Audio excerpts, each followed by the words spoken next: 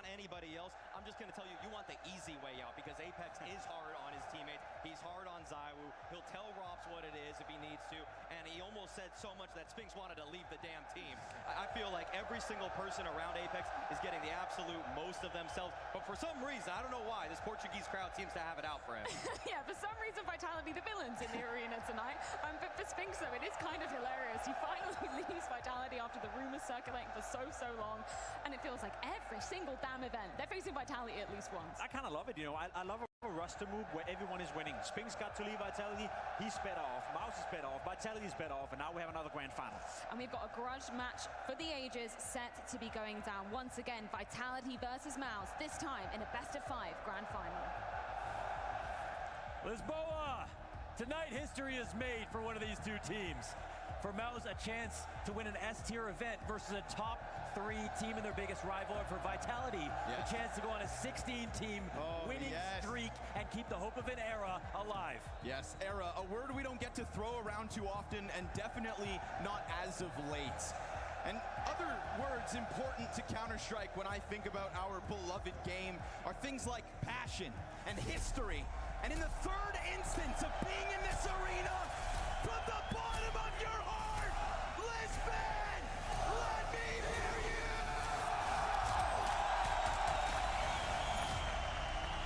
We go again! Yes, we do. You know, I got a fun fact to kick this off. You know, Mouse would be on a 16-match winning streak if not for Vitality. The only team that's beaten them, and have beaten them 3 times in a row. You have met your maker. That's how it feels. But getting up and dusting themselves off time and time again, that is what Mouse have done. And that's what they'll try to do yet again. Kicking it off to the CT side of Inferno. Everybody settle in.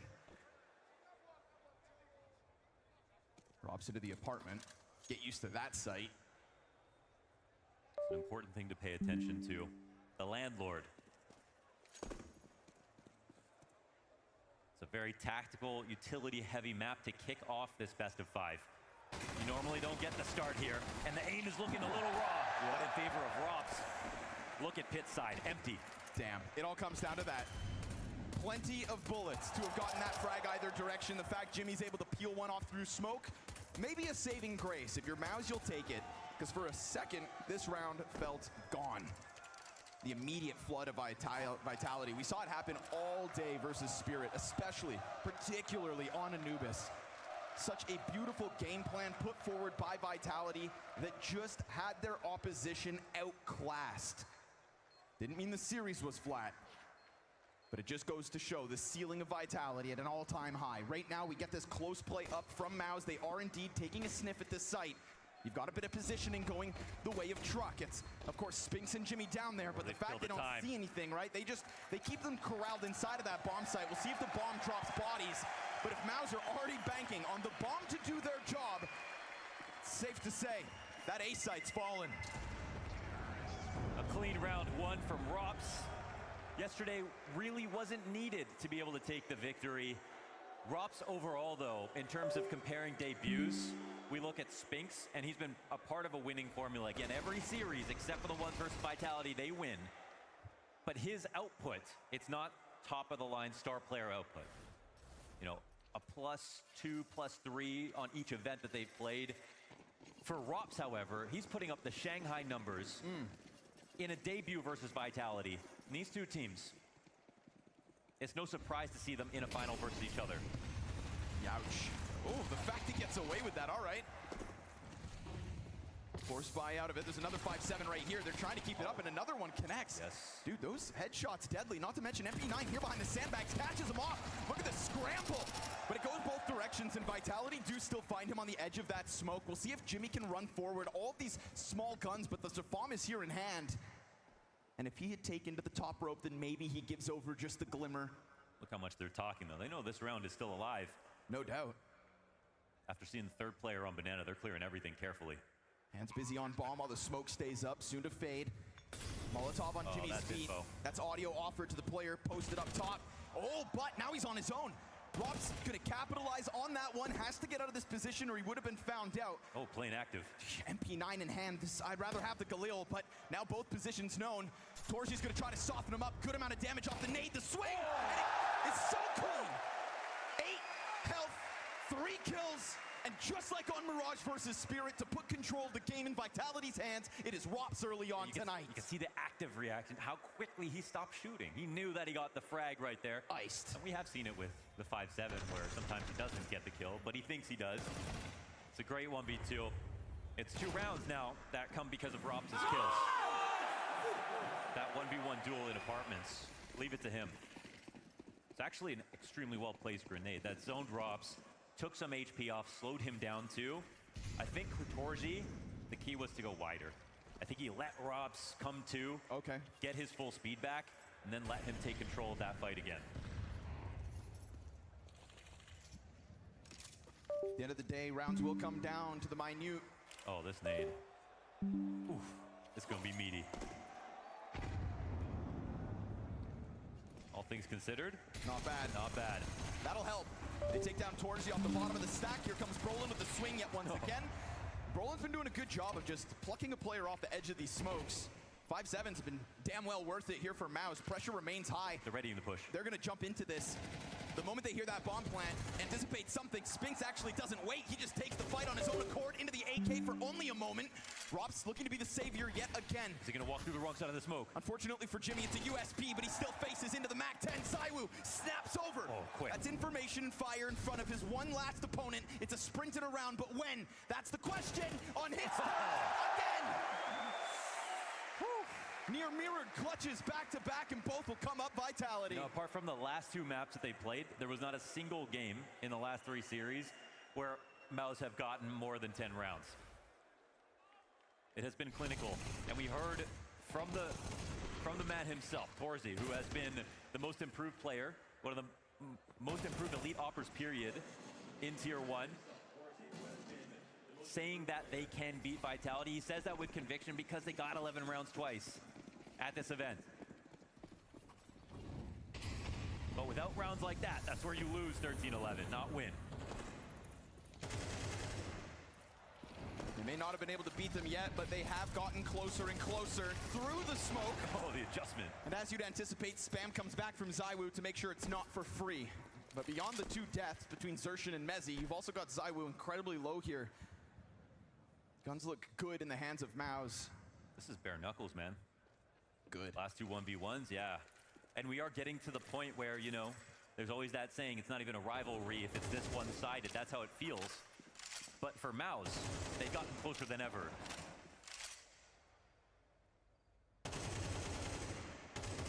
There's both the discussion of, are Vitality setting up the potential for an era in this game?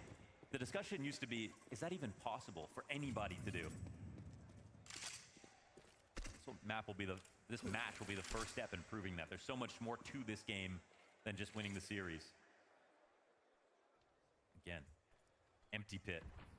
Jimmy slides back sight. Spinks and Brolin doubled up on Arch. It's a perfect call from Apex. Just gets out, trying to duel with those players towards the pit. Jimmy takes a slightly wider angle. Still hasn't been able to get into an action. Perfect call. I mean, only so much you're going to be able to do. If you have one tucked pulled, you have one holding for the balcony walkout, maybe you have a better chance. But playing from Moto, that's the duel you can take from inside of the halls, not even having to leave. We saw Spirit yesterday off the back of their Na'Vi match. Looked incredible individually across all their players. Then they came into the game versus Vitality, and the game plan met the fragging. We even saw the most confusing score box you've ever seen in terms of frags. Spirit literally kept up with them that entire way through. And yet, here we are today, Vitality still won that game. Their hardest possible test. You go back and watch that Anubis game, and it really is just a testament, I think, to the game plan and the tactics the Vitality have been able to use soaring forward to world's #1.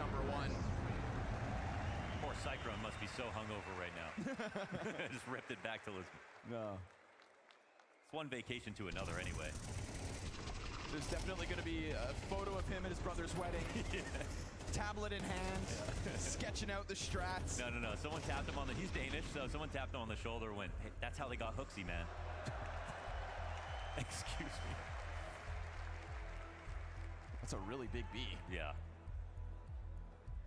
And that's how Mouse have to feel at the moment, because Vitality already on their back. 4 rounds straight. Guns did not make a difference, despite that clash on Banana.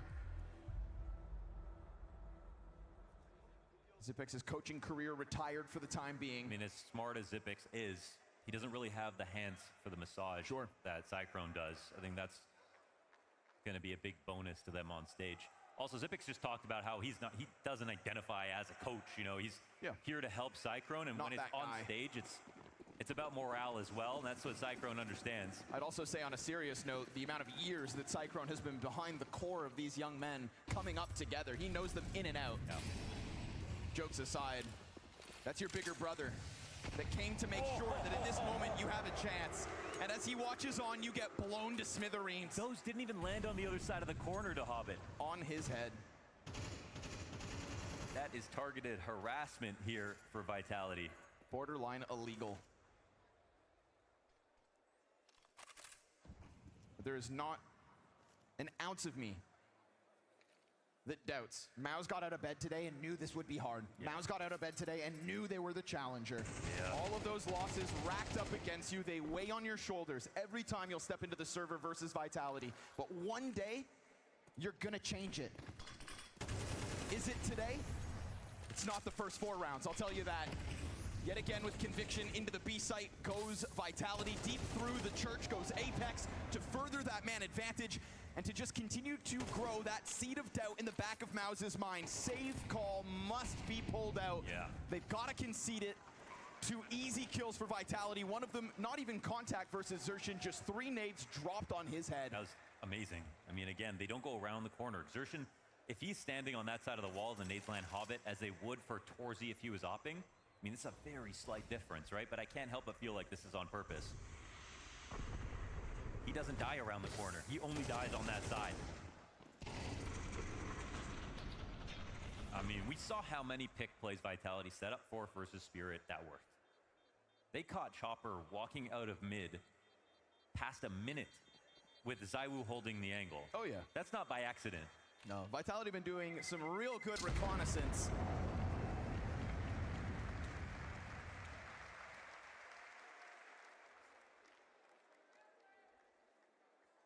We have 2 close calls in this game, but that doesn't mean that MOUZ are suddenly going to come back or they're going to get it might get even worse if they're not careful. You know, we compare this to the Spirit match. This is where Hallie starts calling posits early, right? He gets involved before it gets too serious, just in case. There's going to be a mental block for this team too. As close as they've been, they just simply not won versus Vitality. Let's see if they can put a dent in it in this round. Win some confidence back. Okay, you've slowly deterred that forward-facing B setup. They wait out the grenades, now they take it over. Brolin and Xertion taking that step forth, but obviously this setup from Torzy is very key, and he gets the kill. Straight up onto Rops, peeking into it, a man advantage, rare sight. Yes, and Torzy's gonna immediately move. He's got a mile to go, but now he's worried about the fact they're gonna try to take advantage of this. But look at Vitality, they're thinking way ahead. They don't immediately go into the B play. I actually love the utility for MOUZ to reclaim top banana. This buys extra time for Torzy. Nice, 40 damage on the departing grenade as well. There's one for Mezzi. This is excellent staging. Looks like MOUZ may win their first round. Let's see if they can keep the good moves up. You're not worried that Vitality sensing out this apartments could lead them into that A hit before, nope, never mind. I was gonna say Brolin doesn't come back over. Torzy's reposition now very clear to Vitality. That's some information gained back at a critical point, 45 seconds. That while they take halls. What's interesting is Torzy left, they know it. They walked into halls. Still numerically, the majority of MOUZ inside this bomb site, but Vitality should have them covered if the trades come out clean. Molly's coming in. Rotate so far away. It's gonna force them to just kernel up inside this awkward corner of the pit. Maybe they go unchecked. Maybe the second does. From inside sight, Brolin with the double. Spinks doesn't get his. Woo! And so it's enough pressure to at least puncture through. Low health on the remaining 2. Bomb to be planted inevitably. Mezzi never mind. And Nate finds him. And that's gonna fluster ZywOo. Gets him out of the pit with 2 kills to his name. He can try to go for the plant, but they're gonna push through. He gets the kill. He has time. Just enough. Just enough to clutch. The 3rd to the board for Vitality if he hits this. And you've got a fully health Torzy on the other end. He knows it's Torzy. He knows the op's up. Inspired by Rops, you can see him in the backdrop. He has 3 bullets. ZywOo has 3 bullets he can't reload. He has got to hit this on its head, and Torzy plays with the time to create that uncertainty. From which direction does he come? ZywOo doesn't know. So now he just holds, and suddenly Torchi's close. Oh! Did you ever doubt it? He had 2 extra bullets. Only needs 1.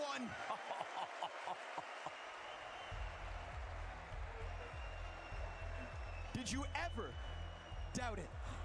It's all about framing, isn't it? Only 3 bullets. Well, then I'll use 1. Oh, not to mention this.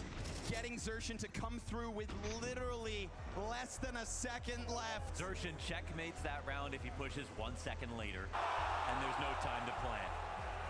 1 bullet clutch from ZywOo. 1 second on the bomb, 1 bullet from the gun. This game is 6-0. There's 3 1v1s. There is only 1 ZywOo. Yeah, there is. And we talk about X Factor with players like m0NESY and Donk. Well, we got the Z Factor now this year. That final at Katowice is where he really started showing it, coming out to his skin. Getting out of his comfort zone, 9-1 to kick this off. Best player at the event. Best player of the year. And he's nice. Can you believe it? Gosh.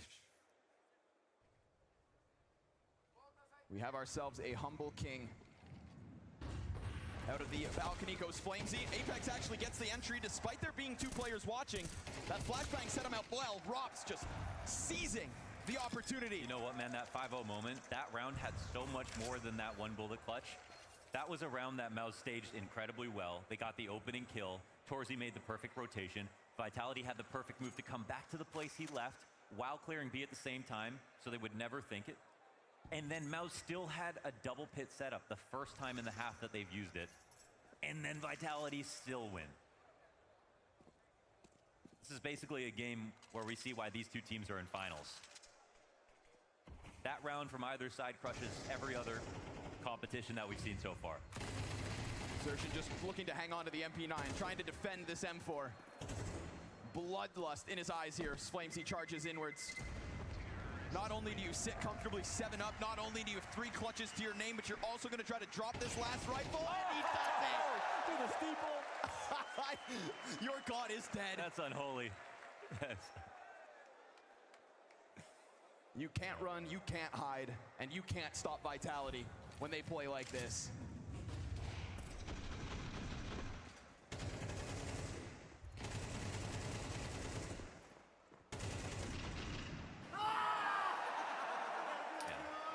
They're the ones who want to get on the podium.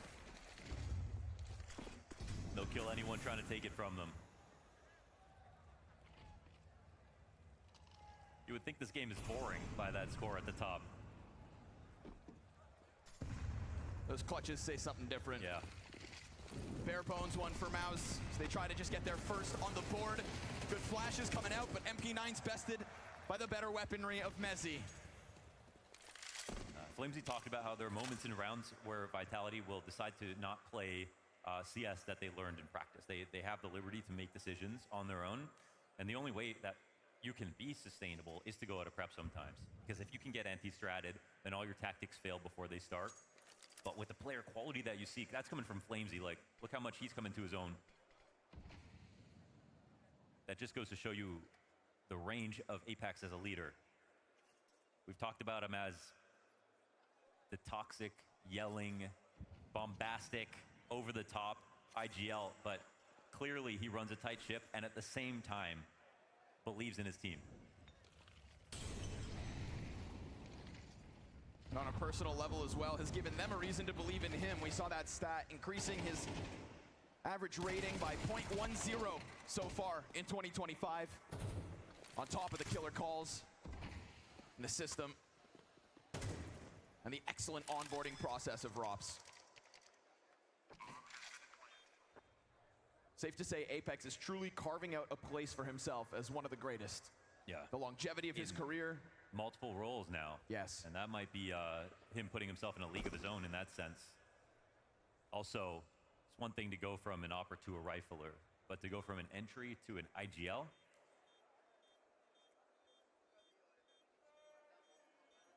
That's a level of impressive as Fallen, Opping, and IGLing at the same time when no one thought that that would be possible. Getting number 2 in the world in that moment. Everyone lauds that accomplishment. It's sort of like Donk becoming the number 1 player of last year and doing it with a rifle. These unique paths. Yeah. The one-of-a-kind Counter-Strike careers. That's what genuinely inspires the next generation. I think Apex is starting to put himself on a pedestal where he can claim that he has shaped this world. We've seen many moments in this match already where the smokes are landing in the right place. The counter flashes are great from the CT side, but the comfort for Vitality to still push that smoke, for the second guy to come through blind and get the refrag right after. It's hard to blame the tactics right now. Utility pressure in an attempt to stop them up Banana, but it's a simultaneous peek from Torzy through the mid-smoke that Apex just pops him for. Oh, poor Jimmy, all alone. Yeah, tough to hold this one back. Look how fast they move, man. They knew exactly what's happening. All of Vitality swarming around him here. He is just pinned into this corner and desperate for an assist. Brolin trying to get over to the library to help, but first and foremost is Apex with his second kill of the round. Gets the entry, calls all his troops to follow forward, and leads from the front of the pack like a true leader here in round 9. Man. Flawless is the name of the game tonight. I mean, this where the prep is just unbelievable because they know exactly what happens off the setup. The one moment Mouse have decided to risk it on the 3B early on this full gun round. There's too many clues here for Vitality. They immediately go to A. They didn't move that quickly the round that Torzy got the op frag. They didn't hit B right away. They needed more data, but you can see when Vitality knows something is happening, they believe it. They don't doubt themselves. I was wondering if he would try that again. This is mental. They've had to change hiding spots, other half of the map.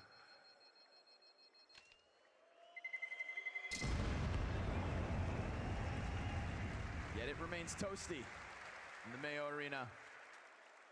9-0. Do you guys love Vitality? And what about Mouse? It's louder for Mouse. Yeah, but there's some blues mixed in. Yeah, there are. There are. We get the mix-up. It's always in the walkouts where you find out. Every timeout burned out of Mouse. Oh, yeah, they're going through that like a matchbox. I mean, what else are you going to do, man? You're down 9-0 on a CT side. Yeah, this pause was just to say, everything I'm saying is not working, guys. I think if you're Cyclone, you take this timeout and you just remind them, there are potentially 4 more maps to go. I left a wedding to be here. Right? Give me a round. Something. Some kind of lifeline. A heartbeat out of Mouse is all we need. Mighty Mouse, as James called them, and they have been showing that they're confident. It's not just the words in the interviews, it's the results. This is their last demon. Apex makes it ahead of that incendiary. Feels like he's about to go for the swing. Nades go beyond him. And on the fallback. Okay. Oh, okay. That's ambitious. Nearly dies, in fact, that with nade is 46 also damage. great. He'll send some back the other direction. Don't shoot. Why not? I want Mouse to get around. Oh, okay. That's why not. No guarantees. Actually, we don't believe in freebies. Let's see if Mouse can earn this one. Torzy starts to get a little more active. He was just caught 1 round ago, trying to take that glimpse down middle. This time, almost gets the better of Flamesy. Molly will help. And now Spinks needs to. Spinks versus his former lineup. Right? Desk was saying he would be the most motivated player in the server. That's Apex dead. You've still got Flamesy wounded. ZywOo dropped by half as well. This isn't the fullest bars for Vitality to work with, but if they just keep hitting headshots, then what is there to hold them back? Meanwhile, Mezzy carves a path over towards B. Jimmy eats the flashbang. Brolin able to capitalize, but everybody else is going to leave because Mezzy has cut his route through to the CT spawn. We'll hear this rotation back. It is all a ruse. It is all a tease. It is Mouse for a moment thinking they had a chance at their first. They're literally chasing exits already. They know this round is over. Brolin will have to save. it's just too much. Even when that site hit was still going well, like, Mouse have to respect now they got to rotate. They get a kill on the site they're hoping it comes to. And still Mezzi's looking to make it a little worse.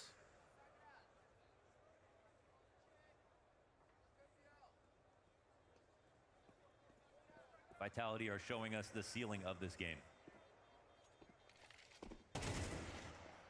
Roland's been found out, and Flamesy's right behind him. There he goes. Cleared board again. And we had good teams and good tries, but that ended up being sort of false prophets along the way. FaZe early on, Na'Vi in between, and you would think the best time to do it is in the beginning. You find a broken strategy or a perfect composition, and then that team will streak, and then maybe you get less errors as time goes on, right? In reality, the last true one was with Astralis in CSGO, and then after that, for many years in CSGO, game was just too hard to be consistent. My wife.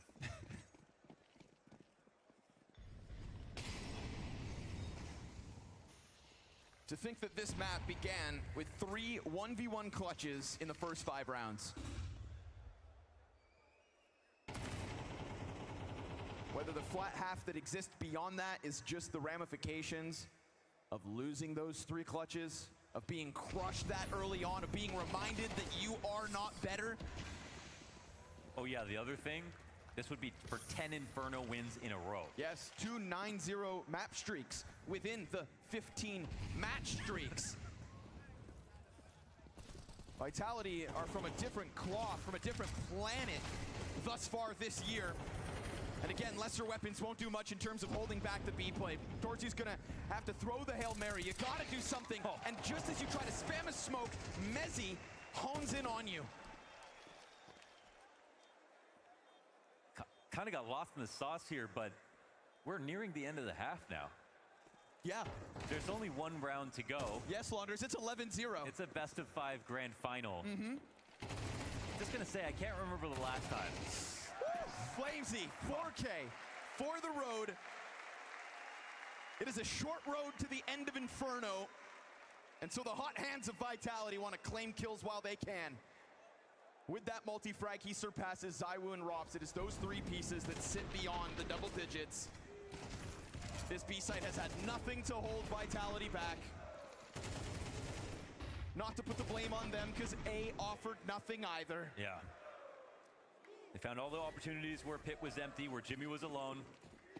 And then even the hard rounds, you get a 1v2. You get a 1v1.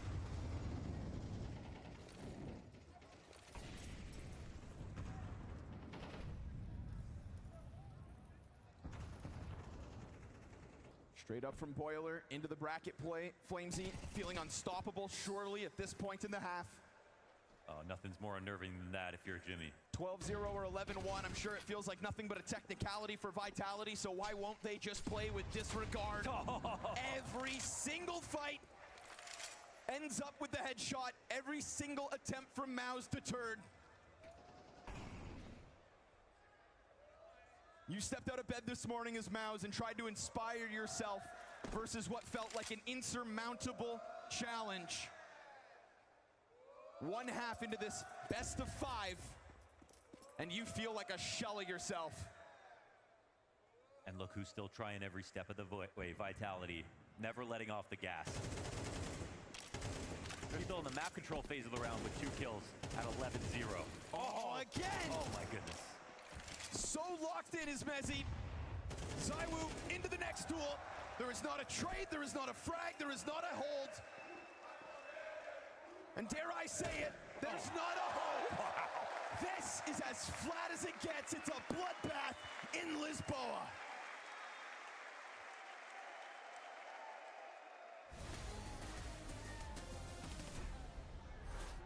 He's one shot, he's 1 shot. How are we losing that? 1v4. How? Ah! Ah! Where are my bullets going? Ah! Well, well, well. Looks like another victim of a crappy chair. If you're like this guy, performance isn't your problem. Your chair is. How are you in my... See, here at Blacklight, we know what the key to victory is. It's comfort. And you're looking at it.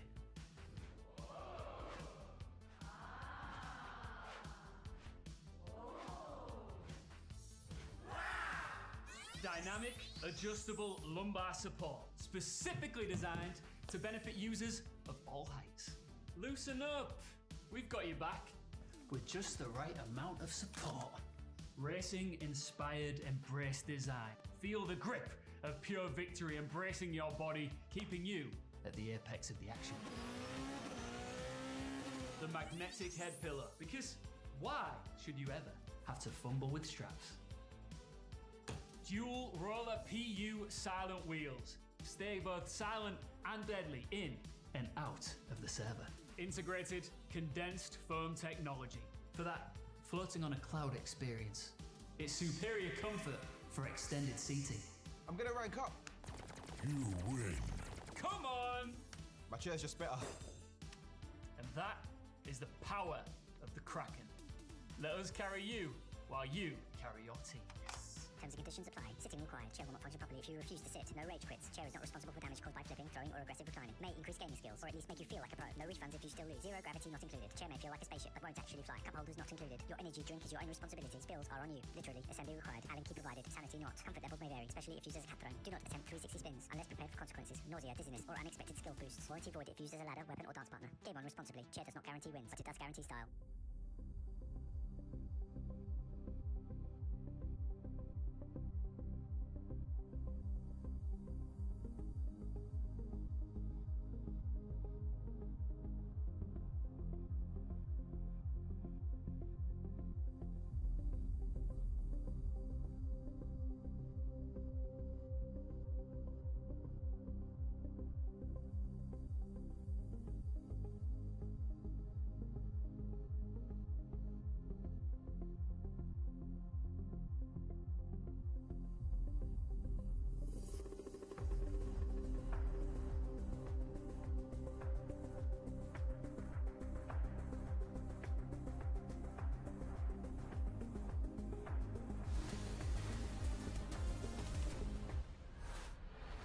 Vitality tapping into history, it feels, with streaks galore on maps, in matches, and what, a total blowout and a best of 5? How many rounds before they'll lose one in this grand finals? It may be 12-0, but I still gotta ask, Lisbon, are you entertained? They're here to witness history, I think, in their minds. And you thought your quarterfinals were flat. One map in, I think a real testament to what Vitality have to offer on Inferno, but here we get the trade kills out through middle.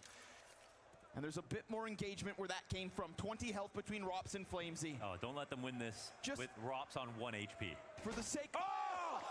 Again! Oh, they called the last one lucky, Connor, when he made the flick happen. What do you call that? Clean. Oh, man.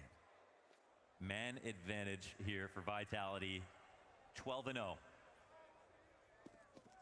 We haven't looked, but I can't remember the last time a score like this, and I haven't said anything. A score like this has happened in a best of 5.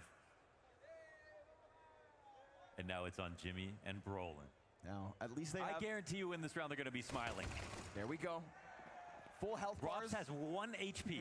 But ZywOo had 1 second and 1 bullet, so why can't Rops win with 1 HP? He's going to remain in that back 1 site. HP. Now they figured him out. Brolin's going to try to cut him down, and he will get the kill. ZywOo over towards the Moto, Apex. With how he's shooting, though, looks so clean as can be. A statement and a half for Mouse to have to stomach. Luckily for them, it's a best of 5. You've never had more time to reset. But Vitality will sprint their way forward. 10-0 on Inferno. And the first map of this best of 5 with ease. Swing for the king, you best not miss. Vitality make history tonight in the first ever 13-0 in a CS2 grand final. Talk about punishing on stage tonight. What the hell? I don't think anyone saw that coming. You know, I think Mouse so far in this tournament have been playing good Counter-Strike. We know Vitality is playing on a different level, but This was one of the cleanest T sites I've ever seen any team ever run. Like Apex were running circles with mouse balls. Obviously, they didn't get the kills needed, they didn't get the openings needed, but every call, every execute, every entry into the site, that was the most clean Counter-Strike I've seen in a very long time. It's just everything top to bottom went well for Vitality there. If the call wasn't good, the players delivered. If the players were in a man deficit situation, the calls helped them out. Yeah. The clutches came out from the star players for Vitality. ZywOo just put them completely in their place.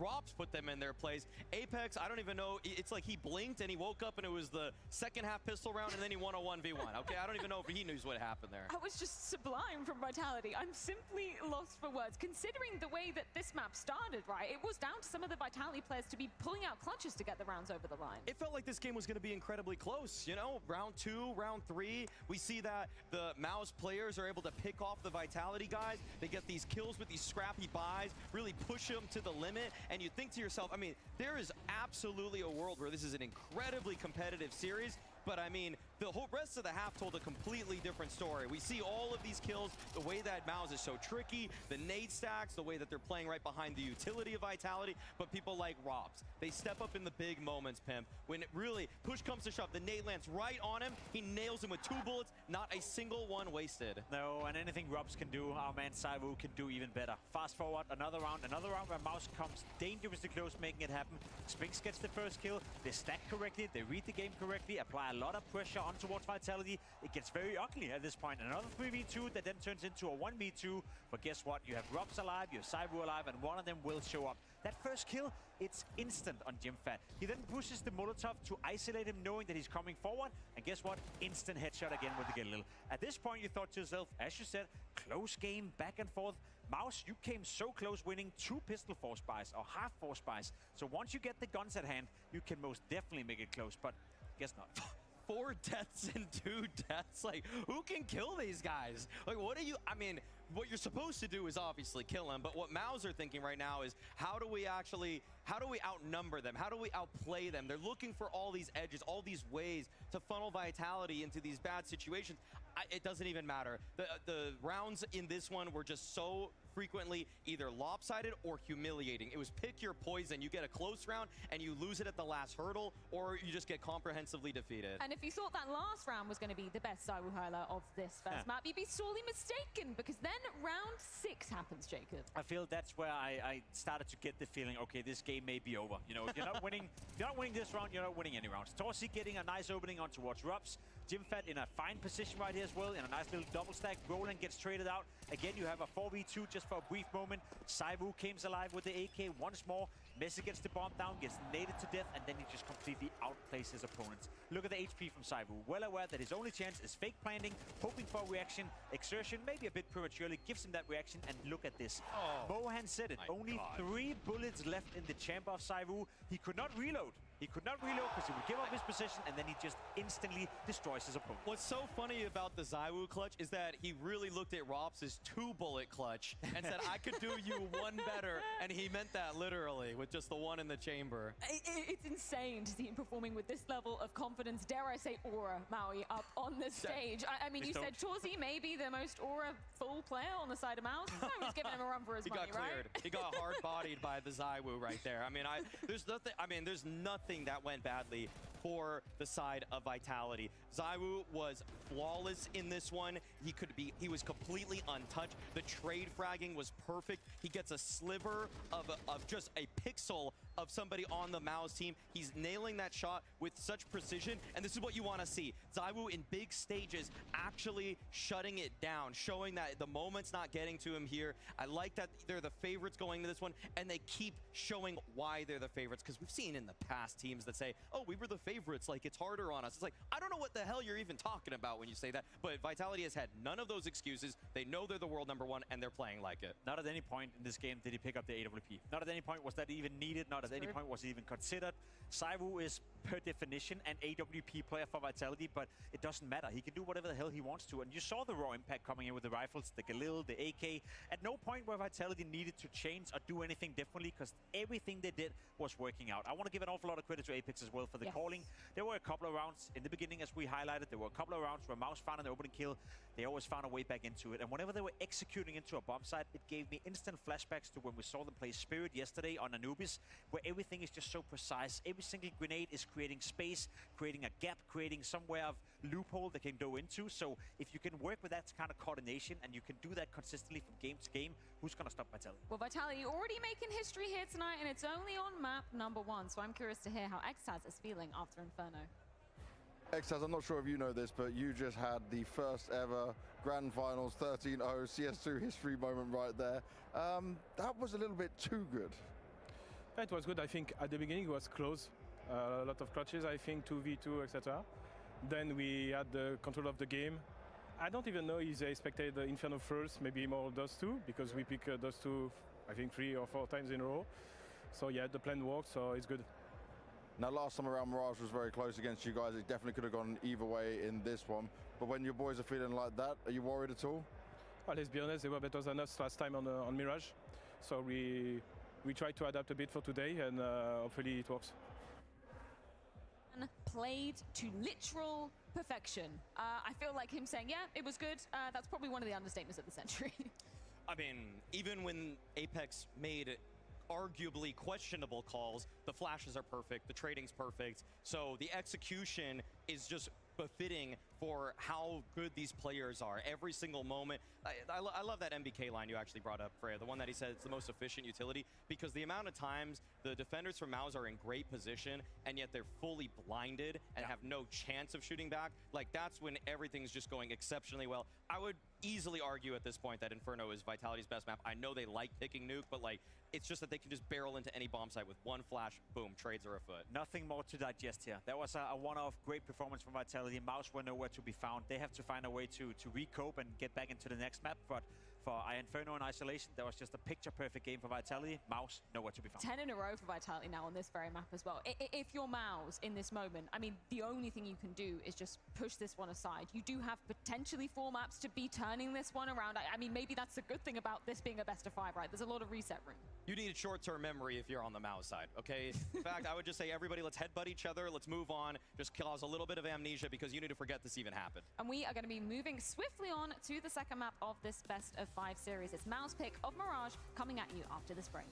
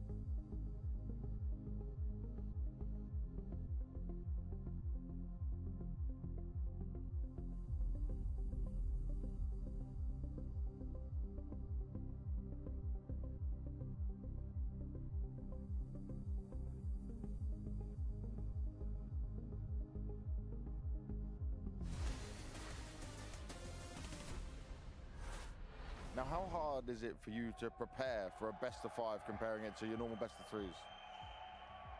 I mean, I feel it's pretty the same. Of course, we have played Vitality so many times recently, so we kind of knew what to expect from this game. But we'll see how it goes. But I mean, of course, the game yesterday versus Vitality, Spirit finished kind of late, so of course we were preparing a lot. But yeah, I think it's just kind of the same because we have played them so many times. So. And I want to ask you, obviously now you're the IGL, how hard is it calling a best of 5, comparing it to being just a player and playing through a best of 5? We will see. I mean, obviously we got 3-0'd in EPL and in BR5. I'll see if it goes to 5 maps or not. 4 maps maybe, I don't know, we will see. But yeah, I've never called in a best of 5 before if we skip the BR5 and EPL, of course. But yeah, we'll see if it goes. Yeah, I mean, calling it a best of 5 is one thing. Calling it a best of 5 after you've been 13-0'd is uncharted territory because it's never happened before in CS2, and MOUZ are going to have to bounce back fast. Potentially an opportunity for them to do so on Mirage, considering it's their map pick. Maui, I'm curious though, why do you feel like they went for this map rather than Nuke, which they went for before in this best of 5 situation? Well, I feel like the simple answer and the broad picture is that it was 11-13 last time they faced Vitality, so they know that they can play this one close. On top of that, getting 7 rounds on your T side, despite the fact that on that T side you only got 4 opening picks, I feel like Brolin as a leader has actually instilled so much faith in mid-rounding and closing with MOUZ. Even if the opening plan doesn't go well, they don't just throw their heads into a wall and say, oh my gosh, that's it, we can't make anything out of this. They have actually put together great rounds based off of the lurking from people like Yimpat, sometimes the late round antics of people like Torzy, and that to me says to them and to themselves that it doesn't have to be the opening kill for us. I think so many teams are predicated on, do we get that pick? If not, we're gonna lose. But I think they have a little bit more freedom now in the mid-round that they believe in. Very much agree. We also saw Vitality being pressured to the brink by Spirit yesterday on Mirage. Had it not been for a couple of ZywOo clutches, a couple of Rubs clutches, and obviously the CT side performance from ZywOo as well with the AWP, I do feel that Spirit probably would have won Mirage. So I think MOUZ are sensing I wouldn't call it a weakness within Vitality, but they're sensing that after they played them in the group stage, a map they should have won. You know, they were in the lead, you said it yourself, 70 rounds. They were looking far superior to Vitality the first 20 rounds of that game. They probably have the belief right now that they were the better team on Mirage. So coming into the second map, pre-game should feel good. Now, after 13-0, that can change mentally a lot of things. You mentioned that ZywOo CT side prowess yesterday versus Spirit. That's where Vitality are going to be starting this particular map on.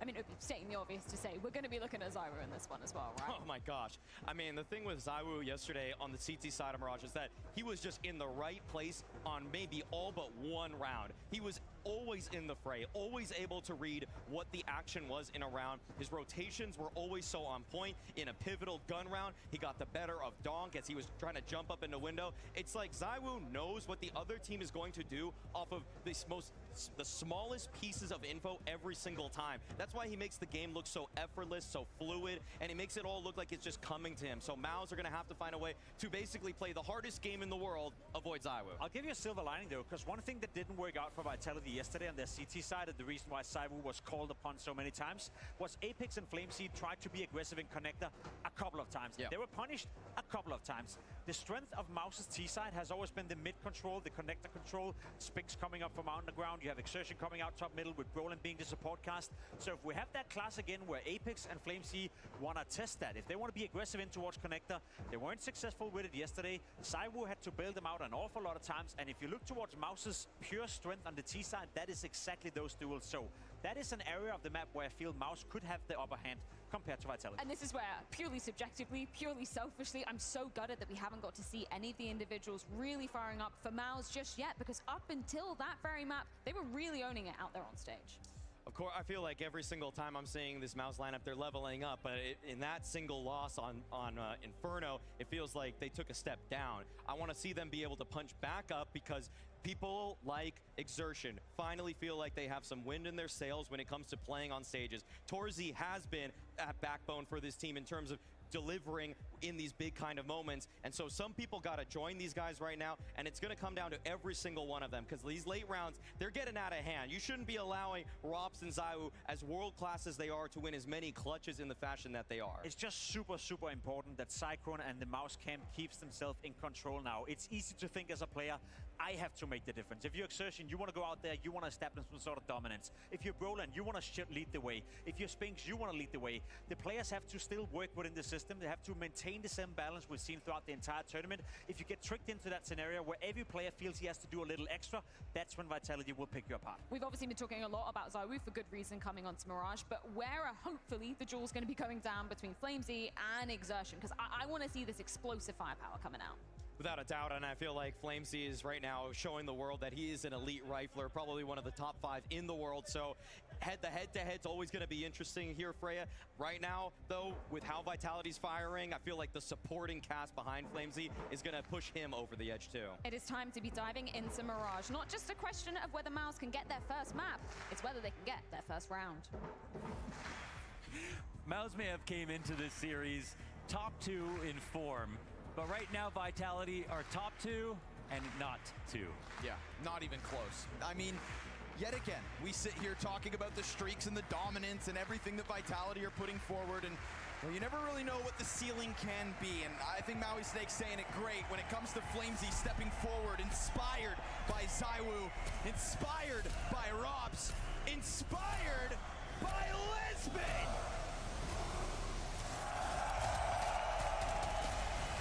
The counting is great. I love that. All right, well, we went from heavy tactics, utility on Inferno to now the brawl. I don't know if this helps Mouse or not. We'll find out. It's a different style, right? And I guess that's maybe where they find a forte. Shake it up if you can. FlameZ back turn to him. That's not the FlameZ of Inferno. Mezzy steps out around the box. ZywOo's been able to pick up 2 kills, holding off on the cross from jungle. That first frag made you think you had a chance, and ZywOo's just gonna clap back with the triple. Down goes the last one. All's good. All right, 14 rounds straight here for Vitality so far in this grand final. That was the worst whiff that we've seen so far from Vitality. The way Apex looked down the line at FlameZ almost was to say, hey, we're not losing a round tonight. Yeah. Pick it up, kid. Man. Yeah, it's ZywOo who does it by fragging. He doesn't need to do any talking. He didn't like coming 3rd last year. His rebuttal in full force. How many rounds until Mouse get their first? I didn't expect Freya to throw them under the bus like that. That was good. Didn't know she had it in her. Anything else would be disingenuous at this point, you know? That's what Mouse are thinking. They didn't get their 1 round. Because you get that 1 round, you could actually smile about it. Sure. Everyone always does. They knew the game was over, but hey, we didn't get egged. No one's going to talk about that specifically. Instead, you are the first 13-0 in CS2 Grand Finals. And you will forever be the first 13-0 in CS2 Grand Finals. No. That's going to come up in Blast Trivia one day. Obviously nothing bought up here for Mouse in the 2nd round.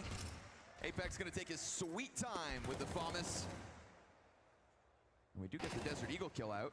A little more damage as well than maybe Rops would like to handle. Just noticed ZywOo's down to 12 HP, so excuse me, there was suddenly a little sign of life here from these pesky pistols top middle.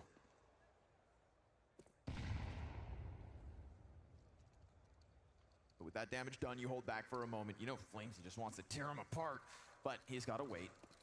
Can't be the liability when your 14-round streak is sitting on your 15-match streak. You got money on your money. No, there it is. Speaking of the cash. Couple more racked up to the MP9.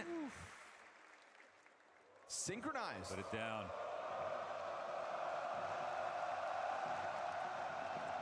There we go. That's how you stay hydrated, folks. Yeah, something like that.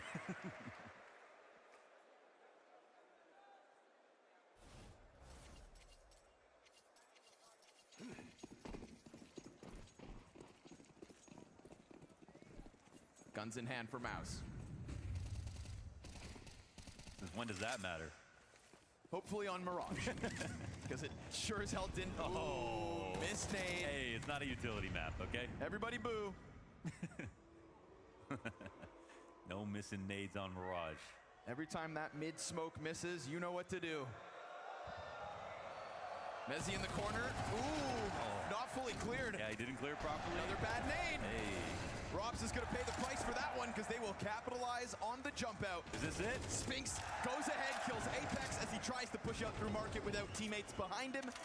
By God, they've done it. We got the first round for Mouse in this series. And hey, it didn't take that long in a map too. One missed incendiary at a Rops. Yeah, true. It's a sour moment for Exertion, you know? I think, yeah, when we call back to Exertion at the worst of times, it's sort of moments like that, I think, unfortunately. That would have been a free clear. And if not for Rops missing that molly, it could have been another tragedy. That's why it's so nice to see Exertion up there towards the top of the Mouse scoreboards with Torji in playoffs, right? You know, when Torji has suddenly turned this world upside down, finding presence in big moments, and kind of being the leader in that regard when it comes to Mouse, Exertion's finally starting to do it too. Yeah. Or at least he was. And I mean, with, yes, definitely. And the question is, how long does it last? And will it keep up? But I gotta say, even though they got 13-0'd on Inferno, there were still good rotations. There were still good setups. I wouldn't be putting that on Brolin specifically. I thought they actually came in, looked really well prepared. That one ZywOo clutch they got was actually an excellent round from Mouse up until the point that they lost it. And men, with Shuhei, they were winning matches versus good teams in playoffs. They were doing that. They just weren't winning tournaments. That's why they got Spinks, and that's how they got the last round. And they also just couldn't beat FaZe. Yeah. Now they have different nightmares. Apex. Yeah. Now one of the FaZe player goes to their new nemesis. A lot of space here for Brolin in the fourth. Yeah, but look at this. 3 players waiting. Gonna notice Mezzi making sound as he jumps around backside. Brolin's gonna continue to wait it out. Oh, there's 4. Yeah. ZywOo actually skirting up a long short catwalk. I feel like Mouse are actually missing some really critical information right now. But yet they have good positions? Or maybe singular? Brolin in the ladder room. We'll see if anything can come of it because he lost his closest player. They did have good positions, but it's kind of like, how much value does it have if you don't know it? Sure. And in this spot, I think Brolin is a little surprised, or no, Exertion is a little bit surprised. And saying that there were 2 CTs in that underpass staircase. Yes. And now at this point, 30 seconds, and Mouse are able to come back around. They'll see that it's clear on for paper, the taking. On paper, B would be the weaker one, right? They exited towards A. Yep. It's a longer rotation. Ooh, ZywOo boosted up. Dirty little angle to try to hold back Catwalk. And Catwalk is where they find their opening. Flooding outwards, checking corners. Nice, nice. Good presence of mind here. Positioning for Mouse off of Brolin inside of the ladder room. I mean, there was a moment in this round where Vitality felt like they definitely had enough to stave off a B hit. They end up giving over a little more slack. That's where Mouse were able to come forward with presence. Now, ladder room was key for the T's. Soon, it'll be the opposite way around. Spinks waits on bench, and he is just striking them down. So is Rops. Double kill off of the catwalk into the clutch versus Jimmy. Oh, where is he? Peaks and thrives. Jimmy steps it up, and Mouse tie 2 apiece. Mirage will not go down like Inferno. Nice try there from Robs, but also well done from Jimmy, trying to catch him crossing into the site. Another round, I think, set up a lot by Spinks in terms of his raw impact.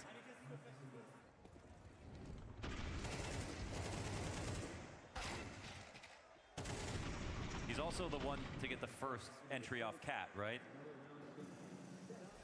Yeah, slams Mezzi in the middle of the site right after he boosted up ZywOo. Here comes the op pick. Torshi's got first blood. Now we're in business. Vitality's money gone. MP9 armor for Apex. Kevlar 5-7 there for Rops. After that bruising back on Inferno, you cannot afford to start losing rounds like these. So let's keep a tight eye on Mouse. Gold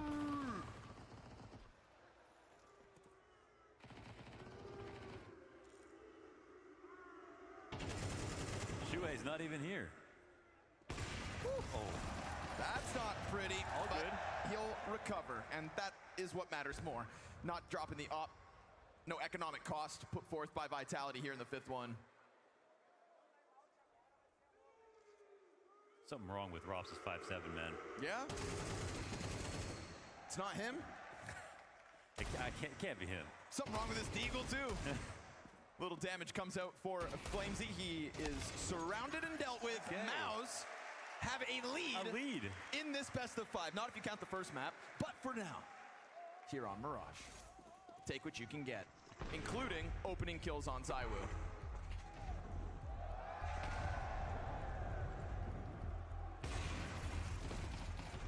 So far, it's not like the rounds have been easy, but they're moving better. They're winning the clutch. That's their first clutch in the series, actually. After losing 4 on Inferno. Goes to show you how close Inferno actually was. To some degree. It's not that Vitality were way better overall. But 3 of them in the first 5 rounds for the record. But by the end of a half, when you have a game like that, mentally it just takes a toll. You forget about how close it was at one point.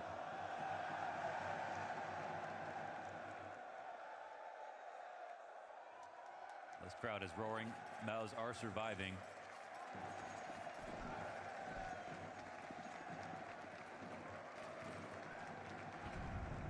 Streak of round wins looks good for the Mouse camp. Can they keep the momentum off Xertion, making it quickly to the bottom of mid? Yeah, you want to see the acceleration from him, never slowing down. It's obviously hard to find yourself when you get beat up as bad as they did in the first, but look at this. 3 kills, instant, inside window, inside A, cleared out for the taking.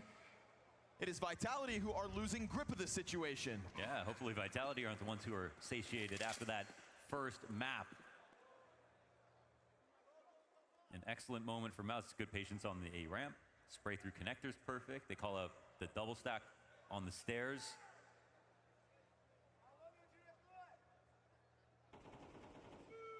And they're doing a great job of punishing exits too. I mean, and no one's even dying in this spot. 5 alive. Perfect.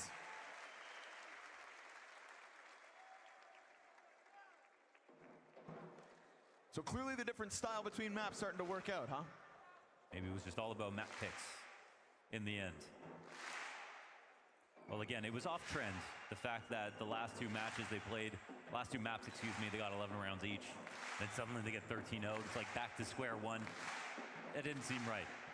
Maybe there were some special words in the break from Cyclone. Maybe Brolin. Oh, they missed that smoke? Or did it land? Looks good. No, it landed. Okay. All good. Passing grades for now. Round 7.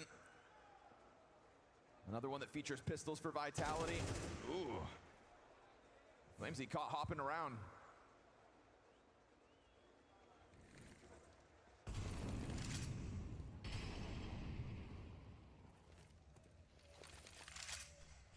Last time they got crushed, for what it's worth, Spinks was their best performer. He didn't have an amazing game. They obviously lost as a team, but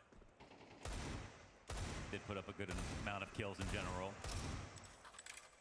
Power of facing your former lineup. You've got all the arcane knowledge about the way that Apex's mind works. Not many can say that. I don't know, man. It's a big brain. There's a lot inside it. How much could Spinks really steal? I feel like it'd be like your brain, just a lot of noises. Ah. Not wrong. Nades come forward. Mezzi still unable to get much going on this B site. Can't really be blamed when he's working with just the pistol, but still struggling. I mean, this is max cash right now for Mouse. Okay. What was that? They finally get a kill. About damn time. Spinks waits it out mid just to make sure nothing gets too weird. Nice to see him topping the charts. This also was a key to victory for Vitality. They were very methodical about approaching the exit frags. Got a lot of kills to make sure there was the most amount of saves possible. And frags like this actually matter. I mean, there is so much money here for Mouse.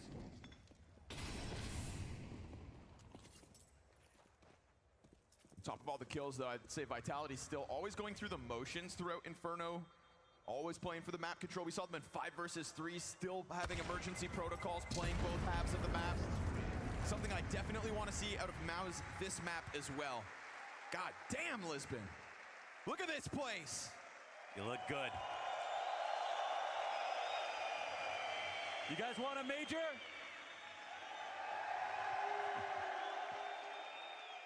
I said, do you want a major?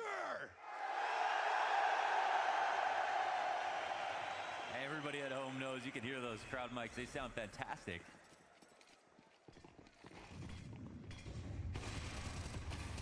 Starts with the passion.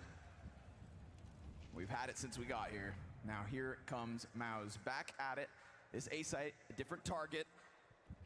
We've got weapons in hand, so Vitality trying to hold it back, but suddenly they pop out. Flamesy tracks it clean. Oof. And then he gets a little awkward on the ladder. Fine by him. It's an assist thanks to Apex. Wow, he didn't even let a player drop off on a default. That was the minimum. Great positioning. Yeah. Just a great instance and a reminder of what Flamesy was offering us back on Inferno, right? That 13-0 doesn't happen without individual levels as high as they were. Yeah. And it's good to know that despite this on-fire MOUZ, 5 straight, Flamesy taps right back into it. Give the guy a gun. That was a very momentum call, right? They try to go through a smoke really early with lots of money. I think it's something that Vitality wouldn't have totally been ready for. A team that has more utilities, more likely to draw things out, go for the appropriate map control. They know to play the small advantages. So MOUZ, throw something at the wall. It's a little bit different. It's unique. We'll give him that.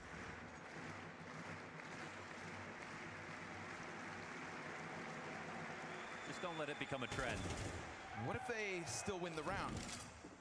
What if MOUZ are able to clear out what's little left of Flamesy? 4 HP for him to try to hold that site. Rops coming off of the catwalk.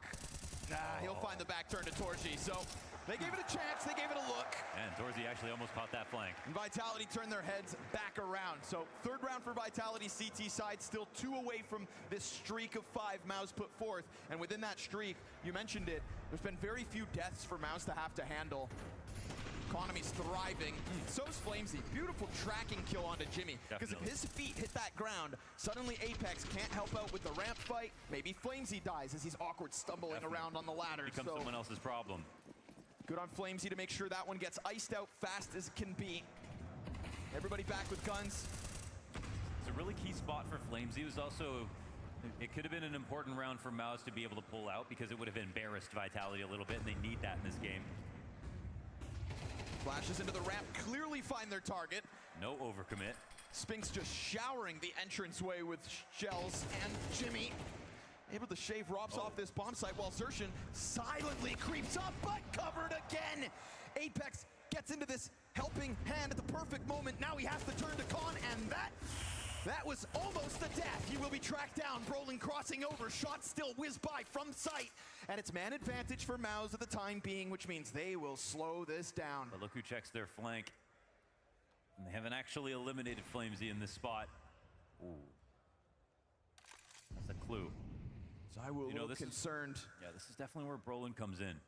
Zywoo's awareness is at 100 right now. He has reason to be worried about it. Brolin has managed to get through Murder Hole. He kills Flamesy. And he's just gonna drop a Molotov. Zywoo has to peek in, misses his shot. Nicely done by Brolin. Yeah, that's beautiful, man. Running and shooting to get to the wall because he knows he has to value his own life more than anything else. And he knows also that Apex was low. The flash was excellent. That one's all about Brolin. Scaling beautifully. The timing of all that, just superb. Wow, so they actually do bring this back. Getting ahead of Flamesy, this crouch as well, this perfect crouch as Zywoo commits into the fire. And sits him down. Hardest possible shot. Suddenly round 9 becomes just the one-off for Vitality, but we are right into the fray. Flamesy off of catwalk, loses support, trying to do it on his own. You've unleashed him from being stuck inside that A site to dueling out in mid, but even he departs. MOUZ with options, met by Smoke, hold at 1:30. Again, this is the map that even though Vitality, they also have a really strong record on. They beat Spirit yesterday. It's the one that's gotten the closest in most of their games.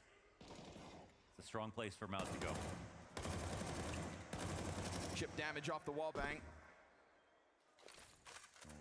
Tricky smoke. It's coming from far away. They see it. As he remains hanging around. This actually creates an interesting situation because Mezzi could transpose this. They think it's just being jump spotted from far away. This ends up being an A option. Look who's working. And again, versus connector, this is the best possible spot. Time to shine, ZywOo. He's not sure when or where, but he misses. Oh, do they respect the smoke is the question. He does great things from this position, searching catches flank. ZywOo not able to capitalize on either of his first two shots. Into the fire, denied. Torji then on the angle. Wow, that's excellent out of Torzi. You can't say he didn't have a chance. No, he did. In fact, he had to. Yeah, a lot rested on the first shot because who knows what happens at A-ramp after that happens. We go back to that game yesterday versus Spirit when the score lines were getting tighter. ZywOo played phenomenally on that A site, omnipresent on the ticket booth, and even sliding into this default position, offering up multi-frags. You know, after all these years of ZywOo's, you know, consistent performances, I'm just happy to see him there, like in that spot, in a really opened up position. It's important to get the opportunities, and he's looking to generate them. No saves guaranteed on the end of this one. We know it's already the one-off round for Vitality. Bottoms out again. Spinks 13-6 as he clears out these last two Vitality players. Fantastic half. It's the one who got this lead started. It was also awesome from Torzi. It was like one last chance for ZywOo, running through the default molly to go for another opportunity. And Torzi just reads it beautifully.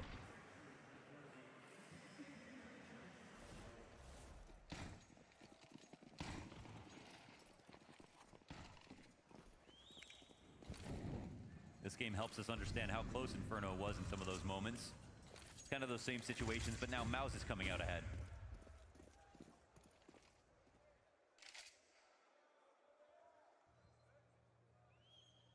Bit of cash in the back pockets to still make sure there's something in the next one, but obviously limited as they're down to a single smoke. Vitality have just been playing catch up this whole half. At least trying to. Okay, that works. There's a flash of the old Apex, but unable to double down as there's just so much presence out middle here for Mouse. This pack of players working like a well-gelled unit. Goes to get collected. Flamesy kept some info there. They give on up connector B. as a risk. Yeah.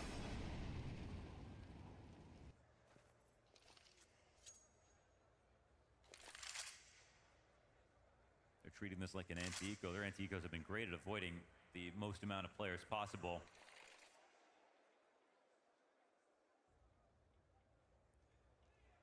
There was a moment there for Apex, and it looks like that would have been the last chance. Free plant coming in.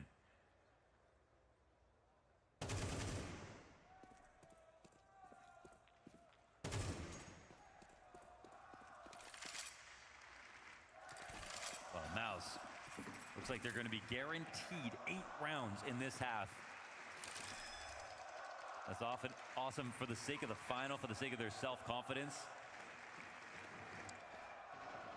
Not a bad recovery considering 13-0 map 1. And I think what really makes you believe is the fact that Spinks on an individual level is starting to kick it up a notch. His 15th as he guarantees that 8th round, not to mention a 9th that could be.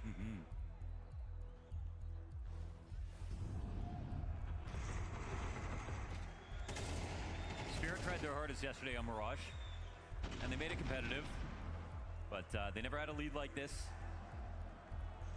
And so if there's one, again, small flaw, hole in the amazing map pool of Vitality, it might be here on Mirage. There might be a chance to take a map here or there.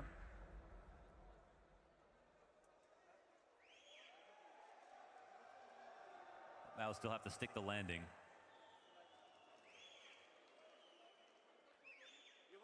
Hell of a takeoff. Bold claim. Just being in the conversation is great.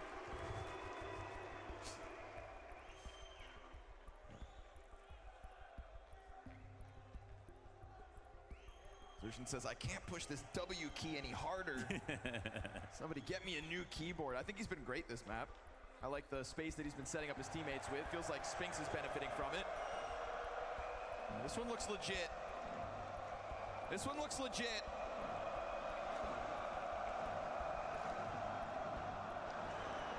Loser.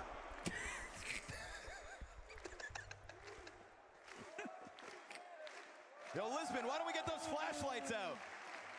Let's show these players a little love.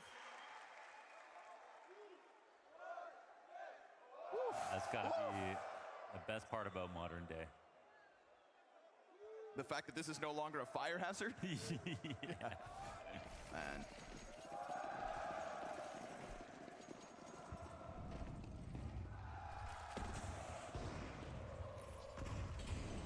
Underpass challenge denied.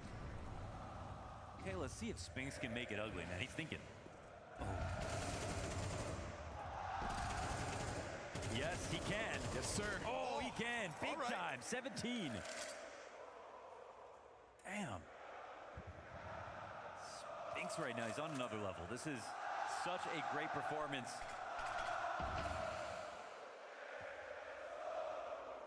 There was some talk of whether or not the roster move has benefited both teams. It's moments like this where you see how that could be the case.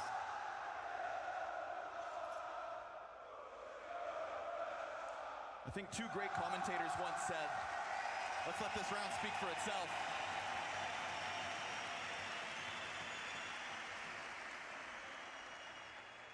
This crowd reverberates throughout the Mayo Arena.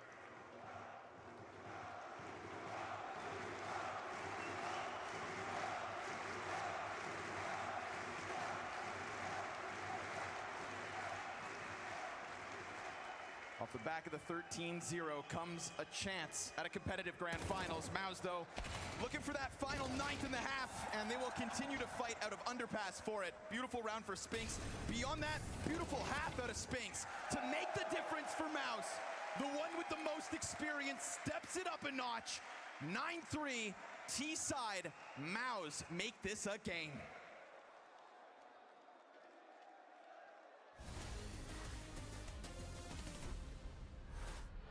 Oh my god. I took a random guess. I was also going with B. It sounded like this could be it. What is that? I don't know.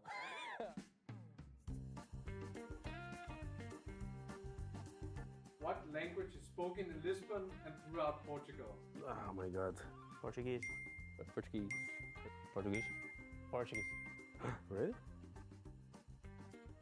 That's the only thing I know about Portugal. That was a tough question. Which Portuguese Counter-Strike team has reached the highest rank in HLTV global ranking? Yeah, we didn't let him finish. Why do I need to wait for him to finish? Sal. Sal? Hey. Ah, Sal. Sorry, I said Brazilian team. What is the name of Lisbon's iconic tower found at the entrance to the city's old harbor? Belém, Galata, the Tower of London, Tio Bell. Damn. Nossa. B? What is that? I don't know. Galata. I took a random guess. Raise your hand? No. I'm gonna shoot. B. Galata. Well, since it's a B, now I'm gonna say... I said D now? Galata. Come on, just say something. First one, the Belém. Belém Tower. Belém? So you knew? No, I didn't know. I just thought that the London is no chance and stuff like that, so I tried to be logic with that. I was also going with B. It sounded like this could be it. What was the first big international Counter-Strike tournament hosted in Portugal? Oh my god. I think I've been there, but I don't remember the name. I would say Blast Lisbon 2019, 18. Moche? I'll go with Moche. 19. I would say... Or 20. Remember Blast Lisbon? I'm shooting bad. I said Blast Lisbon. Blast Lisbon. No, 19. 19. What sweet Portuguese pastry is a common must-try in Lisbon? Options are coulant, pastel de nata, cannoli, macaron. Cannoli. Pastel de nata. Pastel de nata. B. The nut. Pastel. Name 3 teams in the tier 1 that have players in them that speak Portuguese. Let's go. So, well, in top what? Imperial, Soul, and Pain. That is insane. Furia? I don't know. Furia. Soul. Soul? Furia? Pain? Pain. Pain.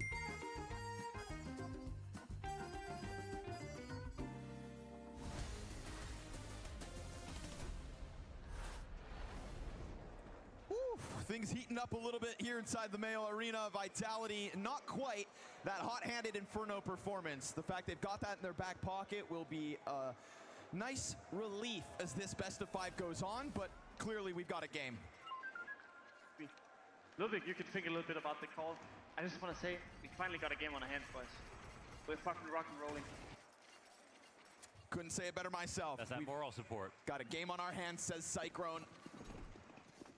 Not sure when he said that, whether he knew the 9-3 half was coming. But safe to say. Help him get there. Man, Spinks is having one of his best maps ever, period. Any jersey. Insane. 19 kills on the first half. So much impact, man. I mean, even the exit kills that he got destroyed the economy of Vitality. Got 3-4 rounds. Vitality limp in with little pistols and MP9s. ZywOo looking like a shell of himself, the one that he was able to put forward versus Spirit yesterday. Yeah, that was 24 hours ago. We had that ZywOo just, ooh, missed smoke.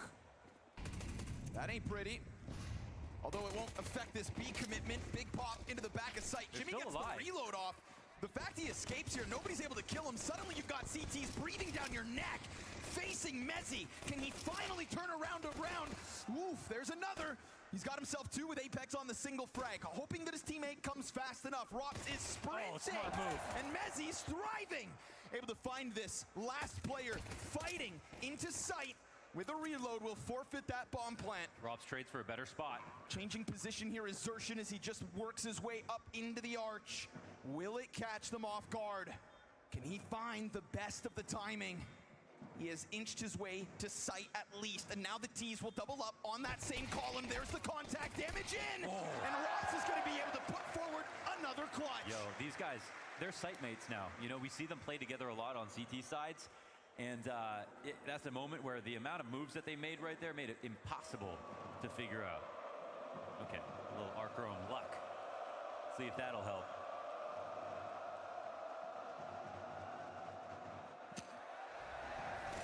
No, it won't. Good on Mezzi. He's having a rough go of it, back on the defense in that same bomb site. It's a pistol round win to set up the turnaround. That's Vitality's hope. With a pistol, there's a conversation. I mean, even more so with an anti-eco win, so we'll start there. Just bask in the glory of Spinks for a moment. 20-7. Yeah. 4 teammates, not 10 kills between any of them. I'd also love to see his HSP this game. Okay. I mean, I think that thinking back, the amount of first bullet frags, it was overwhelming. Ooh, good position here from Xerxin. Turns back round to hold back ramp and won't. Nicely tethered here from the other side of connectors. Scout shot does tag Mezzi down to only 30. But that bomb still sits on the Brit in the back. And just enough of a presence flex to push the ticket player backwards. Into the spawn they'll go. They lose their man advantage. This force buy is working. Wow. Vitality. Oh, they got so close to being toppled. Just about 30 health each, man. That was very close. Felt like Maus could have robbed it away to end this second map quickly, but their force buy close. No cigar. Yeah. It is at the end of the day. Anti-eco secured a well-played round from Vitality overall. And a nice try from Xerxin. Could have gotten his second. They've actually got to exit the other way now because of their HP. But there won't be anything else here for Spinks, who sits on a pristine scoreline of 20-7. To be honest, the fact that he started that off on T side.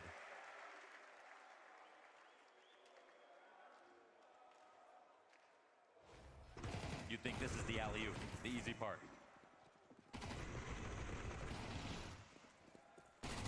Apex makes sure to create space. That was the second kill from Flamesy, but him emerging out of connector in the first place alleviated pressure when Xertion's trying to go above and beyond. Still the scout out in the play. 2 sets of Kevlar as well for Mouse. I think Spinks has earned our attention throughout this map of Mirage, so let's see what that scout can do.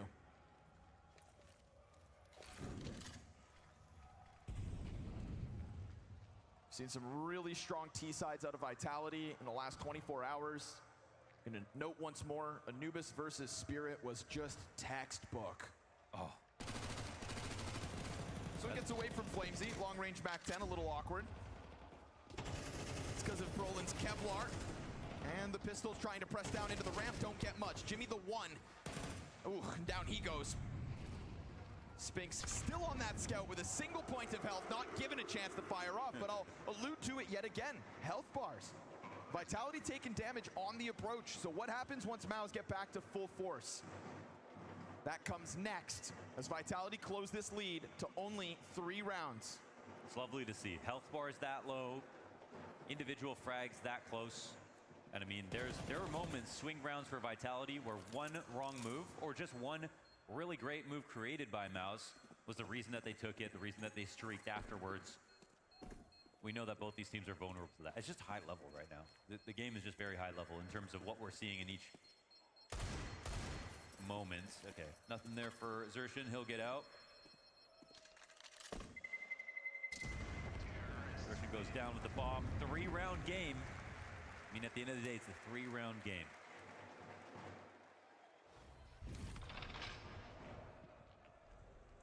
Dunked on. Spinks can't kill you if he can't see you. Well, we all leave tomorrow, actually. No, I'm going to soak up the race for a couple extra days. That's fair. 3 rounds, the difference. Let's see it, Mouse. Had to wait patiently for the funds to pull this buy out of the hat.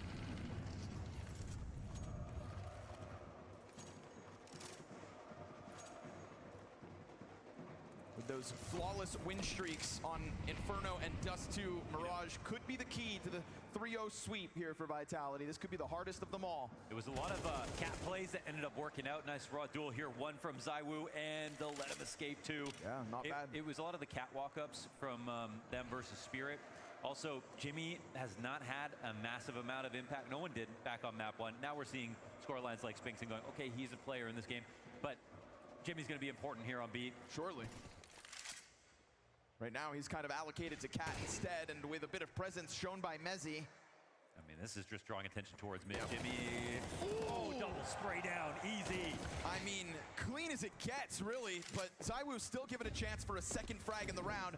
Looking to lay down utility, but the pressure's on. They are very quickly coming at him.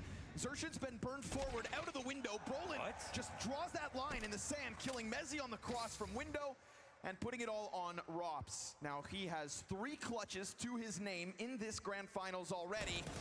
And he kicks off this 1v3 with the crisp headshot. Costs him half his health. Frag grenade destined for the player's backside. Does he have that lineup? Brolin down now to 38 health. All the better with a Galil.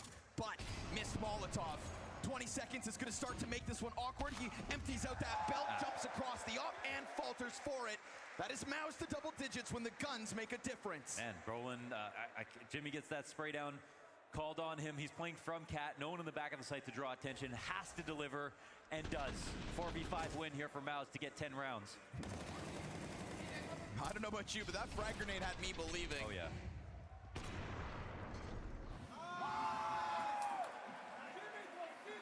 Yeah, you are. Jimmy That's sick. One crazy spray. I think the dink into underpass certainly helps. Jimmy was waiting around middle until the dink happens, but the moment that damage is in, you know that guy's deterred. Then suddenly Apartments becomes a bigger threat. Jimmy sensed it. Jimmy stopped it. Yeah, Mezzy had one prerogative that round, and that was to get the connector smokes up to threaten Cat and keep Jimmy's attention. But they did a good job of fighting him. Back to the drawing board here for Vitality. This drawing board features a lot of mid-control. It feels clear for the taking. Yeah, you don't really see a lot of late protocols to take it back either from Mouse. That's not how they want to approach this game. We'll see if that's too much of a risk or not. But yeah, this is cap plays. Dry peek. Easy. Costly. Second wave of players gets beyond that first point of contact and then pauses yet again. Spam comes out towards Xerxin. He'll dodge it. A little awkward on the doors, but that's all right. Nobody pouncing immediately here for Vitality. 30 seconds. Do they want to take this chance? It's going to be hard to organize this quickly. Right? Especially when you get to this A site and you're going to find defenders real thick. Although Brolin ends up getting cleared out of default, so you know Xerxin's up close. Oh, a second! ZywOo's got a little magic in his hands at the moment, and a teammate over towards Murder Hole to cover to help him. Spinks takes up this unknown position. 12 seconds to that clock. Somebody's got to go grab it. ZywOo's got a third kill. He makes contact into the palace. The time, Rob has to grab it. And I don't see it. They have to forego their attempt. They've got to let it slide. That's how 11 goes. Nobody's been able to make Vitality lose rounds to time like that. Torzy sat behind Cap Bricks, not peeking the entire round, only to have a kill walk directly into him. It looks like a beautiful move. A nice try from ZywOo on an individual level. My goodness, he's a turret. But that had to be a round by elimination. And now it'll be Vitality burning through all their attack pauses. Kind of alluded to it, but we really don't see these kinds of rounds from Vitality. Frazzled like that? Yeah, it was forced. Sometimes you starve them out, and they beat themselves. They're probably wondering why there is no attempt to stop on mid-control. So the only drawback of that for Torzy is if they don't come cat, well, suddenly it's late into the round, he can't rotate, and now he's useless as a B player. So great game plan for Mouse. Makes Vitality look silly. We got 3 pistols to defend against Map Point. The fact that as well, not only is it an awkward round from Vitality, but it's one where ZywOo feels very alive. You know, you don't want to waste those kinds of miracle moments out of ZywOo. Definitely feels like there's more in the tank as he finds an opening kill here in the 18th. It looks like Vitality have a clear plan. It's enough of the connector play. They're going to emphasize the front of A site instead. Obviously better for the pistols to just try to close that gap. Make sure Apex doesn't drop this bomb. You will open up ZywOo to continue his reign of terror that he tried to put forth in the one round prior. Brolin just walking up into the bench, sees this trajectory of the nades, so he knows this is the full-blown exec. Hey, it's a bad smoke. Yeah, there's a gap on that one. Could get weird, not to mention Spinks still sits back over towards that ticket. Bomb plant attempt is good. No challenge comes out from Spinks. And so we've got a retake on our hands for Mouse. Bomb had to be planted kind of safely. Spray comes in, a little extra damage. 2 kits on the play and a flank. Brolin ends up catching Mezzy first. And so suddenly this post plant begins to fall apart at the seams. Everybody dies. Not one kill back out of Vitality. 4 members strong out of Mouse, already hands on that bomb. There is nothing Flamesy's going to be able to do about this. One kill, so be it. That's a 12 for Mouse. Fantastic, man. Fantastic retake right there from Mouse. Very scary to have to be in that situation. But they played it cool. That was Brolin alone by the stairs. Oh, and their stair smoke missed. Yikes. Jungle smoke was off, stair smoke missed. Second stair smoke miss as well of this half for Vitality. Other one was back in the pistol, didn't really have ramifications, but still, we're keeping track. Honestly though, how do you miss a stair smoke? I don't know.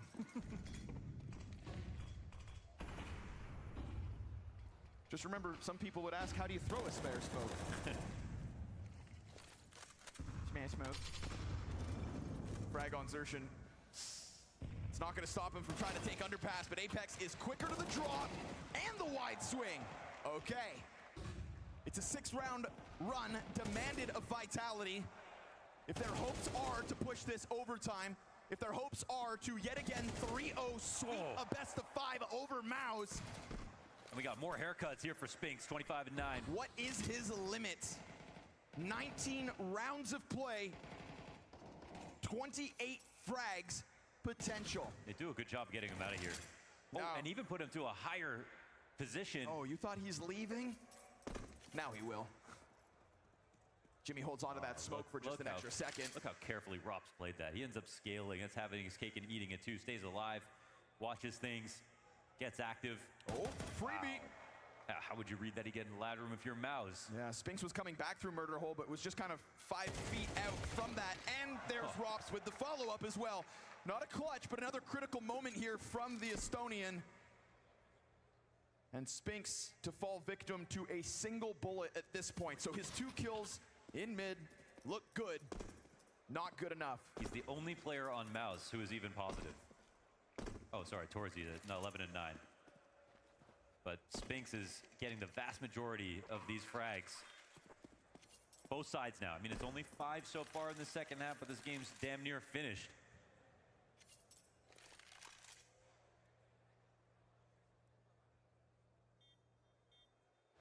And while ZywOo came close to performing a miracle, you know, what's half a miracle, right? The X factor is Torzy's close the other day. It's when you actually finish the round against all odds. So some impact from ZywOo, but not taking over. The first of 6.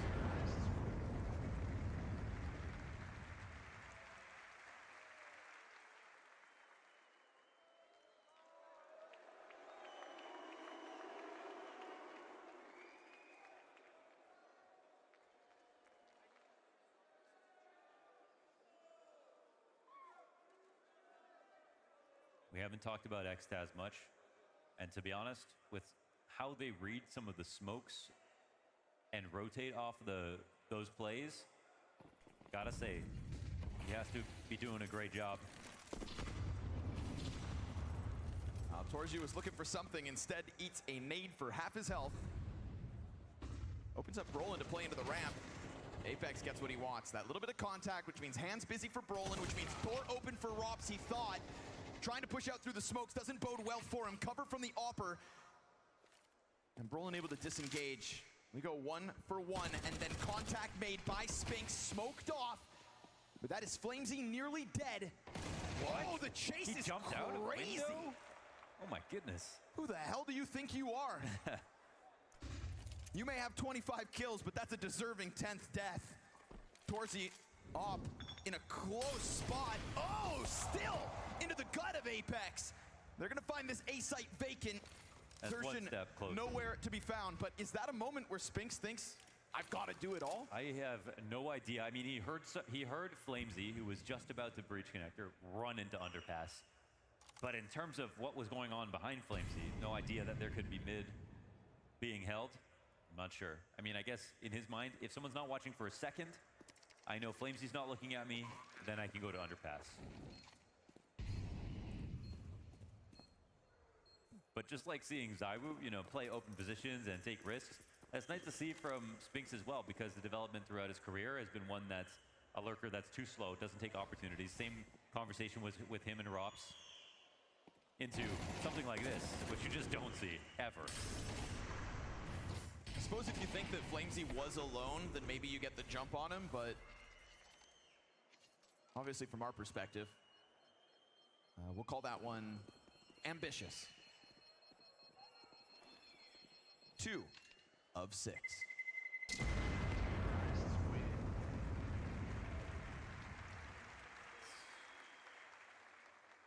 the kind of move that when we get to overtime, then you go back and look at small decisions like that along the way that may have compounded, but it's not like they were in a winning spot in that round already.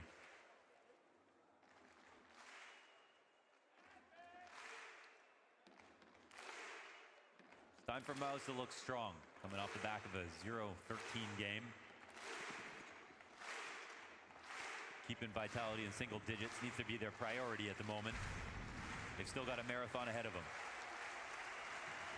silver lining, anything better than a 13-0. And so they've got us sitting up straight, but this round should be a walk in the park for Vitality. We've got a FAMAS out there on the field, sitting on the steps. Not one piece of util for Mouse to catch them blind, so down goes the FAMAS, and with it, the hopes of an upset, you'd assume. USP kill, not half bad. All of Vitality right here to take over site, and so this game goes down to a 3-round difference. It's officially a close game no matter what, but obviously that round had no investments. Now Mouse, great timing for Cyclone to get involved. They've only used one so far this game, lots of chances to speak off of Vitality's. And this will be nice as well for Vitality. It's one of those things where you've got to play to your own strengths. You know, you give the other coach a chance to speak, but if your team needs it and you have a value as a coach, then you've got to use those when they come. Honestly, it's always surprising when timeout's called and the other coach just has so much to add at that moment as well, always ready to go.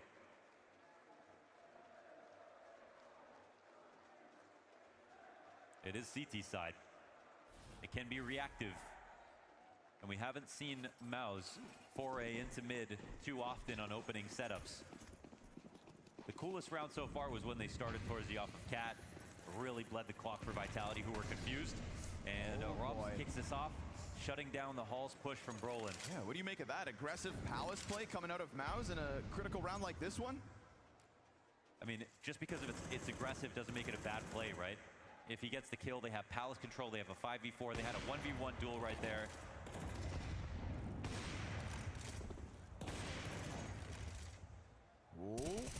Oh, good damage from Spinks. That's Apex with an op, folks. Oh, again. Oh, you can't hunt him down. You thought the first one? The fact that Robs doesn't, he gets the first and he's like, they wouldn't try that again. No, he's thinking about it. The fact that he doubles back for it as well. You know, you walk around that Palace corner, if you're the second player in the form of Xerxin, you're thinking, all right, yeah, clear for the taking. Little do you know, Robs is always out there. Yeah. Just still, to this day, one of the sickest kind of lurk-style players that remains in Counter-Strike. You could see Robs playing Counter-Strike if you took the entire HUD off. Yeah, I guess the best way to put it is no one plays better by themselves than Robs. I like that. The timings he finds on some of the best teams. Missed Palace smoke. How do you miss a Palace smoke, Palace Mohan? smoke, yeah, I mean, you don't even need a lineup for that one. Robs is going to be sitting pretty within it. There is one. The clock could make this one weird, but it's going to bank on one of these players from Connector connecting with the Vitality pack, and that is not going to happen on Robs' watch. Triple kill for him. Yeah, King of the Palace sitting on his cushion, waiting for the kills to come to him. Oh, there's one for the road, but that is indeed the road to the save called out by Mouse. Vitality, I mean, how do you not take a chance at that A bomb site after already plucking 2 players off of the Palace pushes? No, I mean, it's hard to justify. This is just great, and we'll see this initial duel again. Brolin tries to use the spawn, jump up on default, and swing into Palace. It's good to see Vitality catching Mouse off guard, though, in some of these plays. But this is just a bridge too far. Yeah, once you give Robs a perch to support that pack of players pushing across, round's toast. Yeah, and again, because we haven't had Mouse trying to fight Vitality on their own terms, getting up to the top of middle or anything like that, or if they do so very rarely. Oh, that's an op actually upgrade for Torzy. They all died. They all died up in the Palace as well. Oh. In the apartments on B, Jimmy just got a double kill for the road. I mean, does that matter for Vitality here? No, but it's exciting. Yeah. It's nice to get the op upgrade, though, for Torzy. That's something. Money across the board for everybody else. You know, it's off the Cyclone tack. They took a little risk. And again, when you don't go for mid, you go for extremities. That's textbook, right? Now the question becomes, how many risks and how much confidence do they have in that? Unfortunately for Mouse, their best rounds have been passive. Last 2 frags, just for the record. Send it.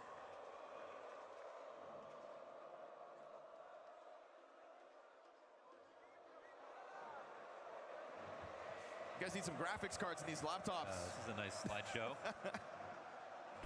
All right, back to the point. Boost in. Pistols on Mouse.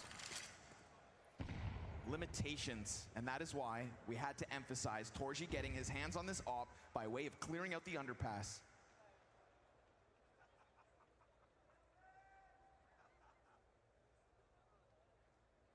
Mouse pulled this round off.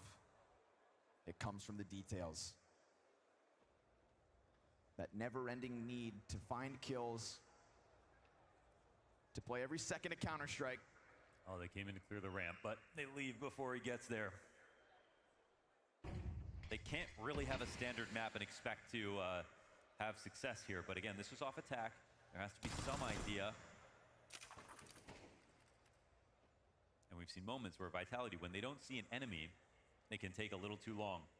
Torzi in that golden spot that worked for them last time, but you know, it's a much less well-supported map. Robs finds contact in ramp. Here comes Torji. Leg shot connects. Was it worth taking that? Still a lot of players for Vitality to storm into the bomb site. And damage doesn't seem like it'll be enough because Spinks just had his head shattered. Jimmy may still be hanging on to that M4, but this looks like a save queued up. We're going 24 rounds on Mirage. Wow, 24 rounds. That's just not something I thought I'd see based on the quality of play here out of Mouse to get to 12 in the first place. That's a little worrying, man, because you see, again, Torzi gets into a spot that worked because they had a full buy around it. But without the full buy around it, you risk the other side of the map getting taken. Your late rotation coming into play. You can argue if they want to keep... Oh! Well, that's the last thing you see before you die. And you've got to try to reset into the next one. Jimmy took their guns away. What goes around is supposed to come around, but Jimmy's got other ideas, man. Fighting to the very end. Yeah, that's actually huge. Very important to hang on to that op. ZywOo is on the brink of finding the duel. Oh, denied for another. Okay. Jimmy, 3 kills for the road. I mean, none of this matters at this point. Round 24, buys are coming in. Vitality making this comeback, this long and arduous comeback. So many connector plays. It feels like they're getting better live, and it feels like Mouse are starting to atrophy a little bit. I'm not really seeing a lot of confidence from them. They're trying to go subversive to fight their opponents instead of taking duels with their utility and vying for a little bit more map control, pushing the round forward by small percentages. They're risking it. Speaking of risk, fire in front of Apex. And yet still Call of the Void beckons him out. He could find Back's turn. It's all about the timing. With smokes in front of him, he tries to pounce inside of Connector. Wild spray. There's more where that came from. We get this resurgence out of Mouse with the first 2 kills. 3v5 demanded of Vitality to make this second half comeback all the way to overtime. Both pistols for Vitality plus the conversions. A 5-round streak is where they're currently sitting. Man, Xerxion's walking into Connector. Look how much health he has, 13 HP. This is a crazy play to make with such little health. And he's watching the smoke. Oh, blindsided. Doesn't see it. ZywOo hyper-focused on the window instead. Down to the final round of regulation. Oh my goodness, there was another opportunity right there. Did he see it? They're giving some space, but once that smoke fades, it's an op on top of you. Cautious about any potential other opening. The other routes on A.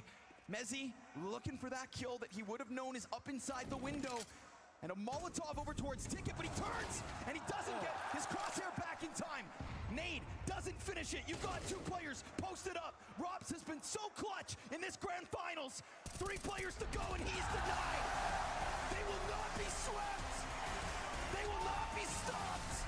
Not in the similar fashion. We've got a game. The full 24 rounds required for Mouse to finally claim a map over Vitality. 8 losses in a row, but it comes to an end on Mirage. But Jacob, that came down to the final millimeters for Mouse to close this in regulation. Yeah, they really did build up a great lead, and I'm pretty sure that they're happy about that, because Vitality, they came alive in the second half. A great display coming out of Mouse, obviously dominating the first half, setting the tone on the T side. We spoke about it coming into it, Maui. Someone had to step up, someone had to lead the way, and Spinks, man of the hour, man on your screen, Oh my, did he step up? I mean, I want to say that Mao's built a lead, that they built a lead for themselves. They had a buffer, but it was Spinks, the guy on our screens. This is the guy that created the buffer for Mao's. His T-side play was impeccable. The way that he was clearing out angles, the way he was so aware of all the tricks that Vitality wanted to throw at him. It's like he played for this team before or something. 26 rounds, 26 kills rather, to be ending out the map for Spinks. That's some dirty stuff there, Jacob. That is some dirty stuff, and it was impactful. You know, sometimes Spinks, I wouldn't say have a habit, you know, of getting less impactful kills, but the T-side and the way he was conducting himself, the way that he stepped up when needed the most. We just saw Mouse lose the first map 13-0. Someone had to come out there and make a statement from the get-go. As soon as they won the first round, you could see the entire team started believing. Spinks stepped up, had a couple of great moments. We'll dive into some of those as well during this segment. So fact of the matter is, without Spinks, I think Vitality would have done enough in the first half to come back in the second. I think we should run that first round that Mao's put on the board, not only in this map, but in this series as well. It came down to round number 3. What was the story here, Maui? I just think that it's such a great way to start when you get 13-0'd to just do something together. Don't let the individuals think too much on Mao's. Just go for a play with a team effort, okay? Spinks kicks it off with the double frag into the bomb site. At this point, the triple kill on top of it is the cherry, but it's really just, I like that it was just the pack mentality, because if you get 13-0'd, Pimp, I feel like if you just go in a spread out default, you get picked apart one by one, you can lose a lot of that mental fortitude. 100%. And as you saw in this round, Rob's messing up a little bit, throwing a Molotov in towards the wall, losing duel towards Spinks. You know, sometimes you just need a little bit of luck, you know, a little bit of faith. And once you pick it up, once you get into the groove, once you start believing, we saw a different Mouse conduct himself in that T-side. Yeah, for the crowd as well, they were absolutely hyping up Mouse. They were doing a stellar job of that. Very happy to see them put their first round on the board. We can see them getting their flashlights out as well. It was a beautiful scene to be witnessing, but even more beautiful for Mao's, because of course they get that round on the board and then they just absolutely capitalize upon that. It was a totally different scenario than what we saw on map number 1. Yeah, gotta give it up to Broland, gotta give it up to Mouse, gotta give it up to Cyclone. The game plan on the T-side, the ability to come in and execute a well-drilled T-side after getting absolutely nuked on the first map. That's something I didn't see coming, you know. I thought Mouse were gonna be competitive. We knew there was a reason why they picked Mirage. We knew there was a clear idea of what they wanted to do.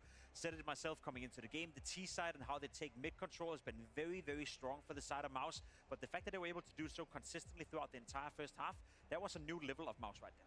Round number 9 as well. This was a situation where Mouse, they found themselves in a man deficit, right? And those were situations in Inferno which they just couldn't convert. Different story today on Mirage. Yeah, that's what I liked about that T-side. You know, it didn't matter how much pressure Vitality applied to them. They still found a way back. Rob's getting in with a nice flash from Flamesy, gets the first kill, falls back, does everything correct.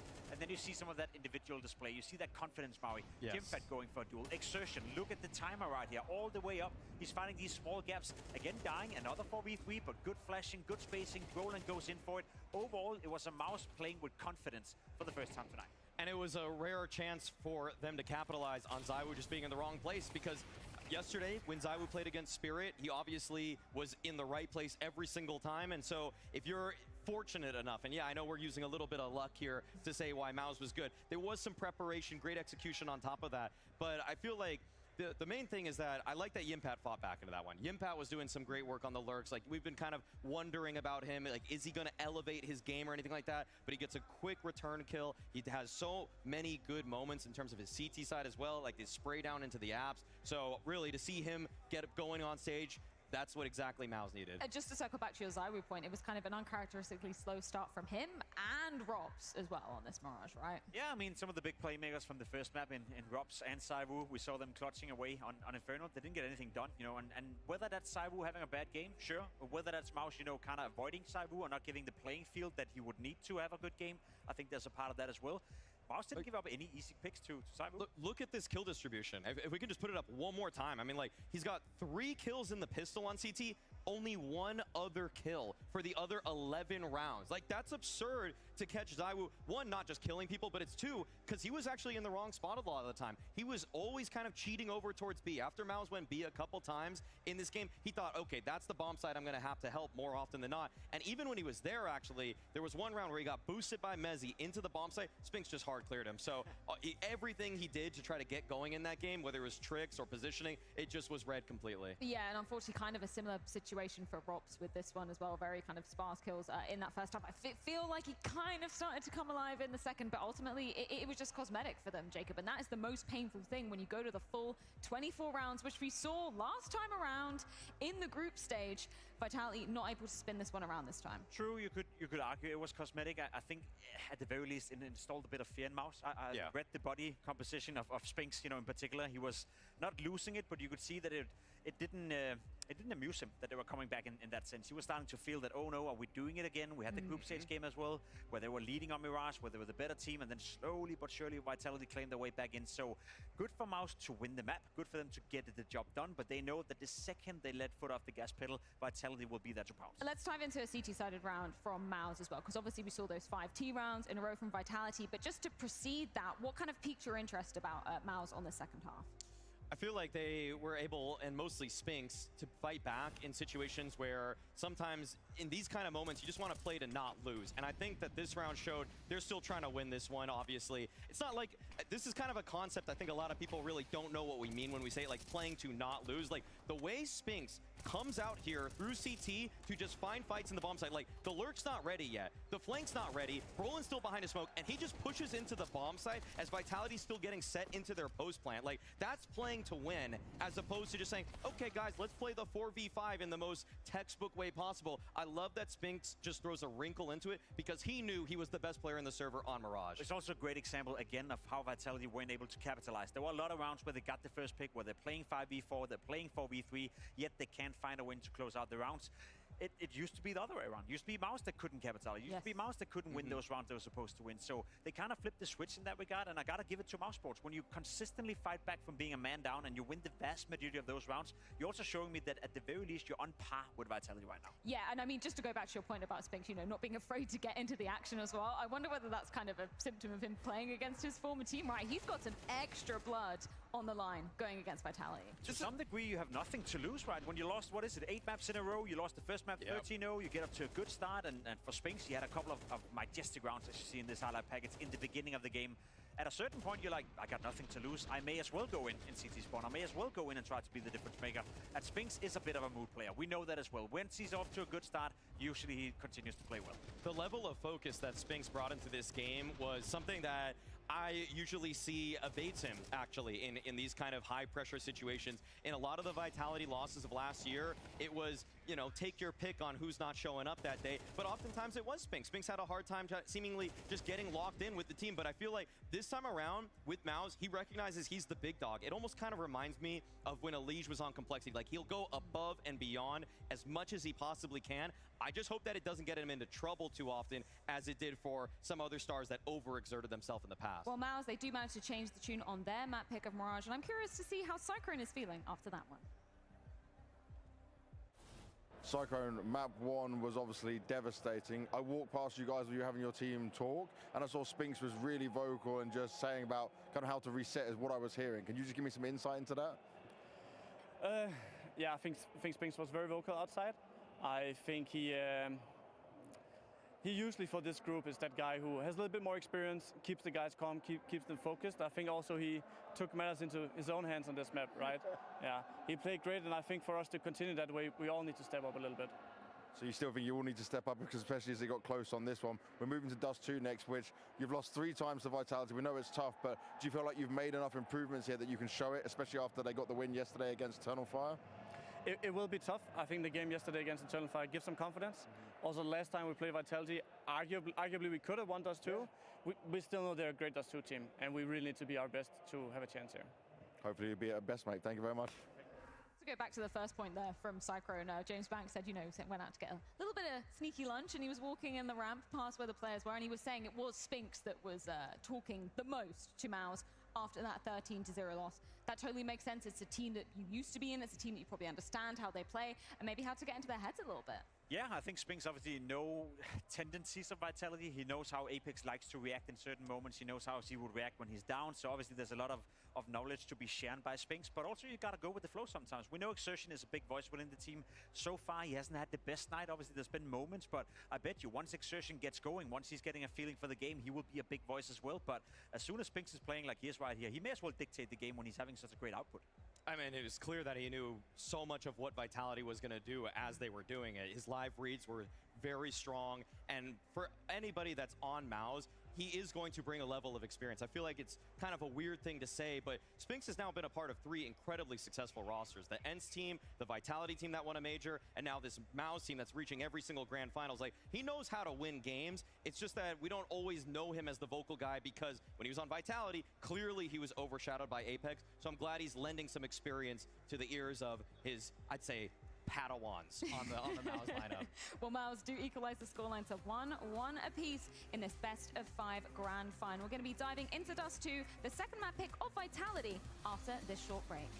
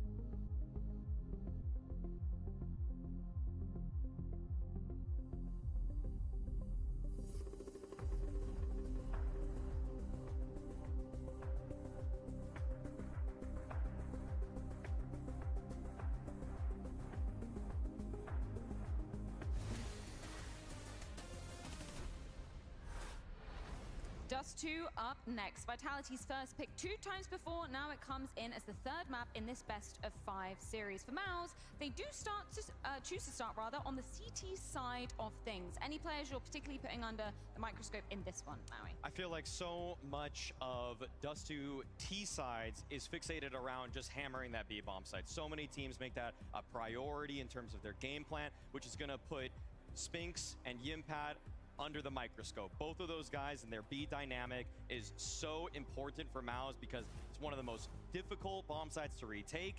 And I like that Yimpat has popped off already on the CT side there of Mirage. We saw a nice spray down from him. And I like that Spinks is showing a lot of proactivity. So I think that duo can actually be the difference maker if Mouse want to continue the upset. Especially when you consider 2 weeks ago at the Pro League final, you know, when they were playing that grand final versus Vitality, they kept on holding into that B bomb side. And Jimfat and Spinks in particular had a a terrible game, one to forget. And then we saw the instant improvement in the group stage when they played this very map where, as Cyclone said in the interview we just heard, they probably could have and should have won Dust 2 against Vitality. So they made some adjustment. They clearly looked way, way more comfortable. So coming into this Dust 2, I expect both teams to be super comfortable with their own game plan. Vitality obviously picked it for a reason. Mouse felt they should have won it the last time around. So essentially, Freya should make for a good game. We're talking about that clash in Stockholm. Jimpat got 1 kill on the CT side of things. He was getting bodied left, right, and center. But you're totally right, Jacob. We did see some improvements last time around in the group stage of Blast Open.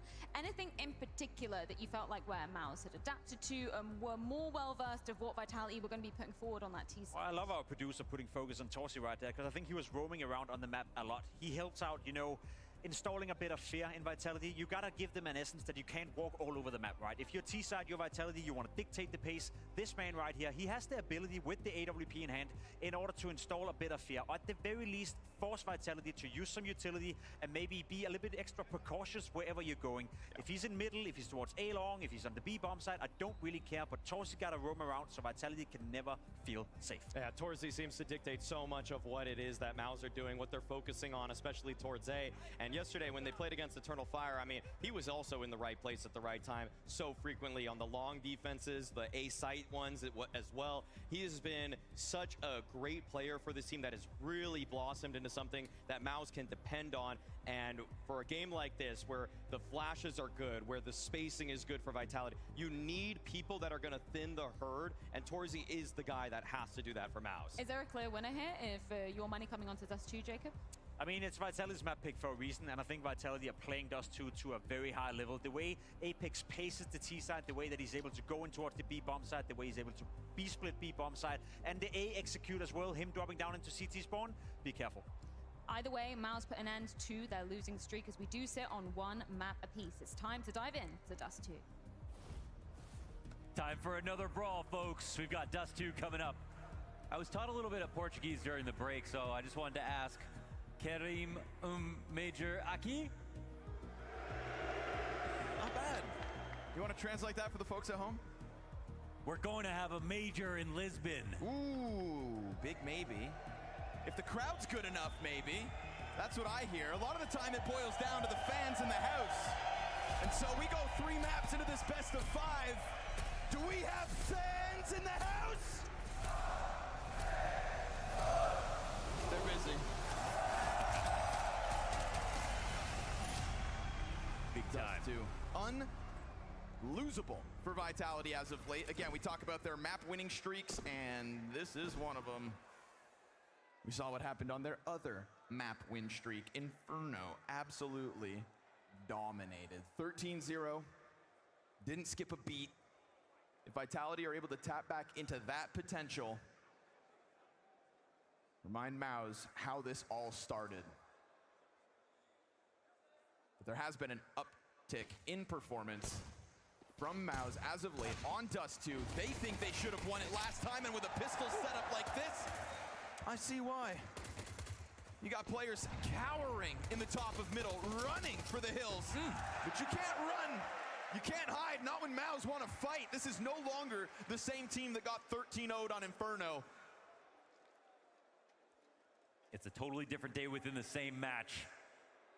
That is a beautiful start to Dust 2 from Mouse. 2 brawly maps back-to-back between Inferno, between Mirage and here. And now we're in business. They struggled to make that decisive back on Mirage, but they got it out of the way. There was that tack pause early on. Cyclone chipped in and said, Roland, go ahead and call, but I just want to say, we've got a map on our hands. It's and now maybe they have 2. Saibu's health gets shredded. These pistols will fall the same way. Beautiful second map in this series out of Spinks. Yeah. I mean, lights out performance. He tapered off a little bit as that game went on, but his team still put forth enough for them to just push it over the line. But out of the gate, I mean, godlike almost. Didn't expect that to be the story today. I think that, again, comparing his performances to his counterpart in Rops, as they've both made their roster moves as players of the same role, it's Spinks who's been a part of it, but it's actually, you know, the rest of Mouse who have stepped up even more. It's Exertion and Torsi who have just been alarmingly good. Over on Vitality, however, Rops has not only just been a part of the winning formula, he has been leading it. Gonna make sure this tunnel is indeed clear. If Maus want to show an affinity for getting aggressive out of the gate, then you gotta be safe about it once you've got the guns. So positions taken up here by Vitality. Spinks will be critical as this game goes on, especially on the CT side, floating between middle and that B bomb site. Desk alluded to it. Him and Jimmy gonna have their hands full, you'd assume. Right now it's cat contact first. Sershin caught out along the wall. Great flash assist. ZywOo double kill back though. More with the first two. Triple! He crushed the whole site by himself. Bulldozed as they get across to A. Barely saw that second head present itself. They felt bolstered by the opening kill. Felt like Sershin has able to hold them back, and little did they know, ZywOo was coming. He saw what Spinks did on Mirage and says, all right, let's lock horns. See, it was half miracles back on Mirage. Less of a map overall for ZywOo. That is one fully completed. That's a total gift to Vitality. Right after the first kill, the counter flash for Maus, the 3 players that were there. That's exactly how you wanted to stage that attack to defend against Cat. I thought that hold was looking perfect. First kill for Sershin. Yeah. Brolin with the assist off the util. Yeah, that's what Spinks gave us last map now. Love to see that from ZywOo. He's no chicken.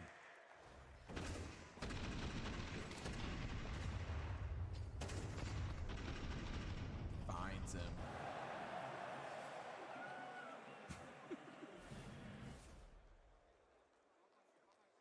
Jimmy, the hard dedicated B anchor of this CT side. We'll wait to see whether he gets a lot of action. Because even going back to Mirage, you know, there was moments of strong holds from Jimmy, but just hasn't really had to be kind of a talking point this evening. It hasn't been like full-on execs that come towards him, Yeah. or, you know, he's had to multi. Here on B, yeah.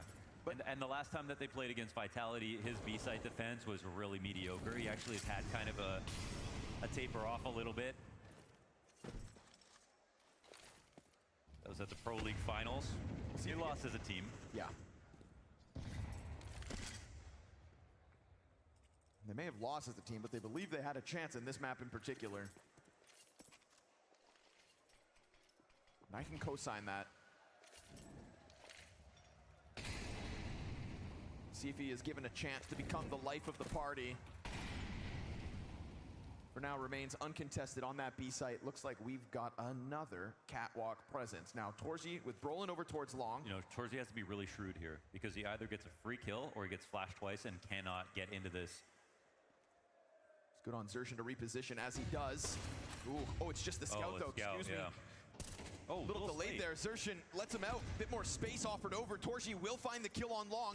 That's the only player for Vitality to attack the site from that direction. But this measly scout's losing its support system. Bodies dropped all around it. Looks like ZywOo did some stretching during the break. Sharp as. So if it wasn't a scout, I mean, I don't know if it would have mattered in that spot. He did eat the flash, missed the first shot towards long. That elicited the cat play entirely from Vitality. That was the winning moment, really. I think that on the ramp, maybe he was looking at radar. It's possible. I think so too. Yeah. Double checking. He's not that old. Positioning. Yeah. Great defense here in the exits early. Not to mention, you get that upgrade. To hell with the scout. You're sitting on the AK-47 now. Tied game early.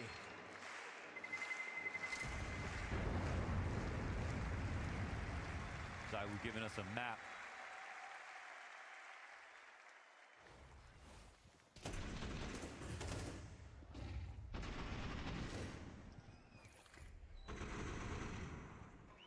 ZywOo and Donk went tit for tat throughout this event in terms of rating. Difference is ZywOo is clearly pulling ahead in that race.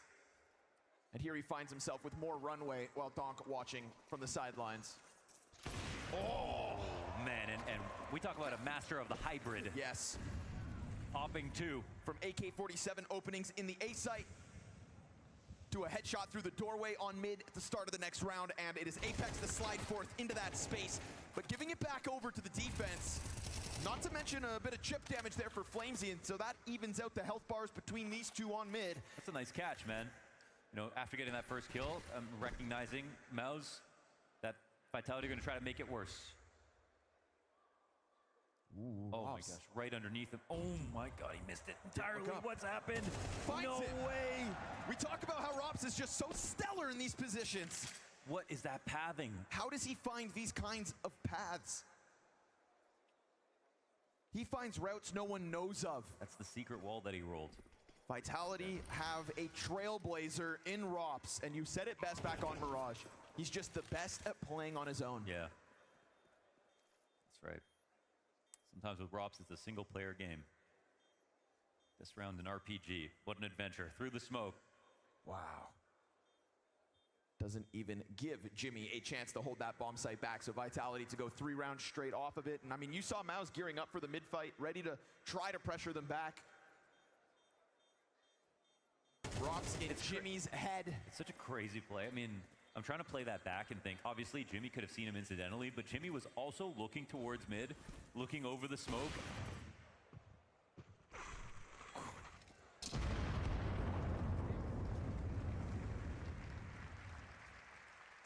Wow, but he's so careful. He doesn't go any farther, right? He wraps the box. He stays exactly on the perimeter, as hard as possible to see. Damn. Right underneath his nose.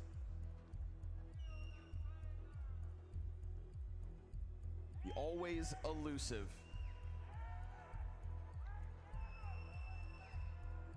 I don't know where he learned those tricks. We know damn well he's got him up his sleeve. Oh, yes, the tactical mastermind. That's the VP strat. Worked for them. Same guy who chugged a beer, for the record. That's where he gets his ideas. Confidence fueled P90B rush. I don't think so. Vitality a little more finesse than that.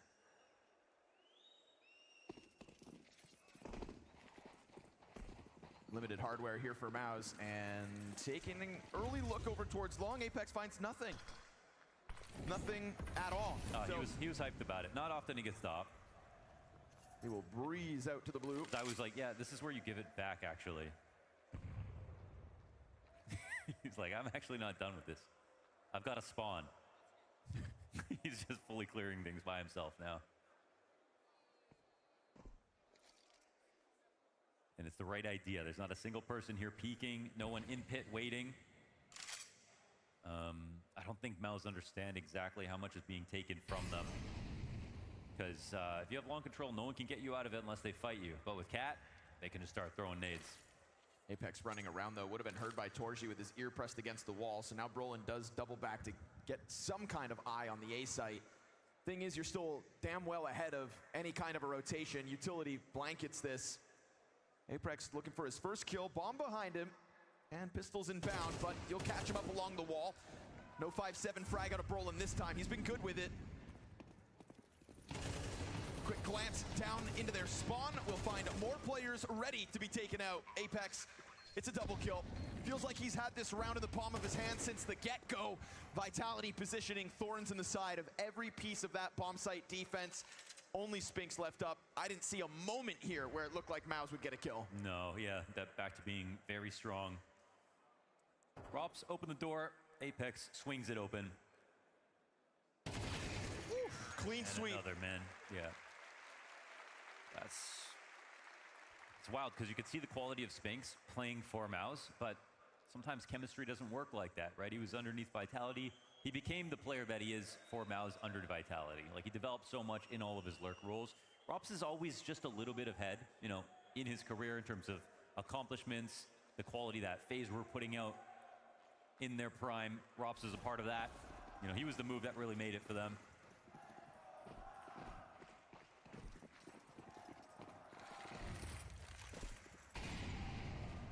And the best part is, oh, well, that's the best part for Mouse this round. Great find.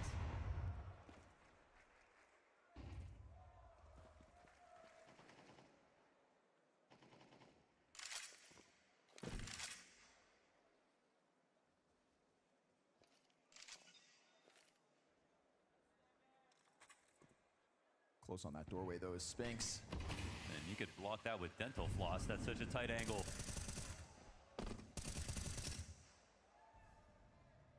How constant has this catwalk threat been, though, for Mouse to have to deal with?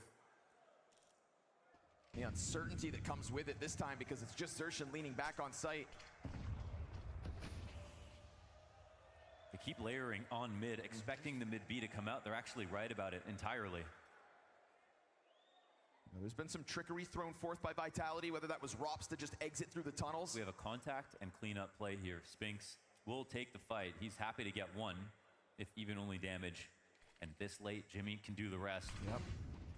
Wild blind, perfect setup. Jimmy not able to get the double down. Spinks, though, here to return the favor. Mezzi, we've seen a lot of smokes spammed through by him. This will not be his opening. Bomb is still dropped back behind him.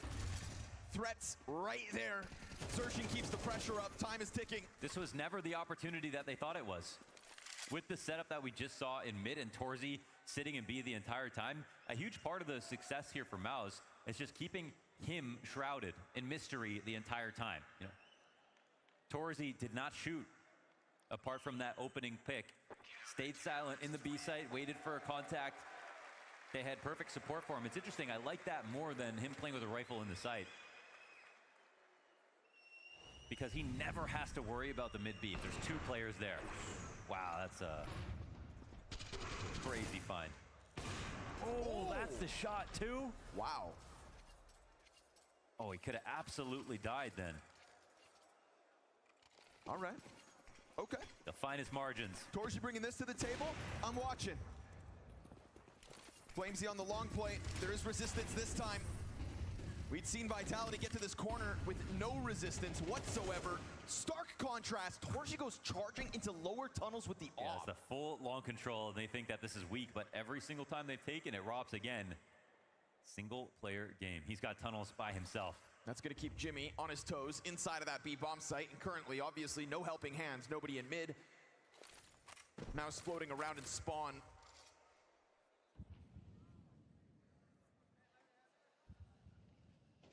It's nasty work from Rops. But Jimmy gets the better of him. That's a deep cross. He was looking to throw out that incendiary and instead gets clipped. Now Brolin, just blasted off. He's alone, man, that's it. Trying to walk up forward towards the catwalk. Timing here for Apex, an instant headshot to boot. They can collect some guns. Flamesy's low. They have a lot of utility. Bomb's not planted just yet. Feels like a recovery more than anything else, though, Mouse. Bomb's still not planted. They're really taking their time here. But Mouse have already decided that they're not going to go for this, not even close. So off of catwalk yet again. This A site is the success story of Vitality throughout the T-half so far. There is a pattern of IGL saying, leave me alone. Like, let me watch this at the moment. But the fact is, if Brolin, you know, where's he going to go by himself? Maybe the moment is here, he's just going to walk up. He's just going to walk up to cat bricks, hold the wall, and then peek and unpeek once in a while. And then that's enough to get information. So really perfect timing. I mean, honestly, it's surprising here. You see Torzy running the lower tunnels. He's just not ready for the fact that they were taking long control. Why is Rops in lower so early? And the same thing goes for that moment. Brolin just saw that Rops got taken out in upper tunnels. How can there be a catwalk hat play happening that fast? Probably expecting a flash to come in. Oh, the triple gamble. It should be a sure thing. I don't think that's how the math works. So what have we learned today? Never give up. Oh, yeah. Not what I had in mind. What have Maus learned off of these sudden pops out of Vitality that seemingly keep catching them off guard? Yeah, that's hard to blame yourself for. I'd say really cool play, Vitality. That's all right. You get away with that one.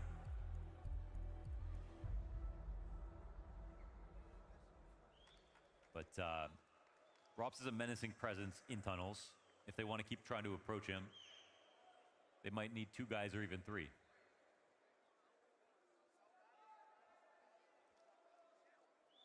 Paulie, Sil, and Tony.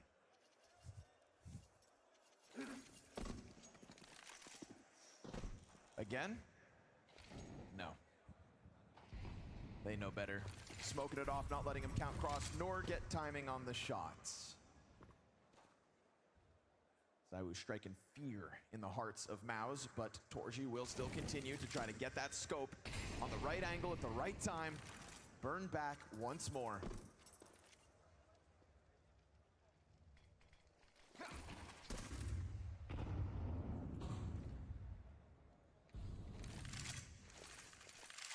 Here's a round where we get Spinks hard dedicated inside B.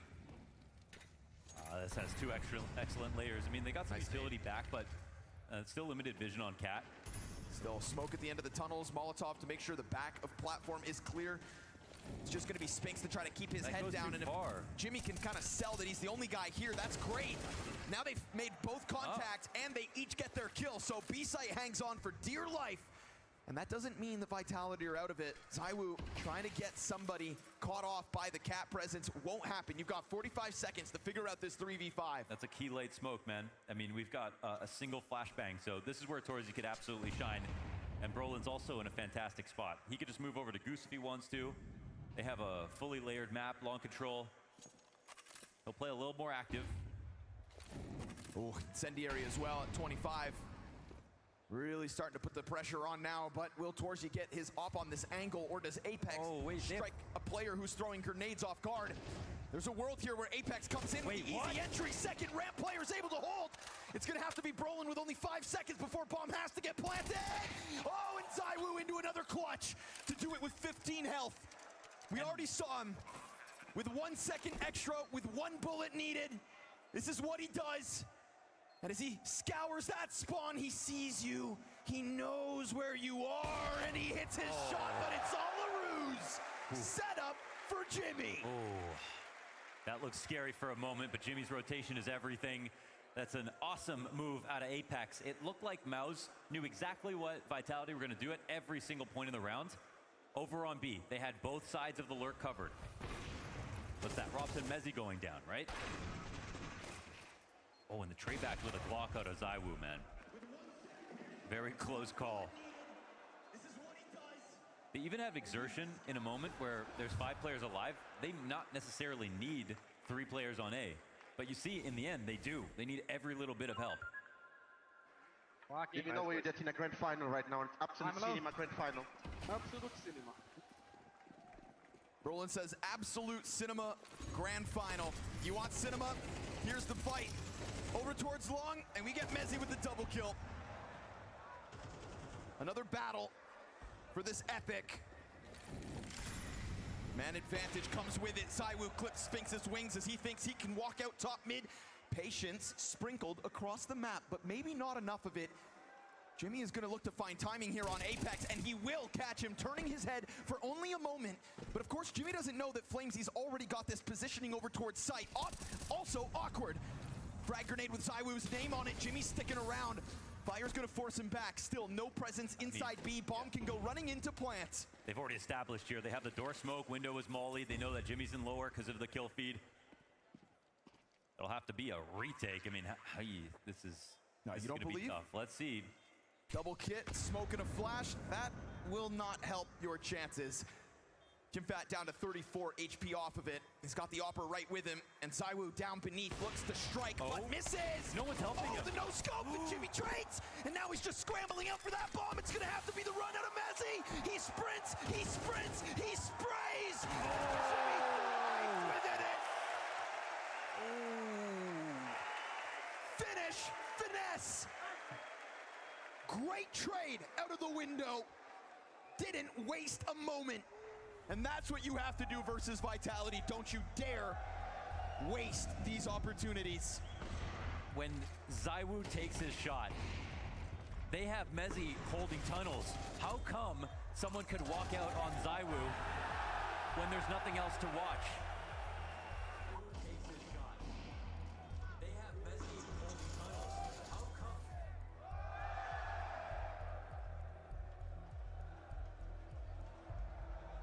A 2-on-3 B retake with an op in hand. That's what we just saw. A no-scope for the retake. 2v4 in the bigger picture of that round.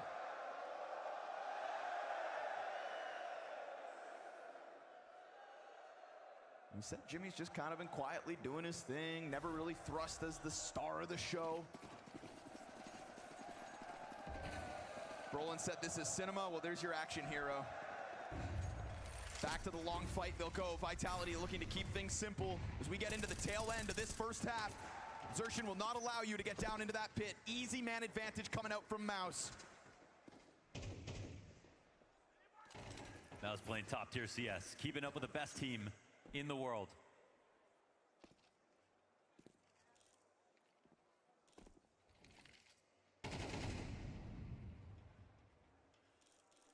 Getting better and better every time this head-to-head happens. That's been the Mouse mantra. They believe they had Dust 2. Oh, last time they met, but Brolin doesn't play it safe enough now, does he? Man, that tracking was unreal. Now you know the rest of Mouse don't want to be the next one, but you should have known better. Missed shot finally out of ZywOo, leave it to Spinks to be the difference. Flash comes out there along the wall, and he's not going to get a multi. Everyone switched to anti. We've already seen the 2v4 come out from Mouse. Why not queue it up again? Same two pieces. Oh, they can break the smoke, but Torzy's the one that needs it broken for him. Jimmy's over at long. Taking his sweet time with it, but honestly, so are Vitality. Grouped up on that ramp. Torzy now trying to find a way to skewer. Quick scope miss. Mezzi collects his head. That's going to put Jimpat into a dead sprint. Out long. Doesn't find timing yet. Then Rocks turns. Back around. Shuts him down. And puts Vitality in the lead. That's an excellent pivot out of Rops. Nice try from Torzy. Very brave of him to try to generate that opportunity, and especially in a spot when you know long control's taken, everyone was spotted. And that's just amazing tracking. Man. Sick. Also, there are good patience.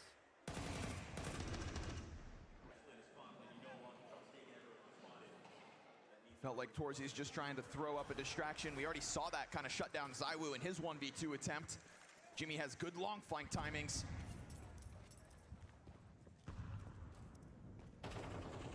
Final round of the half, and it's going to be a limited one here for Mouse. 7-5 lead on the line for Vitality. Got to do it with the scout. It is ZywOo and Rops taking off. A deadly duo in 2025. Some call it unfair.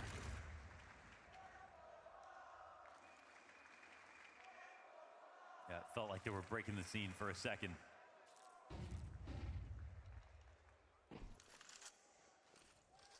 They never crossed paths at PGL. That allowed Mouse to get a chip along the way. Yep. Vitality's absence offering great experience to Mouse. They did not waste that chance whatsoever. But this chance seems to be fading into irrelevance. Round 12 with Vitality comfortably up. ZywOo able to catch Spinks on the quick scope, and so mid may falter. But Jimmy's got a very tough challenge ahead. ZywOo already up on the angle. No pistol and a 2-0 start at a Mouse. That's what got this CT side going. Able to hang on. One of the more competitive halves that we've gotten. Denying that streak of rounds. But it's not this star-studded Spinks performance that we had back on Mirage. Mouse looking somewhat more mortal, but more even across the board. 7-5 Vitality as they'll take to the defense to try to defend their flawless Dust 2 streak.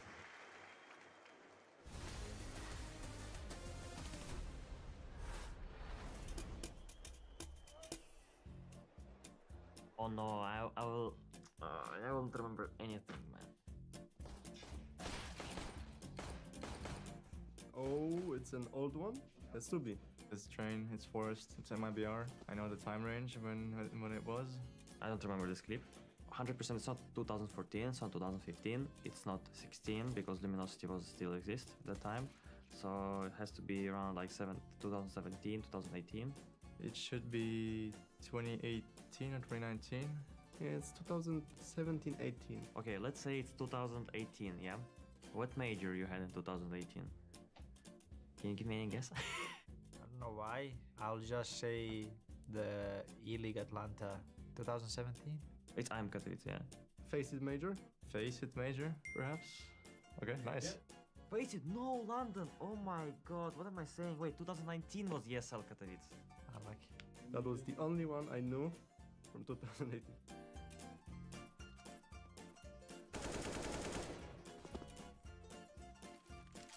Civics against Astralis, not against NIP. for Astralis, obviously. 100% they won this major. Let's see what he does. I don't seem to remember this from the top of my head. But it was in 2018 then. Has to be 19. I think the guy has pretty good movement. It was Blast Paris. I have no idea. I don't know. Let's say it's 2018 FACEIT London again. I'm not sure, but this one. It's 2019 Star Ladder Major in Berlin, maybe? It's IM Cannabis 2019. Of course, man. I don't know. There was major in Katowice? Yeah. Got the year at least.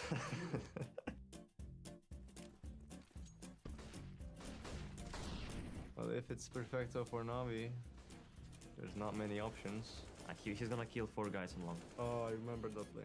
I don't know. PGL Krakow 2017. I think it just has to be 2021 PGL Stockholm major. Stockholm, 2021. This is PGL Stockholm 2021. Navi won this major. So that's why they won the major. Only because of that play. At least I know this. It's new generation, no? Oh, I remember the play. Okay, yeah, that's a good one. James overpass. Okay. The clip, I actually do remember. Missed the smoke and he's winning the clutch. Oh my god. What I didn't say. I didn't say a Berlin major. Yeah, this was I think fairly recent. Could it be 2022 IAM Rio major? Rio major. I have my answer. I'm telling you, everything what I remember, it's like 3 years ago. It's 2022 IAM Rio major. That was quick.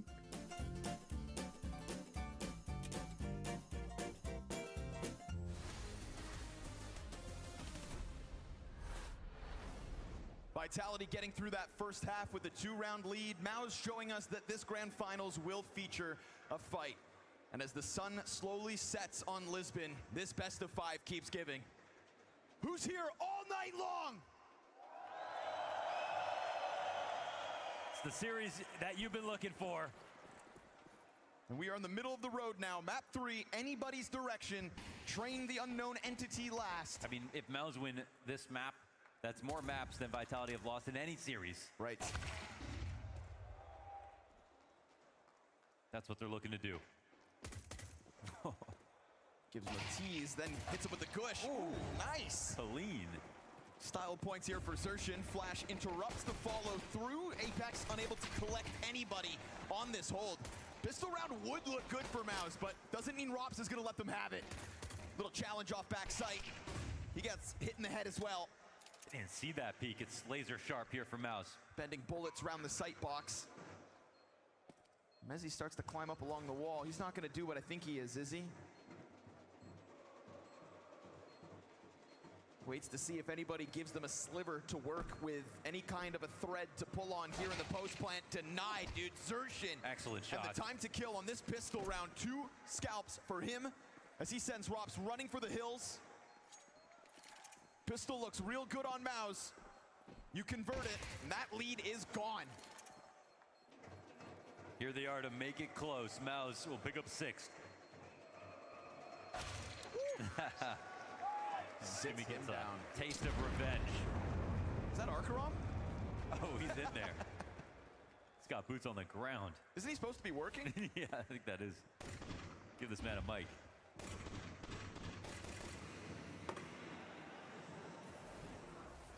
Frustration. We haven't seen those.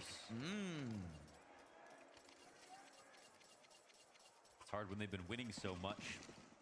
Vitality may bend, but do they break? Armored Thomas for ZywOo.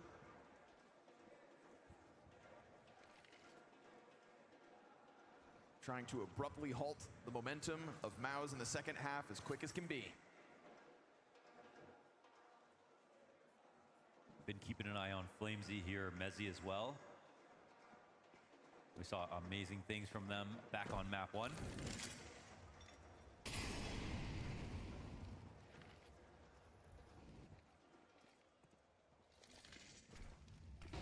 This is going to be an A play. It's the path of least resistance.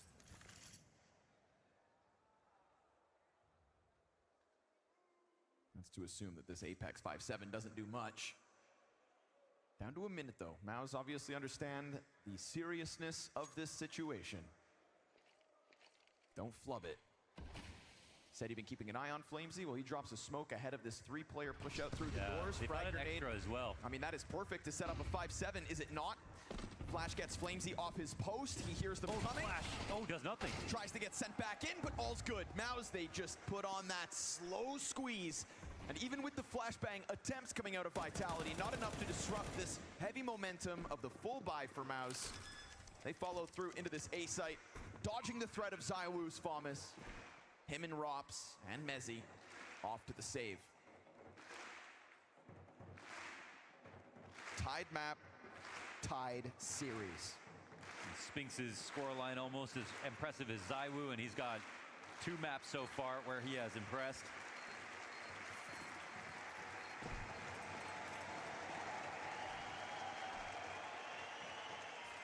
Mel's won some fans back in Cluj, looking to win some more here in Lisbon.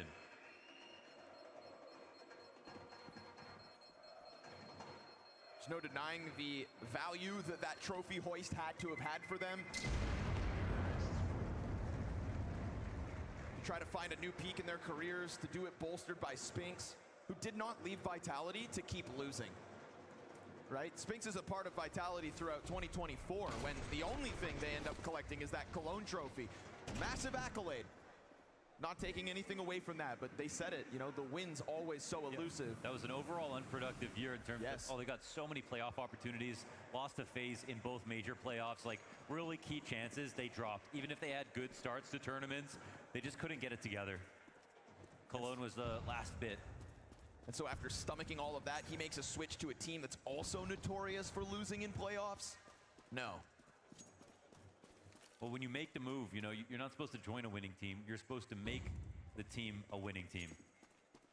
And I think that when we get that interview with Cyclone, kind of the credit he offers to Spinx in the way he shapes, forms, and builds up the Mouse members. Turns out it could be a good place for him. Rops thinks he's got a good place in this position. That's how he gets away with moments like that. He stands in positions like that if, you know, they don't get cleared, then yeah, he's a genius. Yeah, all right. So for every time he walks out on that site underneath Jimmy's nose, we've got to remember that. Yeah. Sitting 10-10. Vitality trying to emphasize that A defense, but they've been good at sniffing this out. Mouse? Yeah, no one else here on the mid-B split. I think it comes down to just constantly pressing up against the entirety of Vitality's perimeter. Perfectly missed the flank timing. Yep. Great presence of mind. Staying sharp as need be. ZywOo finally gets a chance to use that FAMAS. He's been carrying it around for 2 rounds now.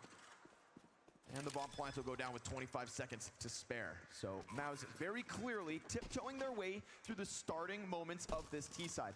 No doubt in my mind, gloves are going to come off at some point. Things get faster, things get gritty. Yeah, definitely. I mean, 2 leads in the series is just already remarkable here for Mouse, especially this late into the game.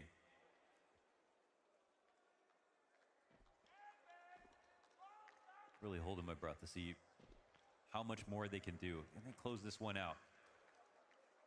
Even though they 13-11 Mirage, it took a long time to do it. They had a really big lead. In terms of the ideas, I think they did start to get a little stale. There wasn't that much activity out of Torzy. There wasn't much mid-control. And Vitality nearly brought it to overtime. Any more? No, sir. ZywOo does move forward with the FAMAS.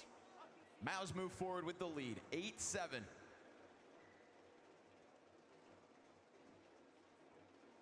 For the first time, Mouse can take a little sigh of relief and think, we've got an edge.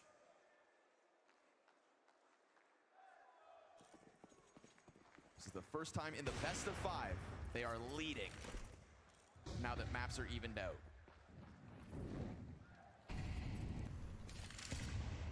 Not bad for a team that went down 13-0, huh? Oh, no, not at all. Closer to winning than losing. We got a little tilt out of Apex. Another map where Flamesy's not having huge impact.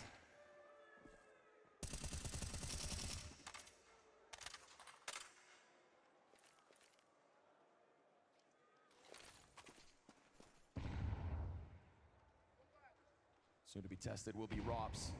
announcing their presence with the frag grenade. There's more where that one player is positioned. You got a whole pack right behind Spinks. These two are the new duo, right? Mezzi has been playing really well alongside Rops. Here he comes, though, through the smoke. Pops at the perfect moment.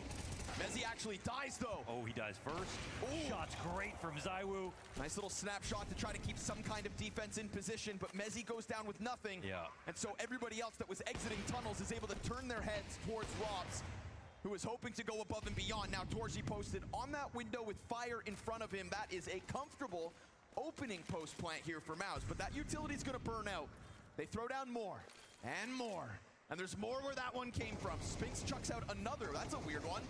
Spinks misses the Molotov that would have kept them out of this retake, so now they're gonna try it. Oh, shots missed. Torzi. They flustered Torzi out of his post plant. The fire leaves this door open, but they still don't get in. They try and they try, but it doesn't feel like a comfortable enough amount of time, and so they will concede this. Mouse 9-7. Yeah, that was extremely awkward. I mean, we didn't see what the volley looks like on the other side of that wall. Maybe it also had some effect in terms of how they could get in the window, but you can see there was full vision there. Torzi got mollied out, didn't hit a shot, but it's a 3v3 B-site retake. And it's that moment for Xerxin. He does get traded right away. So you see how important it is that Xerxin's crosshair placement is exceptional. Okay. I like that you tried to throw him a bone. Yeah. Yeah, the volley didn't do much. It's the fact that they had 3 of them in the end, right? That window just set ablaze.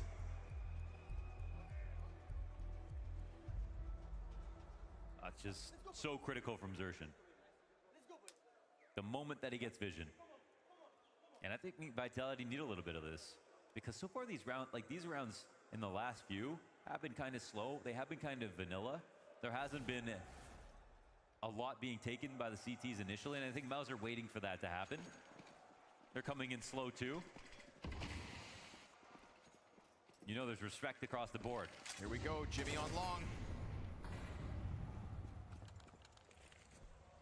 Gets vision on the jump across and peels back. It's felt like in the previous rounds, we've had Mouse just slowly putting that dagger in Vitality's side.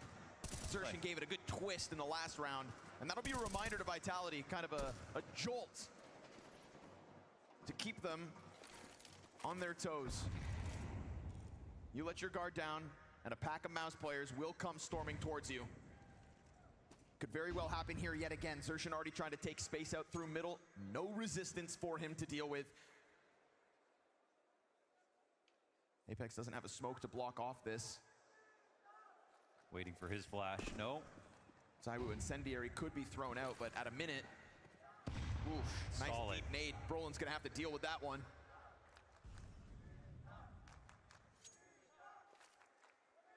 He wants to climb back up, doesn't he? But of course, ZywOo this whole time can just stay posted on this exit, wait for Mouse to take their chance. They can turn this into a B-split. I don't know if they're going to do a deep CT and try to drop in, but they're still waiting upper tunnel, so it looks like they're just gearing up for this. All right. Apex has a smoke plunked on him. He takes up position in that forward piece of util. Obviously, that B hit starting to get queued up, which means Mezzi up along the mid-wall. Yeah, Apex, they are going for it. He calls he's going to be letting them know. It could come down to Spinks getting exits, but now Rops is able to double up with Mezzi. This time, both succeed. Inside CT, things get weird only for a moment. 12 seconds, not enough for Spinks to go grab that bomb, so he comes out late through the tunnels, and by the time he emerges with a hope at a round win, it has gone up in air. Yeah, that was a round that was basically all smoke here from Vitality. I mean, from Mouse. Excellent. Oh, after time, be careful, Spinks. You don't want to take too many duels. He'll survive. This is amazing from Apex. ZywOo's also watching the outside of the smoke. They kind of know exactly what's happening that entire time, and Apex has the fallback as well walking into it. Because of the time left over, that play is perfect. If it was early, like a minute on the round, Apex takes a huge risk by walking into the smoke, because once it comes up, there could be more coming back from Cat, but in this spot, there was only one thing Mouse could do. So a read back in his favor, with the support of ZywOo, making sure that the A side is still secure, and Vitality pick up another round. I think Mouse want to pick up the tempo a little bit now. Ooh, there we get it. Jump spots from Mezzi.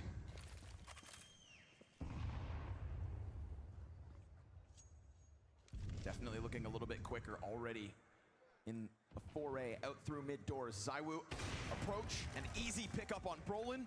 There is no wide swing out for Mezzy. He is content to go Colonel on site because odds are behind Brolin there is more.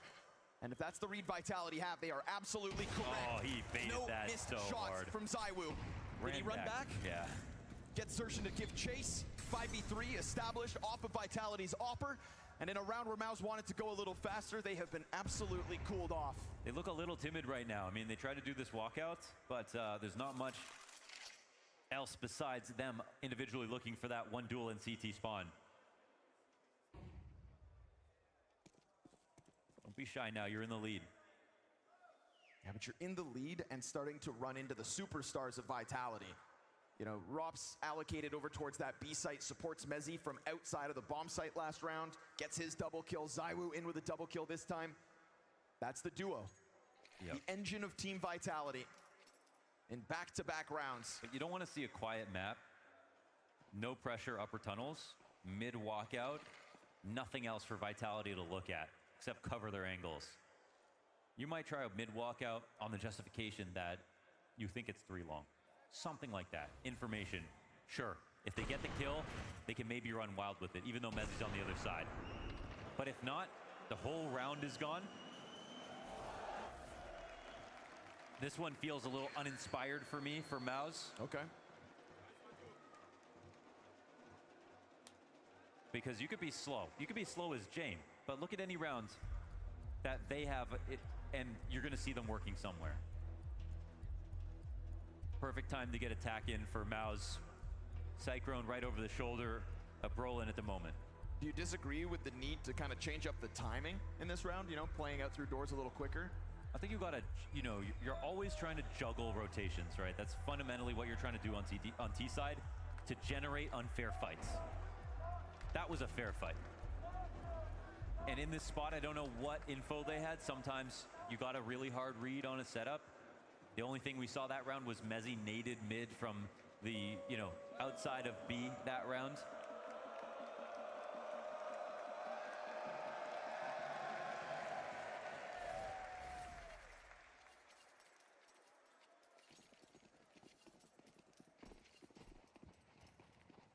Series dead even. You know, Brolin has definitely surprised and impressed in terms of his calling ability and consistency. And there still have been some halves because he's new, where things fall apart or look a little uninspired. Wow, perfect flash here from Apex, right when Jimmy takes to the front of the doorway. I mean, that's exactly what Flamesy was looking for. Starts to feel like, you know, Vitality content to take a poke at Mouse as Mouse continue to just tiptoe their way in. That's how this T-side started, from the pistol for the conversions. And back then, Vitality obviously didn't have tools to be disruptive. Now the disruption in full effect. Just wanted to say one of the hardest parts is the stamina. The demand for ideas constantly. Obviously newer territory for Brolin than Apex.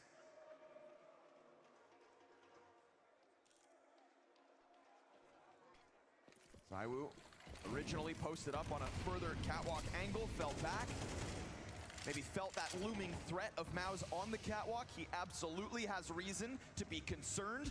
And so Apex will take up this very deep corner. It gets spotted. He doesn't give a damn. Crushed. Again, it's so late in the round, it's a guaranteed play. If he's there, the smoke's fresh, it's early, he can't play a spot like that. This is a problem for Mouse.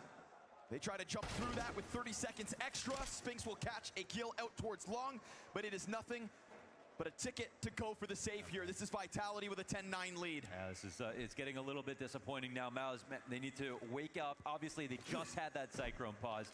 Idea came through. Nothing came of it. Save could get denied. Better to die before time expires. Apex gonna take a swing at this. Torji can't afford to miss a shot, so he won't. Hanging on to this backline, 2-gun save for Mouse. But again, disruptive is Team Vitality. I mean, at least you can always do something. You can always draw out utility. You can always cover your tracks by starting the same way you did last round to cause an overreaction. You can try to get aggressive map control early like it's normal on Dust 2, just like Vitality do here. But right now, they're playing them like they're the tease. Vitality have no choice but to sit around.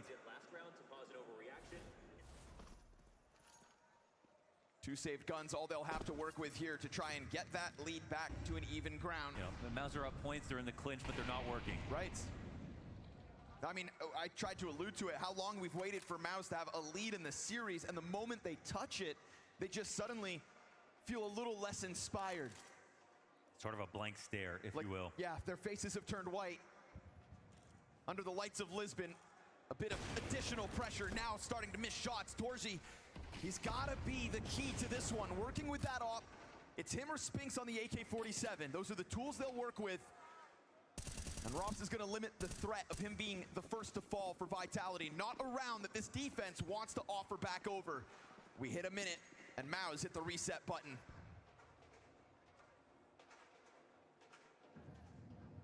The primal instinct is to go for simplicity. Group up, and here in a round where you're low utility, it makes perfect sense. It's going to be tough to get out this doorway. That's an excellent supportive smoke. Potentially sees one in the back. No, he doesn't, but he's above. Sees the pistols, but not the Opera coming. Nice shot. Had to be a quick response, and he's able to get one. Once Apex is able to take Catwalk, ZywOo can turn back towards Long.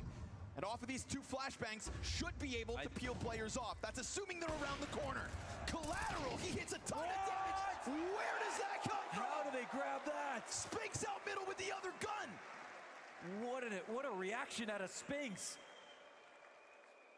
And ZywOo's repeat fails. He gets, I think, a kill and a half off the first shot. Oh, it's 3. Oh! Rops gave him the space. That's disgusting. Tied off that. All right. Two guns walking into that one. All eyes on Maus, trudging towards Long, and it's a triple kill out of Spinks. What a day by Spinks, man. Just what they needed. Back-to-back top performances for Spinks in this BO5 between Mirage and now Dust 2. That is a round to remember if Maus are able to snag this third map win. And again, they're going to try to change up with a bit more timing. Yeah. You've got two players inside of this B site. Things are feeling a little bit thin. Quickly trying to jump down into the spawn. Not going to happen. Both players dead. Maus just slam into that B site. All right, this one's up-tempo, quickly into the mid-B. This time with utility. There's blood in the water. Yeah, they got really scared. You have Mezzi trying to run out of the door. I think Apex basically hears everything on the cross. They were expecting something to come towards Cat. There have been a lot of slow rounds. A really nice change up here from Maus. But this B-site defense is null. I mean, the last time they tried that change-up, we saw what happened. You had Mezzi up along the middle wall, Rops in the window, nobody actually inside B-site. Then all that space gets given back over, and it is instant entries out of the Maus camp. You let your guard down, and a pack of Maus players will Ratty. come storming towards you. All right, man. They covered everything incredibly well there. And just like that, back in the lead.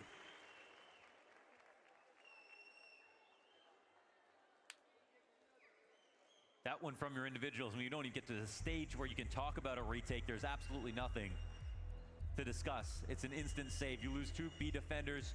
This round, there's no one watching mid-B.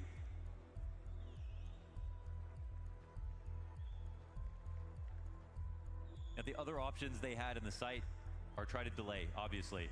You could have Rops take that peek. That's the safest one from the outside of the window. I'm not sure what Mezzi is going to do after he swings the door, if he was thinking he's early enough to get out, but he's so far behind on that.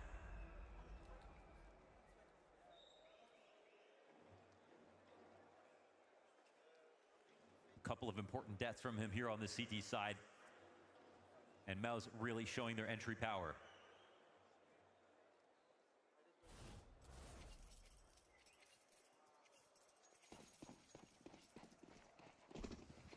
MP9's the limitation here in the 22nd.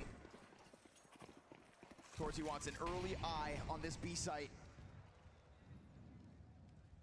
I mean, what sort of adaptations can we expect out of Vitality? Apex sets him up on Long, leaves ZywOo there, comes running back to try to take over middle doors.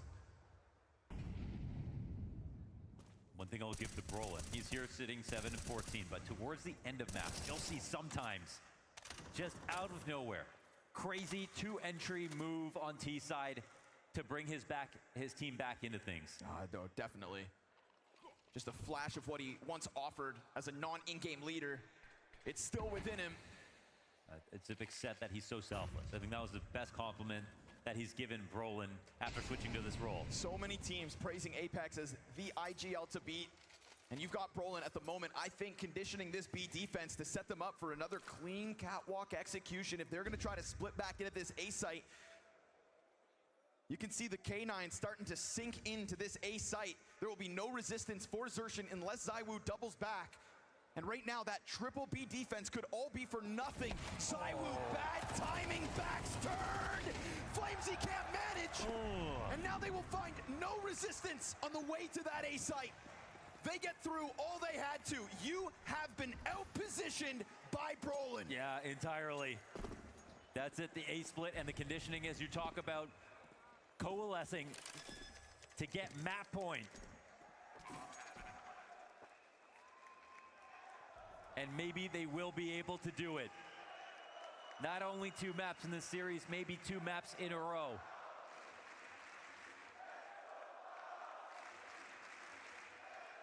The odds were 4-1 before this series began.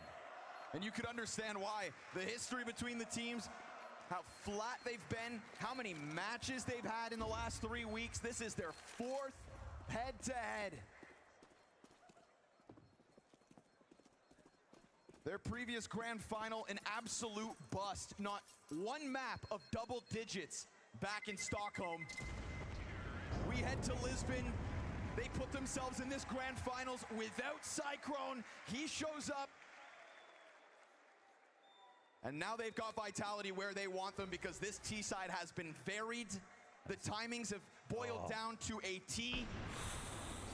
The moment, and they come in no flashes, and ZywOo, as soon as he pulls out a piece of utility.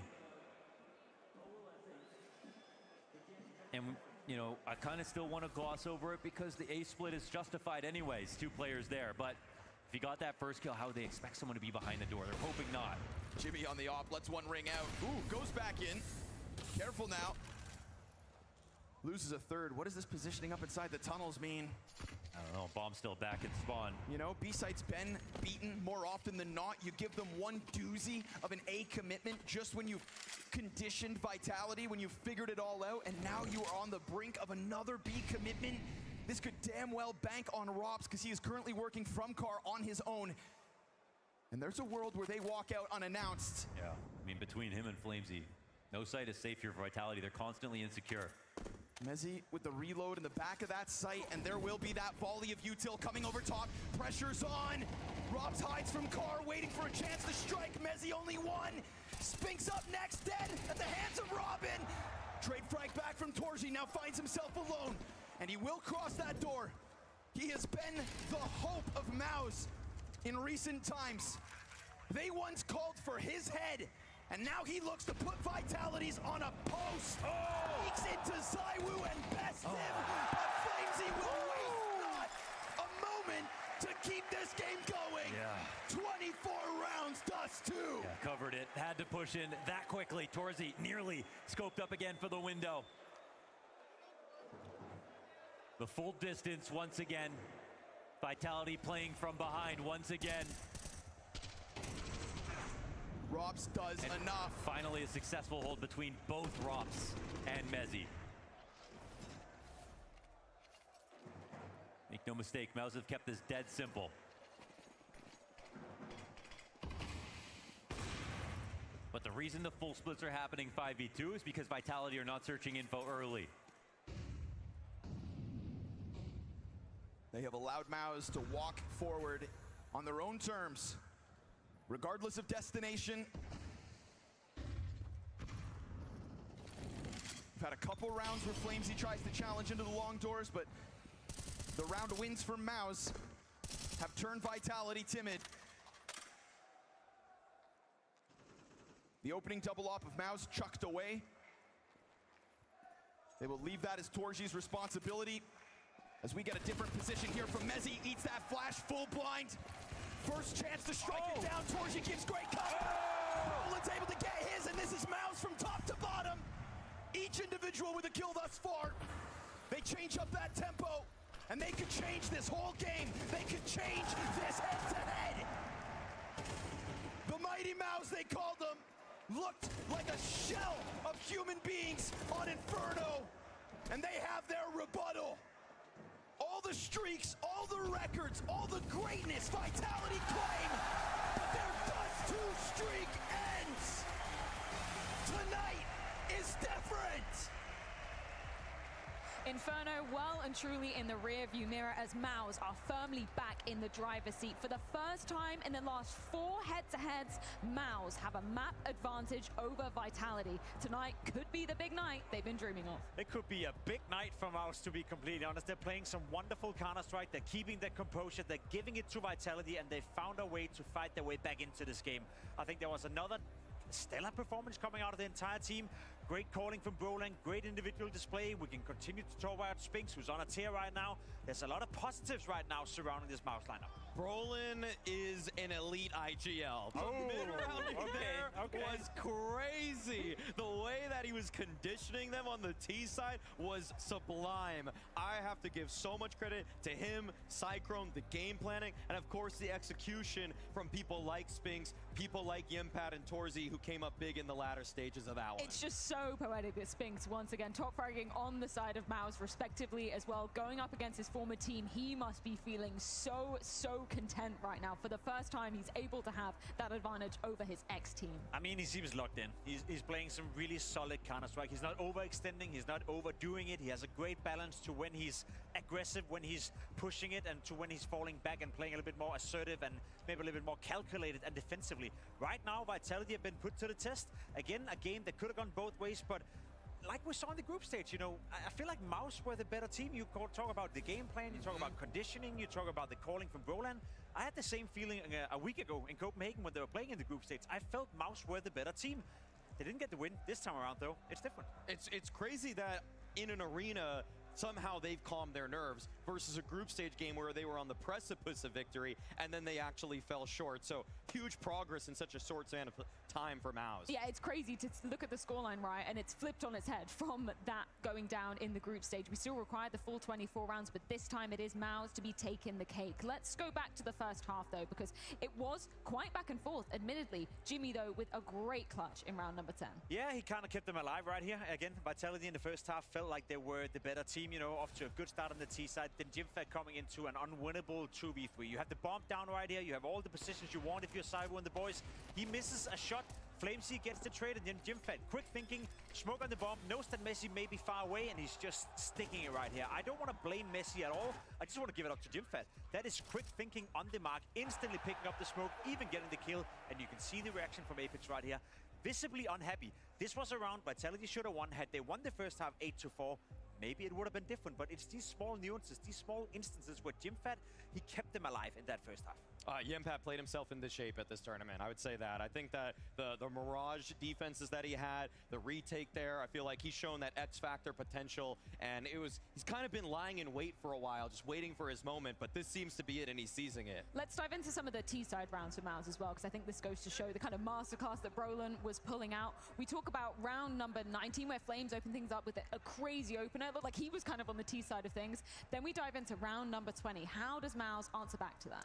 Well, again, keeping that composure, good calling, good conditioning. As you said, round 19 didn't go their way. They even lose the first duel towards Flamesy right here. Not sure how Torsi's getting the kill. We see Flamesy right here. Torsi stepping out of the smoke, getting a nice kill. ZywOo in a good position at this point. This is kind of an awkward position for ZywOo because it looks like they were setting up for some kind of play earlier, but the lurk from Spinks, like, what even happens in the span of seconds here? Like, getting 3 kills all in just maybe 3 seconds time, all headshots too. Like, that's the X-Factor power that Spinks is bringing into this one. And the fact that he gets the third one right there, instantly on towards the guy rotating from the B bomb side, that's crazy. ZywOo in that position as well. He gets a kill, he takes the other guy down to 20 HP, but Spinks completely changed the course of that round. It's a split-second decision-making, right? Which, you know, we would always give the benefit of the doubt when you're coming onto a big stage like this, maybe not being able to pull it off as fast as you might have liked. But Spinks, no questions up here on stage. I mean, it's just snap, snap, snap for Spinks. Like, he just popped all of these heads so quickly, and it was just off of going dry. And I think that it's worth going into round 21 off of the back of this because of Spinks going in dry. This was a theme of MOUZ and how they wanted to take space in this T side. It's like the opposite of if I want to go down a water slide, doing it dry. But Brolin, for some reason, said, that's how I'm going to roll this game out. And I think round 21, along with a few others, we could have picked the way they were taking cat control, the way they were moving through mid. They're not flashing. They're actually just peeking into these angles. Yes. And once we get into it, we can see just like, this is catching Rops, this is catching Vitality off guard. They were so unaware of all of these things because a lot of people also say, like, Counter-Strike seems like it's been simplified almost to a point where it's too efficient. It's like you flash every angle, you molly these people off these spots. But I think that MOUZ have actually really thrown a wrench into this kind of formula by just going off of these poppy plays so much faster. Like, they're already in front of the smoke when it's landing practically. They're not throwing all of the same support utility in every single one of the rounds. They got cat maybe two times in that half without throwing a single nade. Like, that's efficient when it comes to utility. You loved it, you hated it, you loved it when it worked, you hated it when it didn't work, Maui. It's gambling. It's the simplicity. Sometimes Dust 2 is a very simple map, but as long as you do the as long as you do the simple things to a high level, you can get off with a lot of different stuff. I will say though, if you want to be a little bit critical towards Vitality, when you're playing against a team that is offering you those opportunities, that should be heaven for ZywOo. That should be heaven for a guy like FlameC as well. When people are walking into your crosshair, you're not affected by Molotovs, you're not affected by smokes, you're not affected by flashes. ZywOo had their up a lot of times on the CT side, but he didn't really put a fear into them. He was playing a lot defensive, he was playing a lot back. We saw Torsi in the first half at least trying to push in towards lower dark, try to be aggressive in middle. ZywOo was playing a little bit too late back for my taste. He was waiting for them to come to him, but the vast majority of rounds he was just left behind a smoke or left in a situation where he couldn't get anything done. And it's also that Rops couldn't get the double op going. Usually that's Vitality's answer if people are doing something like that, but the economy was so in flux. And the fact that round 20 we showed where they kind of won with a scrappy buy there, that kind of ruined Vitality's economy. So in those last like 21 through 24, you couldn't see that second scoped weapon come out for Vitality, and that probably would have been the fix, honestly. Yeah, let's kind of compare and contrast the AWPers on this side of the equation, right? Because Torsi, I feel like obviously, I mean, nobody really from MOUZ was showing up on map number 1. What was the story for Torsi on this Dust 2 for your money? I will say that sometimes he pushed it early and sometimes he gave up some deaths on the CT side, but he tried to make it happen. You'll see a couple opening picks here where he is the aggressor, where he is trying to make the difference. And this no-scope retake, I mean, that's the Torsi X factor. I just love in general that Torsi has kind of kept shades of his old gameplay where he was with MOUZ at the beginning. People were incredibly critical of him because he was too aggressive, kind of dying a lot like, say, Ultimate is today for Liquid, for example. And then he's kind of reeled it in, sophisticated it. He's become a modernized version of himself that's just so much more balanced. The stats don't do him justice right here. I think he had way more impact than ZywOo in this game. And I say this because I feel ZywOo were offered more opportunities than Torsi. As you said, he had to create them himself on the CT side, pushing in towards lower dark, pushing out towards top middle, trying to make things happen, trying to force the issue a bit. I felt ZywOo, when he rewatches this demo, when he rewatches this game, he's probably going to feel a little bit let down by himself in the sense that there were so many opportunities for him to be on catwalk, to kill a player walking into his crosshair. But he was always out of position almost, and it sounds a little bit atypical for a guy like ZywOo. Yesterday we praised him on the CT side of Mirage vs Spirit for always to be in position, but it's like he's playing it a little bit too defensively today. I want to see him be more aggressive, and I want to see him dictate the game slightly more. I mean, I know that people don't want to hear anything bad about ZywOo ever. Like, they can't handle it. If you say one negative aspect about him, they just go into a frenzy online. But ZywOo's numbers in terms of entry attempts always goes down once you hit the playoffs. He always starts to let the other players on the team get a little bit more aggressive. And so this is kind of an example of that. I don't think this game was ZywOo's fault, though. Like, again, like, that's the saving grace. Like, it was the fact that, to me, Brolin, MOUZ's calling was so in tune with knowing that because he is going to take these defensive positions, he's kind of playing on other people's contacts sometimes, and that caught him off guard. One time he got caught off with a molly. Like, the timings were also really good for MOUZ, too. Like, in some ways, MOUZ were very fortunate to catch ZywOo off in the ways that they did. And the reason why I'm saying it, and it may sound, you know, wild for people to hear that, but coming into this grand final, coming into this game, ZywOo only attempts an opening in 17% of the rounds. That's not necessarily too high as an AWP player, but he won 80% of those throughout this tournament. So 4 out of 5 times ZywOo is actually winning the attempt that he's going into. And it makes you wonder, what if you push the envelope just a little bit more? What if it wasn't 17%, but you did 25 and you won 4 out of 5 of those? At that point, you're changing the course of the game. So that's what I want from ZywOo. Take charge of the game a little bit more. Take the responsibility on your shoulders. I know Robs can help you. I know Apex has a plan for you, but sometimes just show up and be the superstar that you are. Because in this game on Dust 2, he had the opportunity with the way Mouse were playing. Just to kind of poke that bear a little bit, because as you said, we can't put it all into ZywOo for a loss like this. It was incredibly close, but that's where we look at Vitality and go, the success that you fostered previously has been able to show those adaptations and actually put them into play. Just for context, this is the first topsy-turvy map we've seen. This was Vitality's map pick coming into this best of 5 series, the second one at that. Anything else that you're looking at and going, maybe a little bit too lackluster from Vitality? I feel like they were just behind. They were behind in terms of Mouse was sometimes hitting B, going towards like the mid to B play, and they actually put ZywOo at B on some of the rounds. Like there was a span of I think 4 consecutive T rounds where Brolin just always hit the bomb site with 2 people. That's a little bit lucky, but there might be reads there too. So this is one of those things where it's like, until we get into the mind of Cyclone and Brolin, we don't know what the tells were that led them to always hit these unstacked bomb sites and oftentimes actually avoid ZywOo. They did it on Mirage too. Well, Miles do find themselves 2-1 up in this grand final series. And now one more map could separate them from hoisting the trophy here in Lisbon. That's going to be going down on Nuke after this break.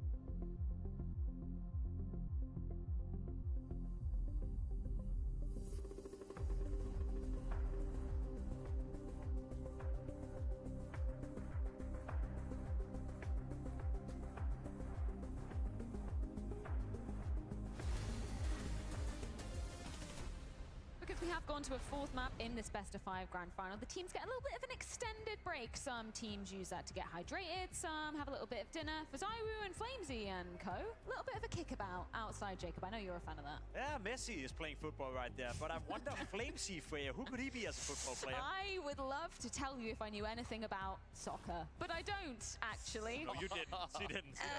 And it's over. It's over. Anyway, because we've got a little bit of extra time, we're going to be diving into Pimp Snake's power rankings. The top 5 as you guys see it at the moment. Should we start off with number 5 and who you would say is currently in that category? Who's at the 9? That was a tough one to decide on, actually. I think we had 2 different names up and go into that one, either Na'Vi or the Mongols. And I think we decided to go with the Mongols. Yeah, we did. We did decide on the Mongols. Yeah, no, we Pimp Snake decided to go with the Mongols as number 5. Yes, this is the first playoffs that they missed. Actually, I think it's since Shanghai, actually. Yep. So all in all, I mean, they've won on stage at this point. They've looked incredibly competitive in group stages. I would say that it was an off day for them when they lost to G2. If they played in that quarterfinal game instead of G2 against Mouse, I think that would have been a much more competitive series. And that's how a power ranking works. It's more just about what we think the current form is of the teams based off of the last 1-2 months of play. We're not going all the way back to historically or anything like that. Yeah? Yeah, I'd agree with that. You know, Na'Vi was the other team we had in contention for that one, but Na'Vi is not hot right now, you know, so for a power ranking, I think there's too many question marks attached to that team. I think the one thing with Na'Vi or Mongols is I actually think the individuals are hotter right now for the Mongols. Yes. Like Mazinho's been banging out bit. 910 has been looking more consistent than wonderful. Senzu is actually just, there's no even comparison for me one-to-one with Na'Vi right now. That's how well he's been playing. And Blitz, fragging IGL. Dare I say it? Dare I say it? The fragging IGL. I hear the only one in existence, apparently. Okay, so that means that Na'Vi are out of contention for your top 5 at the moment. Who comes in at number 4? We agreed on Eternal Fire, and I think the reason why we agreed on Eternal Fire is that we don't necessarily think that they can win trophies or they are favorites whenever they go into the playoff, but they're part of the playoff every single time. I think they have a stability to them, they have a level to them that you can never count them out, but as I said, coming into this segment as well, I don't see them as a team winning trophies, Mari. I don't see them as a team surpassing 4th, but just the fact that we have them in our top 5 right now in itself is massive credit to this team. Oh, it's huge. I mean, the fact that we have 2 domestically created or just national teams in the Mongols and Eternal Fire kind of shows that there are still teams that are still not just staving away from the international temptations, you know, just getting a mixed roster from different regions. And so for Major, for Jota, I feel like he's been the big story for me. I feel like they have been really just showing that Anubis probably the best team in the world at it. Yes. And also on top of that, so many different X factors in terms of who could show up today. It's not just the Xantara show anymore. To poke that conversation just a little bit, because I agree they kind of are, I guess, gatekeepers of the top 5, top 4 at the moment. But we're saying this in the context of not winning a series in an arena, right? Like, would that be enough to, I guess it depends on the other 3, right? Yeah. Would that be enough to push them up? I guess it's more just like, with power rankings, the way I see it is if you put all of the teams in like a big double, triple elim bracket, who's going to be 2nd and 3rd and 4th? You know, where are they actually going to end up in that entire bracket? Yes. And so, yeah, no, I don't see them. Sometimes they don't even beat, say, the Mongols, who we rank beneath them. But I just know they're going to go far. Like, they're going to beat almost everybody else, whereas the Mongols can drop a game to G2. Who is coming in 3rd, then? I think this conversation gets kind of interesting right now. A little bit interesting. I think Mouse is making a great case right now to not be in that conversation, to be completely honest. It was between them and Spirit, and I think we both agreed that currently Spirit is the 3rd best team in the world, at least according to our power ranking. This tournament was a great example. They played good, and they can definitely, you know, the difference between Spirit and EF is I can see Spirit winning trophies. I can see Spirit winning tournaments based on Donk obviously being as good as he is, but it's not like they give me this sense that they're approaching the game in a different way or they have developed since the Shanghai Major. It comes down to the individuals. And right now, some of them are hot, some of them are a little bit more hit and miss. Magic's great example. Some games he's playing well, some games he's completely absent. So for my money, Spirit currently number 3, but definitely closer to number 2 than they are to EF on the 4th place. What's wild is that Spirit really just have 2 significant weapons in Donk and Shiro. They're so complementary in nature, but the teams that we rank above them, they just have more ways to win a game. And I feel like if we're just boiling it down every time to just, is Donk putting up a 1.7, is Shiro finding 3 clutches, then that's the win condition for Spirit. It's just too tall of an order every single time once you face the super elite teams that have 5 guys that can all pop off. I mean, when we talk about the number 2 placement, which you guys have obviously agreed upon, just cast our minds back to like a month and a half ago. How crazy, how wild would it be to think of fast forwarding to this conversation and saying, MOUZ, second best team in the world right now? Well, I mean, it is a power ranking, and with the current standing in this series, I mean, we may have to reevaluate that after this game. But, we made this before the last map, by we the way. kind of did, yeah. But let's be completely honest, no one saw that coming. I don't think MOUZ saw that coming. I don't think Supnik saw that coming. I don't think Broland saw that coming. Nobody even believed, you know, within the team that they would be this good this early. And Spinks even said it himself during the group stage in Copenhagen. He knew they were going to be good. He just thought it would take a lot longer to get to that point. So, fact of the matter is they kind of cheated their way into this position. They're now the second best team in the world, according to me. And they're 1 map away from beating Vitality in a big major grand final right here, best of 5 series, against a team that we praise to be by far the best in the world in Vitality. So, it's hard not to put any positive words towards MOUZ. I have my huge admiration for them, and I'm just curious to see if they can keep it on going. Yeah, it really just feels like what's separating Vitality and MOUZ was almost mindset. They play such similar brands of Counter-Strike, but it almost just felt like MOUZ had little brother syndrome when they were in the server versus Vitality. Like Inferno was the case in point example of that. But in reality, they have players that can totally stand up to the Vitality side. And I will even say off of that, Singular does too, sometimes even more creative game planning than Vitality has. So I'm really impressed with what MOUZ has been putting forward. Like you said, Freya, 3 months ago, no, I wouldn't have put MOUZ there. Absolutely I didn't think MOUZ were going to be this good with Broland, okay? Like, I feel like so many people had that idea. I put it in stone because I said it on a podcast that they weren't going to go deep in these tournaments. But like, I'm happy to be wrong because this is a great group of players, and it's a great coach behind them, and it's great to see them just have continuity even with Shuhei not there. You're allowed to clip-clap Maui. I think we'll say that at the very least. But when we look at this in the context of MOUZ, right, and the wins they've managed to foster, if it wasn't for Vitality, they'd be on a mean series win streak of their own, right? It's literally only them that has been their kryptonite, and that could end. That could be ending as we move on to Nuke, right? That's the crazy prospect. They put a disparity between them and the rest of the teams, right? We didn't even mention FaCe. We didn't even mention G2. Rosters that were supposed to be better than MOUZ.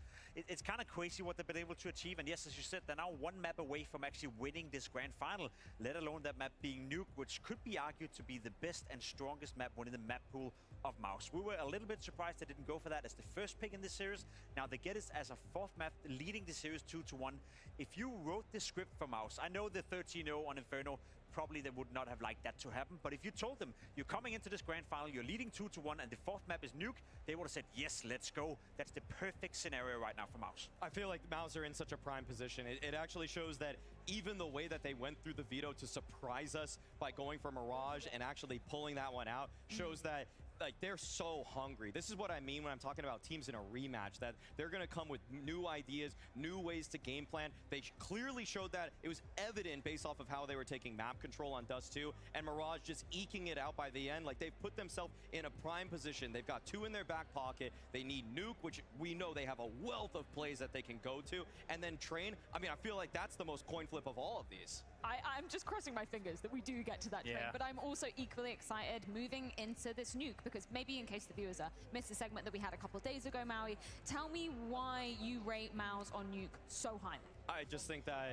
when you're going to go for old cross smokes, diagonal cross smokes, heavy ramp plays, like they have great A-pops. It's like no strat in anybody's playbook is foreign to MOUZ. They can take whatever they like from everybody else, and they have adapted it to themselves. Exertion is so incredible at going outside because he's freed up for himself.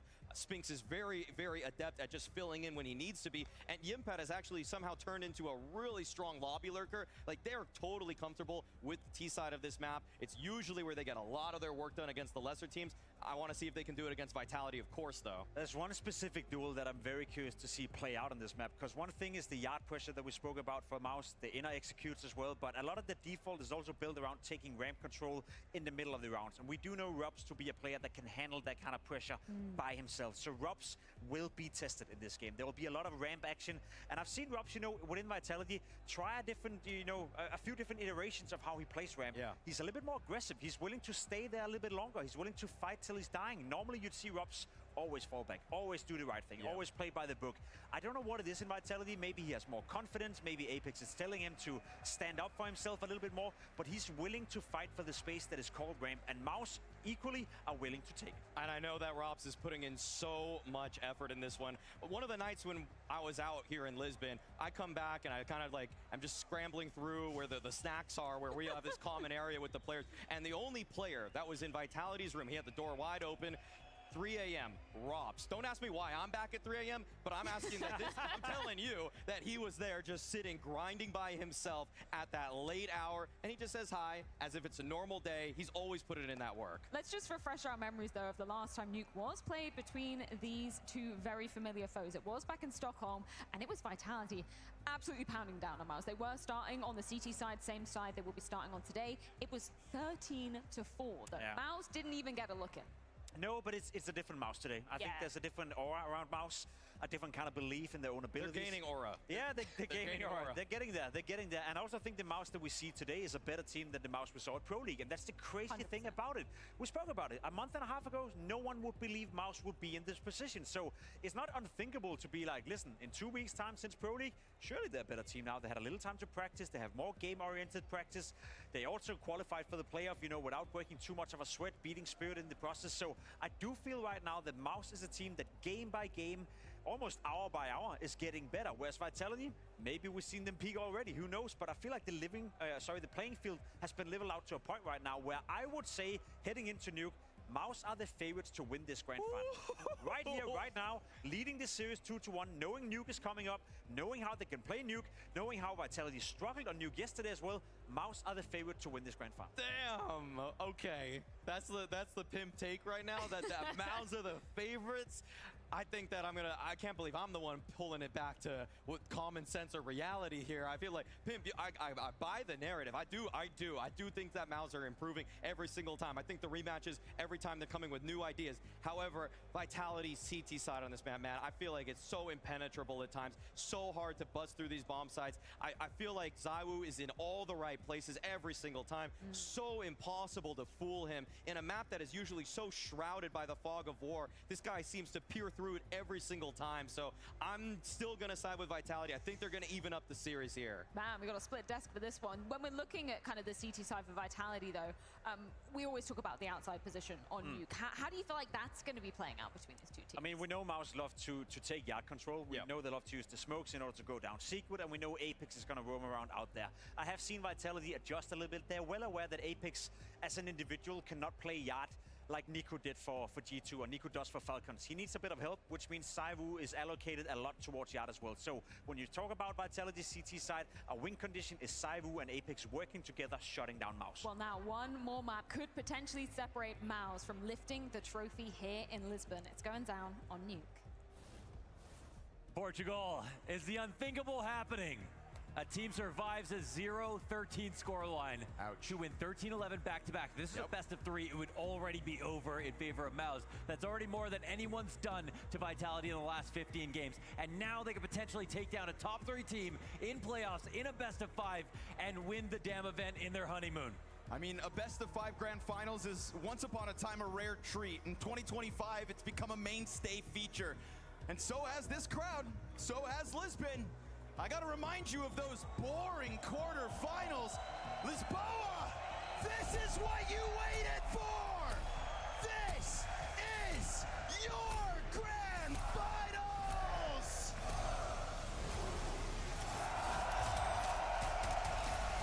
And it's uncharted territory because Mouse lead with a map in their back pocket. That extra buffer going into Nuke. Come on. Can you believe your eyes? Rops can't. Whole pack of players comes at him. He's diving down to sight. Already tries to post up. ZywOo lets them go down. Ooh. There's Spix again. Nothing. ZywOo will return.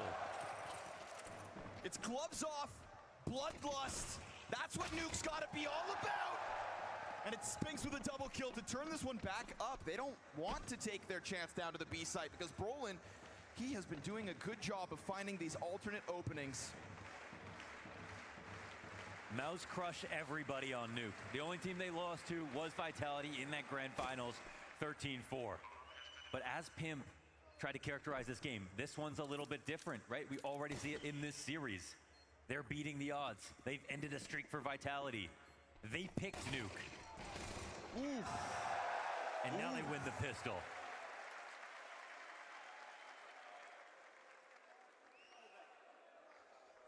Now let's keep it real. Flamesy and Mezzy in that last map. Stinkers on both sides of the map. Absolutely nothing. Completely uninspired play. Apex, in terms of the calls, there actually weren't that many CT ideas. I was criticizing Mouse for slowing down too much. Vitality were never coming at them. How many times did they go for a cat pick? Get into lower B control. Try to duel in mid. Almost never. Mouse were giving them respect. Vitality were doing nothing with that. So now we come on to Nuke. Who's playing to win is the question. Round like this won't be much. We saw what Mouse did back on Dust 2 the moment they won those pistols, taking things nice and slow, really leaving no margin of error out there to be capitalized on by Vitality. Because they were expecting Vitality to come at them, and it never happened. Fight simply not there. And Spinks is better in this series than ZywOo. Damn right. Back-to-back impactful maps, and off to the 2-1 start. ZywOo gets his number. Looking for a little more outside. Got to be cautious with that FAMAS out on the field. You can tiptoe your way around that outer yard until you meet the point of most resistance. No denying it will be ZywOo with that FAMAS. This is a cheeky reposition here to try to go 2 players lower. And honestly, with this move from Mouse, it is the right idea. Vitality, they're still not working with a lot, but they put what they have in the right place. Showing a little skin here. Robs tries to fall back, gets that deagle kill in. There's another! Oh, leave it to Rob. Further damage done, and then the Vent player capitalizes on it. All 3 shredded flesh. Jimpat, 1 versus 2. The amount of clutches we've seen throughout this grand finals and the amount of them that go the way of Vitality. Let's see if there's a chance. I mean, getting up to out of the vent is not possible. The amount of time you have to run into this. He'd have 5 extra seconds. He would have to grab that bomb and nab it, but that is not going to happen. This is Vitality getting a whiff of what Mouse want to do. And I ask, is it the FAMAS kill in hell that pushes this back downstairs into the waiting hands of Robs? Yeah, 1 kill like that can definitely influence a whole slew of rotations. Every little bit matters. Vitality answer early. That's nice.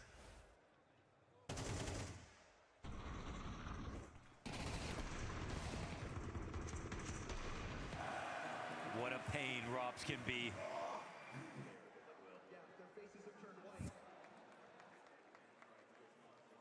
We've got so much frustration here.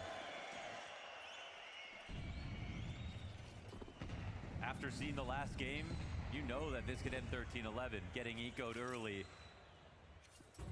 that could be the decider. Question is, could it still be a 13-1?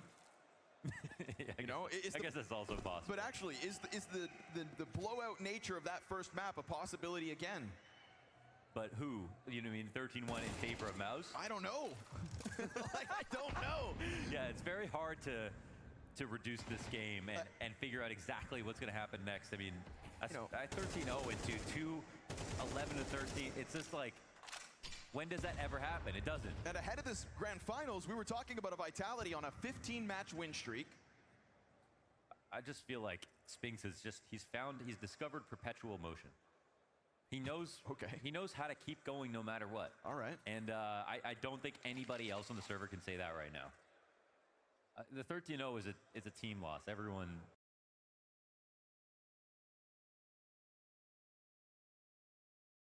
couldn't do anything, you know? They even said that in the break when they were trying to get it together, Spinks had a lot to say about it. And it seems like for good reason. Here they are, breaching upper. Mezzy trying to keep his head low. Players out around him, finds the scout and turns it. Okay. You want to see somebody who needs an uptick in performance? That's got to be Mezzy. Left a lot to be desired throughout Dust 2, but you've given Spinks a gun only momentarily. Popped out by Apex, now ZywOo from above. Roland's Tech 9 denied. There you go. Vitality will do what Mouse couldn't and convert early. 13-1 still possible, it looks like. We come into this fourth map of the grand finals. ZywOo still highest rated player with a 1.26. It is Spinks nipping at his heels, 1.20. And think about that though. Like that's with a 13-0, right? Yeah. Like that helps out a lot. Incredible. I mean, when you count up the rounds, Vitality have won more rounds than Mouse, even if they're down a map. Y'all can crunch the numbers, but that rating from Spinks, one of the 3 maps, 0.48. You're dead on. His other 2 maps have been just star power. But the question remains, will it fizzle out? Can he do it thrice? It's hard to make thrice sound serious, but you did it just now. Thrice. Nothing here to work with. Mao's gonna have to take a beating at the hands of ZywOo, perhaps. Now he brought him up. He's everywhere outside. Right place, right time. Yeah.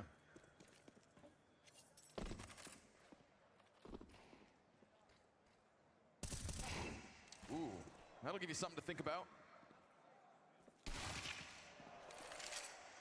Obviously layered and at a distance.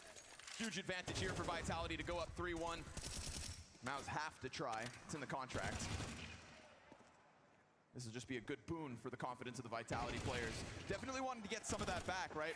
Flames was a key component of that first map in this series. Dominant over on Inferno. Who and how do they tap back into any of that? Getting through the CT side is step 1. And Mel's actually score better on their T side versus everyone they played. And they played a ton of nuke, man. Their record is tainted a touch by 2 losses at the beginning of the year. But apart from that, it's been mostly success versus almost everyone. Again, except for versus Vitality. They've taken out Eternal Fire, Spirit, G2, Spirit again, G2 again. A lot of very strong nuke teams.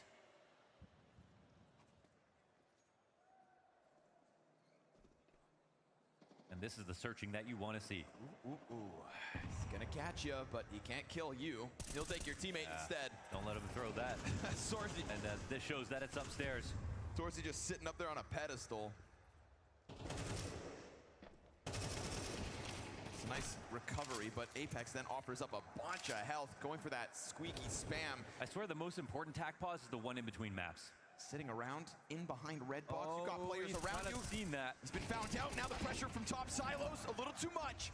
Spinks versus ZywOo, dude. That could be the head-to-head we talk about tonight in this potentially deciding map. That's an unlucky timing for ZywOo. It's happened before. Mouse have been able to punish off of it.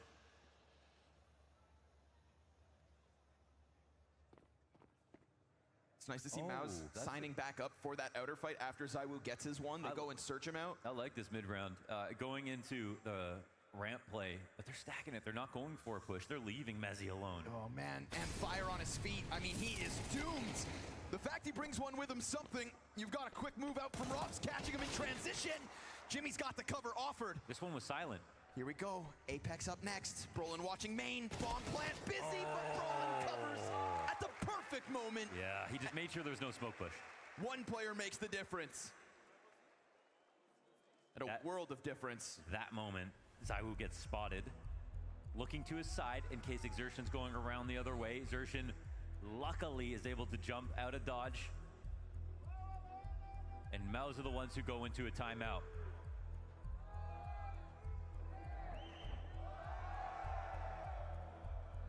This map is win-win. If Vitality win this, we get Train as the deciding map in this best of 5. And if Mouse win 3-1 over Vitality when no one's even beat them in a best of 3, yeah, unthinkable.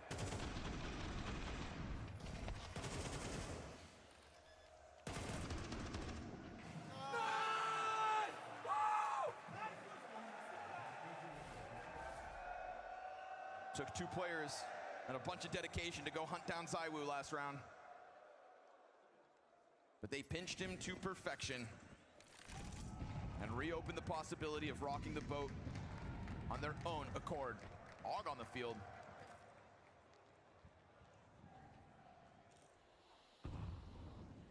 A second scope for Vitality.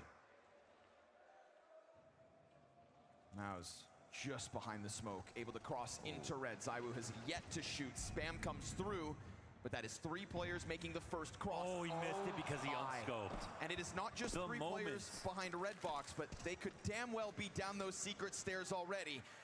ZywOo just guaranteeing that they don't actually wrap around towards the garage. The smallest mistakes, but they're adding up, man. And as of late, those small mistakes haven't been a feature of Vitality. That's why this win streak exists. Oh, Brolin came back to check just as he left, and then he switches the angle.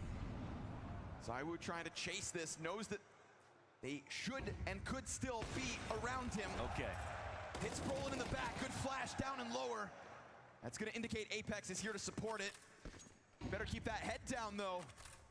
Bopping and weaving around this B bomb site. All the while, Yimmy sitting outside of the squeaky door. He's going to take a look into this A site and could damn well open up a route through that vent into A. Mezzi leans back, offers up a bit of contact, and here comes the support out of heaven. ZywOo waiting for a chance to strike. Him and Mezzi draw that line in the sand, and Spinks nowhere to be found. No bomb control, which means no tying round. This is Vitality to maintain a lead. Yeah, perfect cohesion right there. I mean, the spot that ZywOo plays, obviously getting up to heaven super easy. And the verticality on this map, you want to play close to the ladders, right? Easy access to heaven, playing by squeaky, easy access to lower and back up.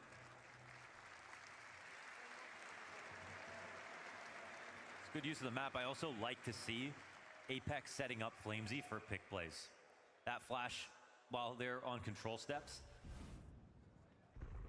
instead of just letting people do things. Here's that moment again. Oh. Thought this was just going to be another tragedy for ZywOo.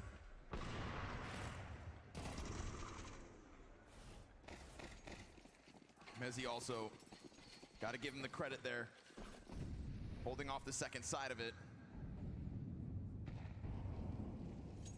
No doubt in my mind he'll have his hands full all map long when it comes to defending that A site. But Mouse will continue with Yard first. Yeah, he'll be critical because it's really a team agnostic feature that everyone comes out like squeaky.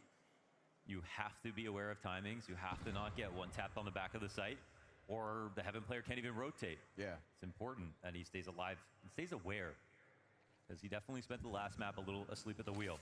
Nuke just feels like such a good test for players like him. You know, you can anchor B on Mirage, you can anchor B on Dust 2, even though it's seeing more action lately. Being the anchor inside of an A site on Nuke, you are the front line. That is the hardest part. Yeah, it's the focus for long periods of time with no action. It's the same style of play that's demanded of you. But the 0 to 100 that happens in that bomb site is something Mezzi is going to have to stay damn well aware of. Maui really underscored this. You know, right place, right time for ZywOo. He's finding lots of openings, opportunities specifically. 7 rounds in, 9 kills deep. Stays real passive on this hell wrap. Kind of welcomes Torji forward, and it looks like he's going to find him. USP out meets the AK of Spinks. You've still got Jimmy out on the field, but that was only momentary. And they find out about that AUG on ramp.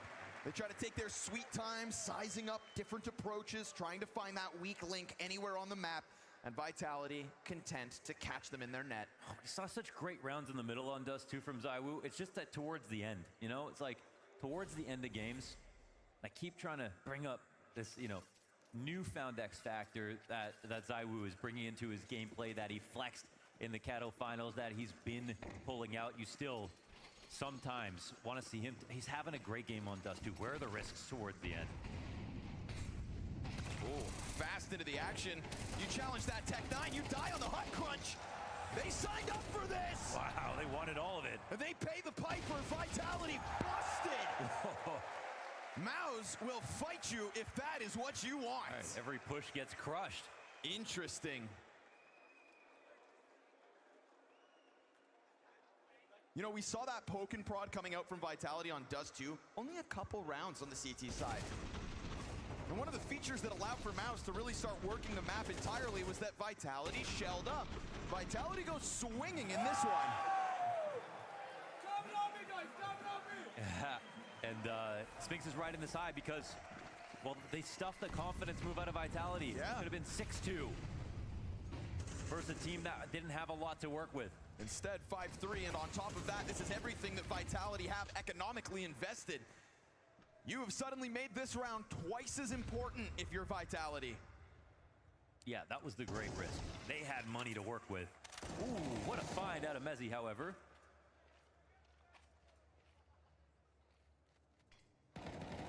This gets uncomfortable now for Mouse. Mezzi was disgusting back on Inferno with the amount of smoke spam kills he was able to find. Like, you know, if we talk about the strengths of each Vitality player, that kind of feels like his key. Critical when you play this squeaky door as often as he does. Flamesy has gone for the boost up, so you've got 2 guys up in rafters and still a 3rd member of this A defense splashed in to try to take a fight in what could feel like a comfortable 5v3, but the entirety of what's left of Mouse has grouped up. Additional map control though for Robs. That's gonna feel real good if you're Vitality. Definitely feels desperate here for Mouse, trying to rock this one back outer. The long save at this point, 35 seconds, and they just don't feel like there's any way in. And to be honest, they're right. Apex had pushed outer already, long ago. Too much map to recollect, too many players still alive for Vitality. And even though it's not 6-2, they'll have it 6-3 here.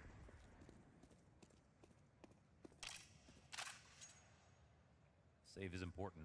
But again, to be honest, over quite a large sample size, Mouse are consistently getting more T rounds than they are even on CT. So it's an excellent test passed here for Vitality here in map 3. They're the ones who are embittered to be here. They're the ones who have not been suffering losses in general. And losses are where you get the team talks out, and you know, emotionally, those are the most difficult. They haven't had to go there. You asked Vitality, all they wanted was another repeat from Stockholm. Yeah. 3-0 sweep, no double digits, just dancing your way to a trophy hoist. They would have loved to have pulled that one off this evening. Not the case. We are in the trenches. And I think if you're Vitality, that's still okay, because you've been there before. You just haven't been there recently, and you haven't been there with Rops. Yeah, very true. But remember where Rops comes from. As if FaZe Clan don't play these kinds of games. Another team paid by the round. It's all just about him being able to tap back into that side of himself while donning the black and gold.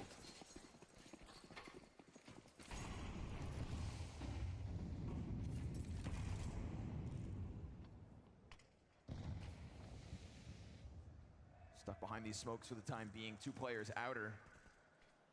Looking for a route to contest. Interesting here from Brolin. He's going to get caught. Apex. Oh, you just tested it. You just tested it. Perfect. I mean, the smoke is in front of Mini. That's looking for a wrap. That's just great timing out of Apex. It seems a little too easy, but oh, hold on. Xertion, that's a beautiful headshot. Not able to get the second one. It's an Apex multi-frag. Mezzi continues to hold, trying his damnedest to maintain A site. Torji gets this route open, hoping that Jimpak can come join him. Smokes now fade, vision found. Fire in front of the hut. It's gonna cut off that second team. Jimmy down with nothing. Flamesy wraps around that doorway. Vitality have got your number. Yeah, it's a big move from Rops. He says, you can't have this A site. We still have more players than you. You've got more to watch. I'm coming in. 7 rounds now, CT side. Yeah, you just test it.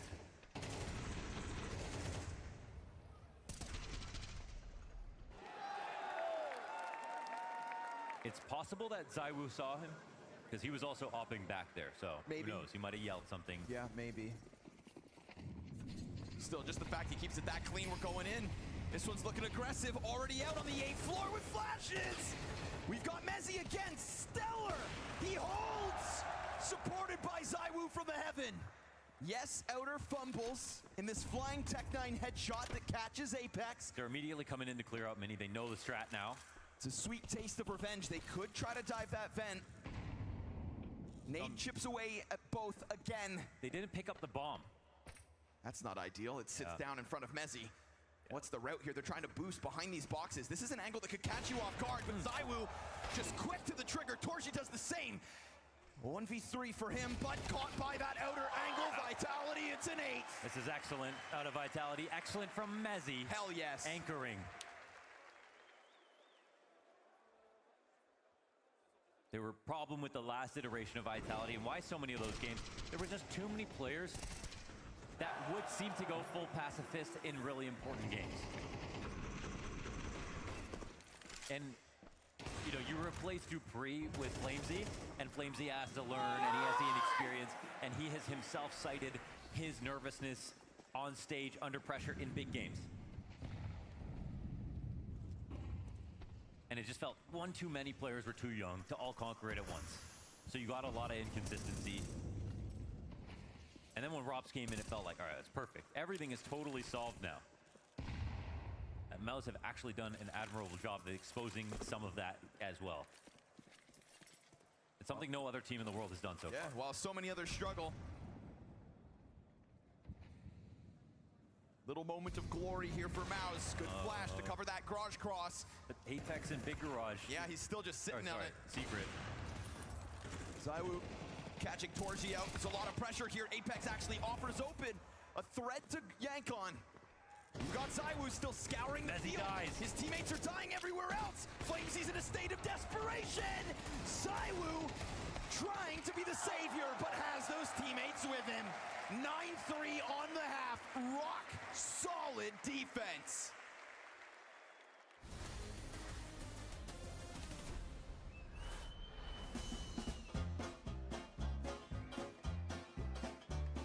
Let's see.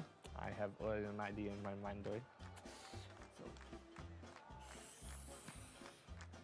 like this. Is that ahead, brother? Nope.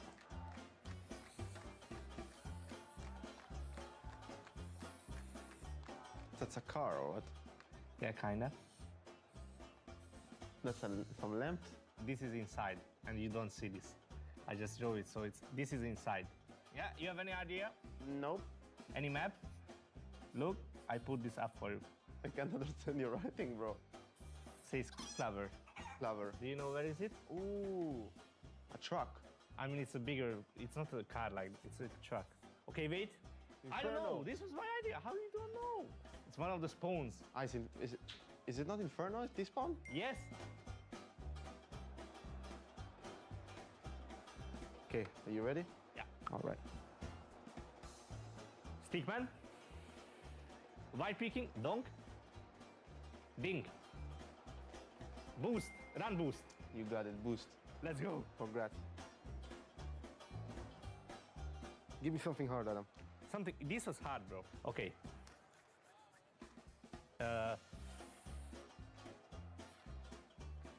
I don't know what to show.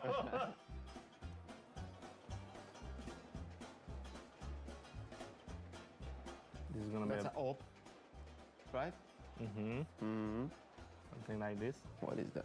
It's fine. Brother, what the? It's not, it doesn't look like this.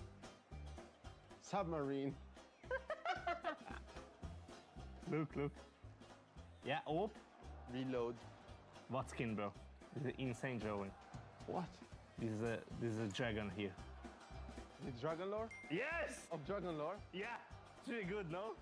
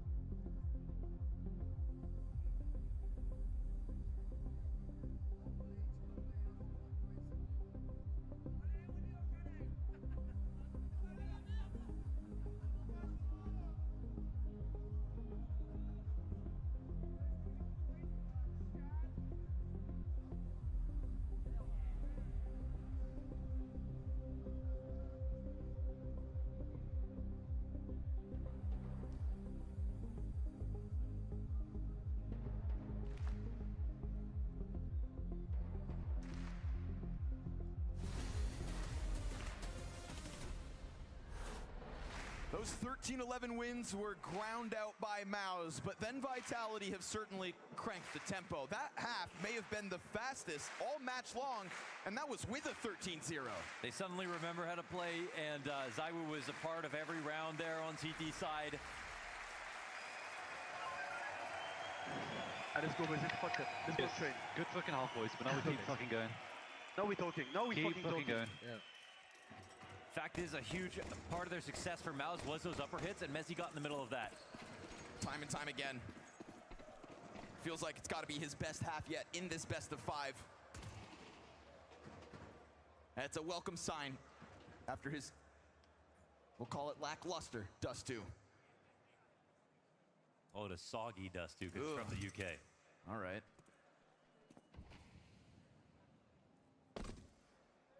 Wet like beans on toast. Silent second pistol.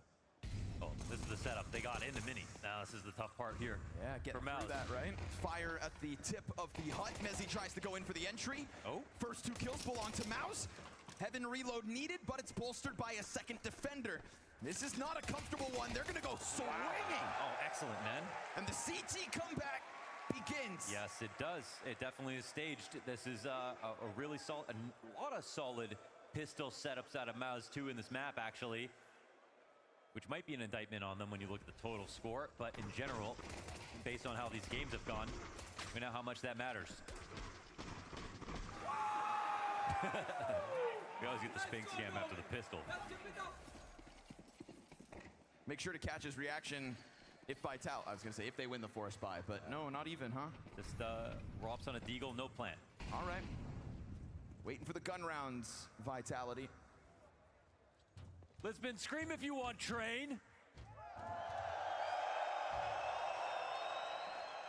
You know, on a technicality, Vitality, 100% win rate on that map, too. Yeah, that too. Definitely the least tested. I think after they started winning, everyone just said, screw it. We're not playing it in best of 3, so this will be the only time you get to see it. Here we are, getting into the depths of this best of 5. But that would be to write off Mouse's defense on this map. Their second pick of the series, and it doesn't look like one that they're going to lose to just these unupgraded pistols. It's a slaughterhouse outer. Mezzi may be looking better, but not when he's alone. 4 rounds the gap. And this is already better than their last bout on Nuke. Last time, Mouse literally got 4 rounds. It was another stuffed T-side. The only team that gets figured out how to beat their T-side. And Vitality didn't have to show much of their T-side. When they switched over, they won the pistol, they converted, they closed off of that. A great first half. So that's something nice for Mouse. I mean, we haven't really seen their CT side fully tested. They just lost 1 full gun round.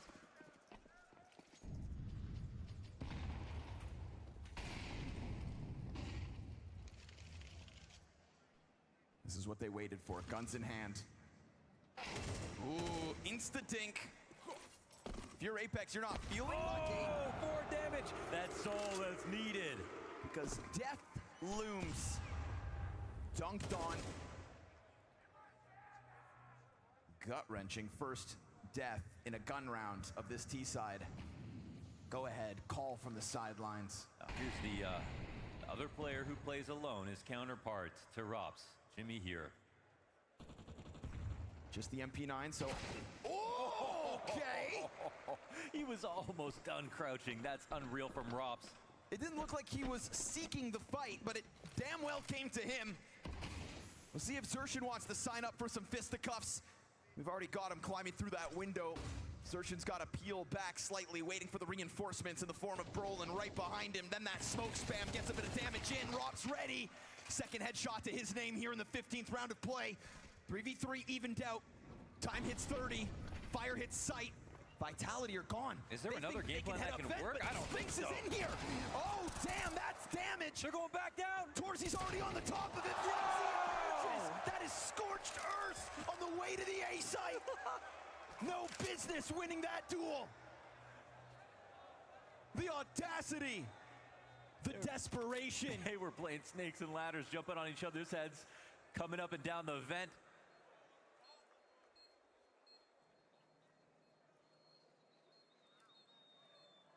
Rolling with half health, has to try to find a way through this. Nade's not going to find its mark. Mezzi won't die the same way as Apex. They concede it. What a way for Vitality to win the first gun round. And there was some internal conflict right there. Coming back up the vent in that fashion is not something that they obviously planned. It's literally both players saying, my site's not the one. and yet they still somehow get it because of the 1 kill out of Mezzi. It's nice to be able to say you did that, but...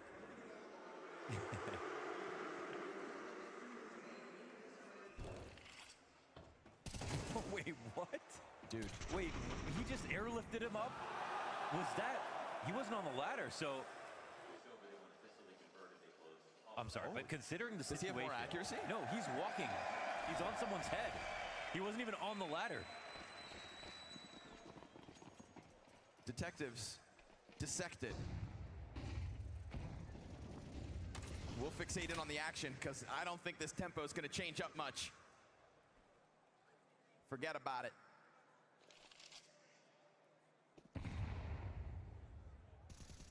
There's no way they set that up in that situation. No, no way. Hey, don't get me wrong, he's a smart guy. Right. Ooh! Aye. The headshots are coming in thick from Vitality.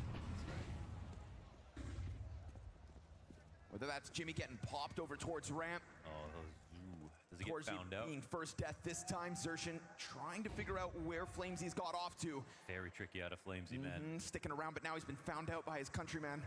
Oh, the hunt is on. Awkward. But there are many corners to turn.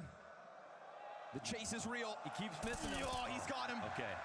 Good on Xerxin to figure that out, but all the while we go down to B. Yeah, it's a spread lower. Spinks could swing that door, and suddenly ZywOo gets a duel. Apex is allowed players to cross. That is back. It's turned to Apex. He emerges. Oh, yes! Connects as clean as can be. Vitality up to 11. I don't know what to make of that, man. He could have died. No one even cleared it. No thought that anyone could even be Decon in that position. That's why I think because Spinks was there. Yeah. That's Apex standing in the middle of the highway, and the cars just pass right by him. The goat of Frogger. He is French after all.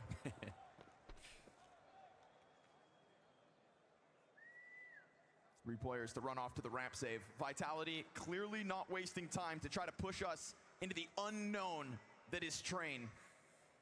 Kills are just better, unfortunately. Like, I hate to reduce it to that a little bit, but look at the score lines compared to what we've seen recently. We didn't even mention Flamesy.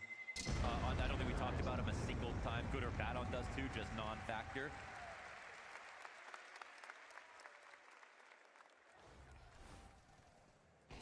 And now the reward after that shot. Wow. Nice snap down by Apex.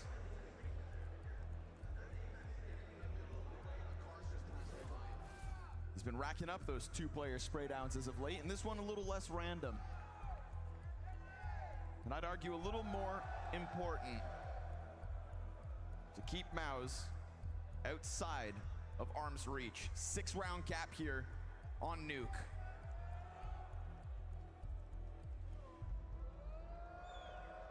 It's all about endurance in the best of 5s. And the depth to that map pool. What's going to happen on Train? Just want to know. I have no idea. I mean, it obviously didn't get close at Pro League, even though that was the 5th map, because, well, it was a 3-0. I would love to know. Feels to me like we're going to find out. Yeah. Obviously another desperate one for Mouse, just banking on the Torji hero op. I wouldn't put it past him.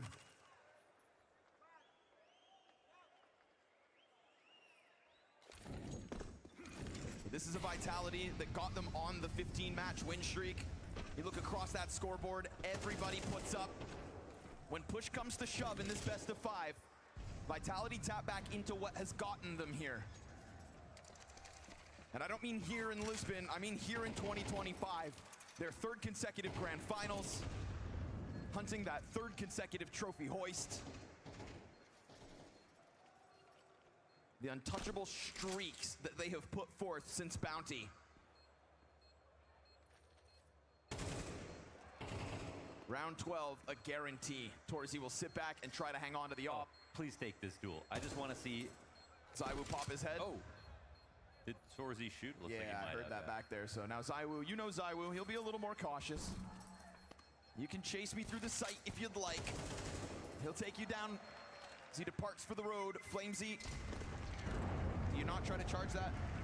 Hello, old friend. I think took some damage. Can't stop the Woo. 7-round gap now here for Vitality. Trying to wipe their mind clean of what happened on the last two.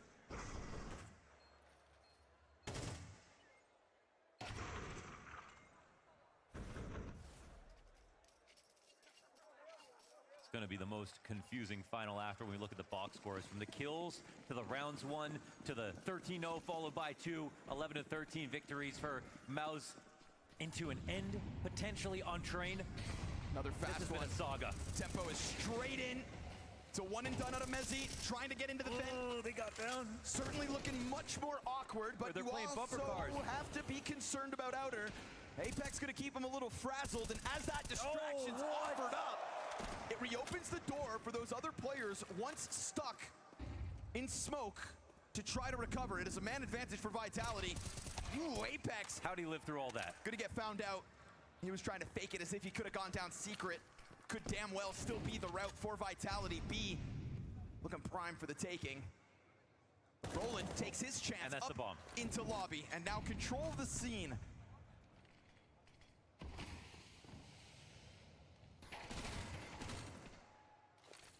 Smoke is just big enough, but I mean, how are you going to get out here without Jimmy throwing a couple of shots through? They're going to go play for that bomb. 3 strong in lobby. Can ZywOo scoop it up? Interesting. He actually heard the drop. Can he grab out it? of heaven? I think he uses that to his advantage. It was Jimmy who left the post. Oh, he got the kill. Oh, no. Oh, it's still on. Down to 10 health off of that one. Flamesy's repositions fast. Jimmy's going to find him. ZywOo's created this possibility, but you've got a Torji up on the ankle. And we've seen the killer headshots coming out of ZywOo so far tonight. He cuts noise for a second. Are we talking about any utility? It looks like not. The one and only. He's got a molly. The beauty of ZywOo is he somehow pieces together all of these near unwinnable moments, and now he's put that bomb down. Missed shot by the op. And for all Torji knows, he is over in decon, but it is a route for ZywOo to reposition. Oh, it's a big bait, but you know what? Jimmy's coming to investigate. And Jimmy's gonna find that that space is clear, but Torji could get caught off before Jimmy finds all that information. Where's he gone? Oh, he got underneath and got away. ZywOo's on the hunt, and he gets blindsided by Jimmy. That is a predator on the prowl. That would have been one hell of a murder mystery if he figured out how to get out of that. Mouse keep it cool. And Mouse finds 6. He could have taken that, like just straight out to the ramp, but I think he doesn't know where Jimmy is, number 1. And I think number 2, he plants backside, so he wouldn't have been safe to try to defend from there. Crazy scenes if he gets in the control side, because how do you figure out that he went there? They would have spent so much time clearing out dark. Even though Jimmy leaves ramp, which kind of creates this possibility, the fact he's still aware of Flamesy coming out from heaven, takes his sweet time down into that lower site.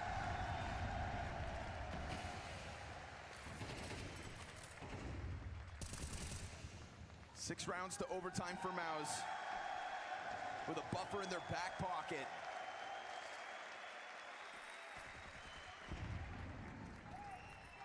Map wins that have been so elusive.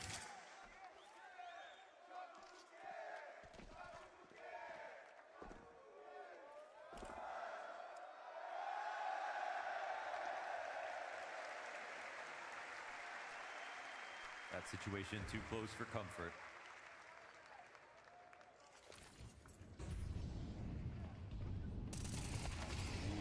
One and done, not ideal. Yeah, not ideal, definitely for the CT side. This will let the T's roam free, as you can see. Spinks has that open angle out from main, though. Spinks is talking a lot right now. That's what you want to see. How do you get this back under control? I mean, you have Torzi in a great spot. I have seen a damn near same crossfire between Spinks and Torji, where we saw Spirit actually creep down beneath him and Torji get owned. Spinks cannot let his teammate out to dry like that. And maybe that's why he makes it so evident that the threat is outer. Now, of course, Jimmy added to this equation could bode real well for Mouse to hold it back. We're down to 30 seconds. So I was giving up a lot of footsteps. They don't know Torzi's over here. There's a kill back from Jimmy. That's a big one. He'll double down. Ooh. Apex able to answer, then Spinks activates. We get this late walkout out from Hut. And Rob's down with nothing. Solid. I mean, I guess that's the solution. Call a third party over. Because he can't actually peek without committing to getting a kill. If someone's holding him, he doesn't even have much of an angle. You can't go back on it and then wide swing. So, yeah, it solves what we saw last time, actually. Direct solution to that crawl. But Torzi also starting out by that box is exactly what caught ZywOo off guard. He told Jim Pat, someone's walking around beside me. You might have a chance to peek. 1-for-1 outside's not enough. And now Vitality will start have to digging into their timeouts.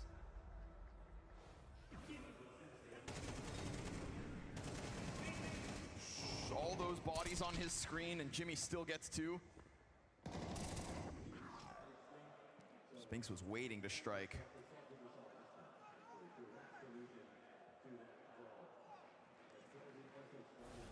Apex wants this one done with.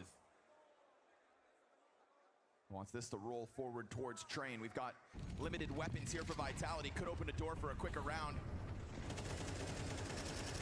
Always got to be cautious about those ramp hits.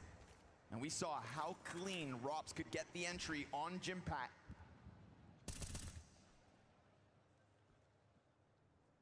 Spams a couple shots and repositions. AK outside finds the entry. He gets away. They know he's 2 outside. And he gets back into the cover. All of a sudden, with Apex getting that, you're going to think this ramp hit is the key, and they're not wrong. ZywOo gets the trade. That's another rifle added to the collection here of Vitality. ZywOo has the bomb. Apex with another. He takes this round into his own damn hands.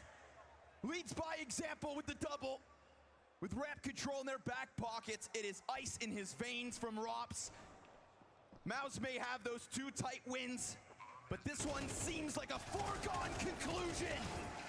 Train is what will be needed, barring a masterful clutch. Zershin takes a glimpse down towards sight, but that is where he falters.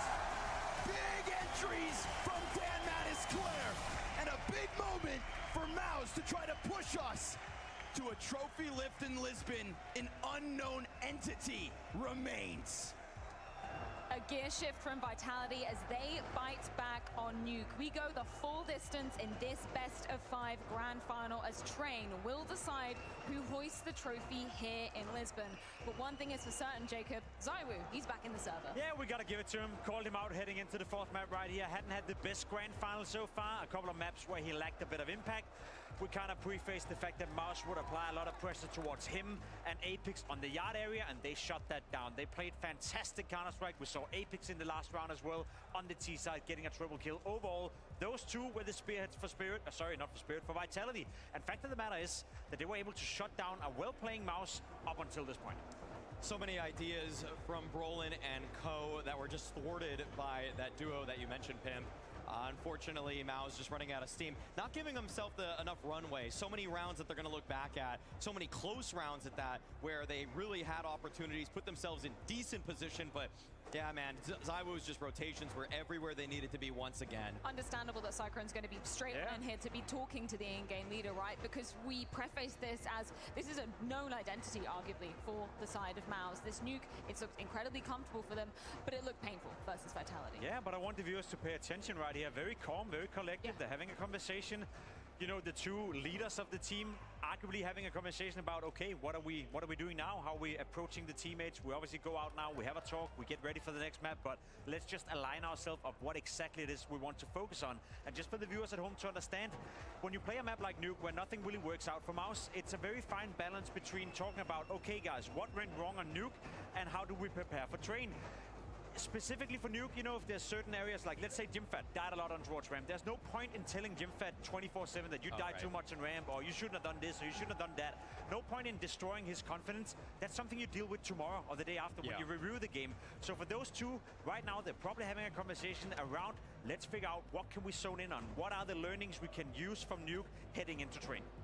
While the ideas are fresh, that's when they oftentimes can be a little bit raw in terms of emotion, so it's important for the Mao side to just kind of move on from that one, just like they showed us they could after Inferno. Didn't bog them down into Mirage or Dust 2, still showing that this is an incredibly competitive series, one though where Vitality, Mao's, in some ways, they're both going to untested ground, so this is going to still be very, very much up to who just boils it down at the end. This is such an exciting end to this best-of-5 Grand Final series. But let's go back to the beginning of this map of Nuke, because Mouse, they win the pistol, and it sounds strange to say it, Maui, but if they'd have won the second round off the back of that first pistol, we might be looking at a totally different scoreline right now. With how close the game got to at the very end, if there was just a little bit more rope for Mouse to work with, I mean, you get the 5v4 advantage to kick things off, and you're taking all of this space, and look at this. It's a 5 versus 3 to kick it off, but they just get stumped. ZywOo is there from the lockers, and Rops, he's able to peel away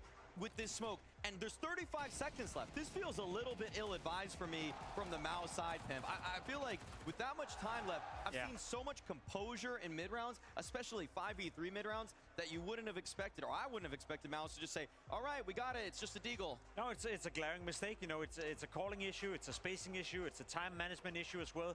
Going down secret with 40 seconds left, knowing that Robs potentially could have had a smoke. You're right, you could have waited for it, or you could have rotated up towards the inner bomb side again. So I would almost say, you know, it's the first big calling mistake or first glaring mistake that Brolan has made, but it's just very expensive at this point in the game. You know, on Nuke, that a lot of these rounds, I know scoreline-wise, it wasn't necessarily a close game, but they were very competitive rounds within the game, so it could have helped Mouse at least to have a bit more leeway and maybe, just maybe, made the game closer. But in terms of what they were able to actually get over the line on that T side of things, it was only 2 more rounds, both in isolation. Then we move on to round number 10 coming out of Vitality. What was so impactful here in that first half? I mean, again, Vitality is showing us why they're playing good Counter-Strike, and I think the whole team came together right here to do a good job. Exertion arguably should have had another kill right here. It's a good first pick on towards ZywOo. He fails this duel a little bit, and then you see the instant response coming in.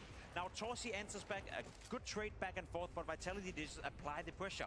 Robs coming out of heaven, constantly being proactive. A player pushing in towards lobby and FlameC, constantly being proactive. That's kind of what it felt like watching Vitality's CT side. They were constantly moving around. Now, if you were watching the game just looking at the minimap, which I wouldn't advise you to do because it's a boring way of watching Counter-Strike, you would see all the CT players constantly be moving all the time. Where sometimes you watch a team where it's very static. Not the case for Vitality. They were just so active. I mean, ZywOo's moving a lot, Rops is moving a lot, Apex, of course, has to move a lot. I feel like every single player from Vitality has been given so much freedom. The one guy who really isn't given much freedom is got to be Mezzy. Like, this guy is just that in the same spot behind those silos on Nuke for the entire half, Freya.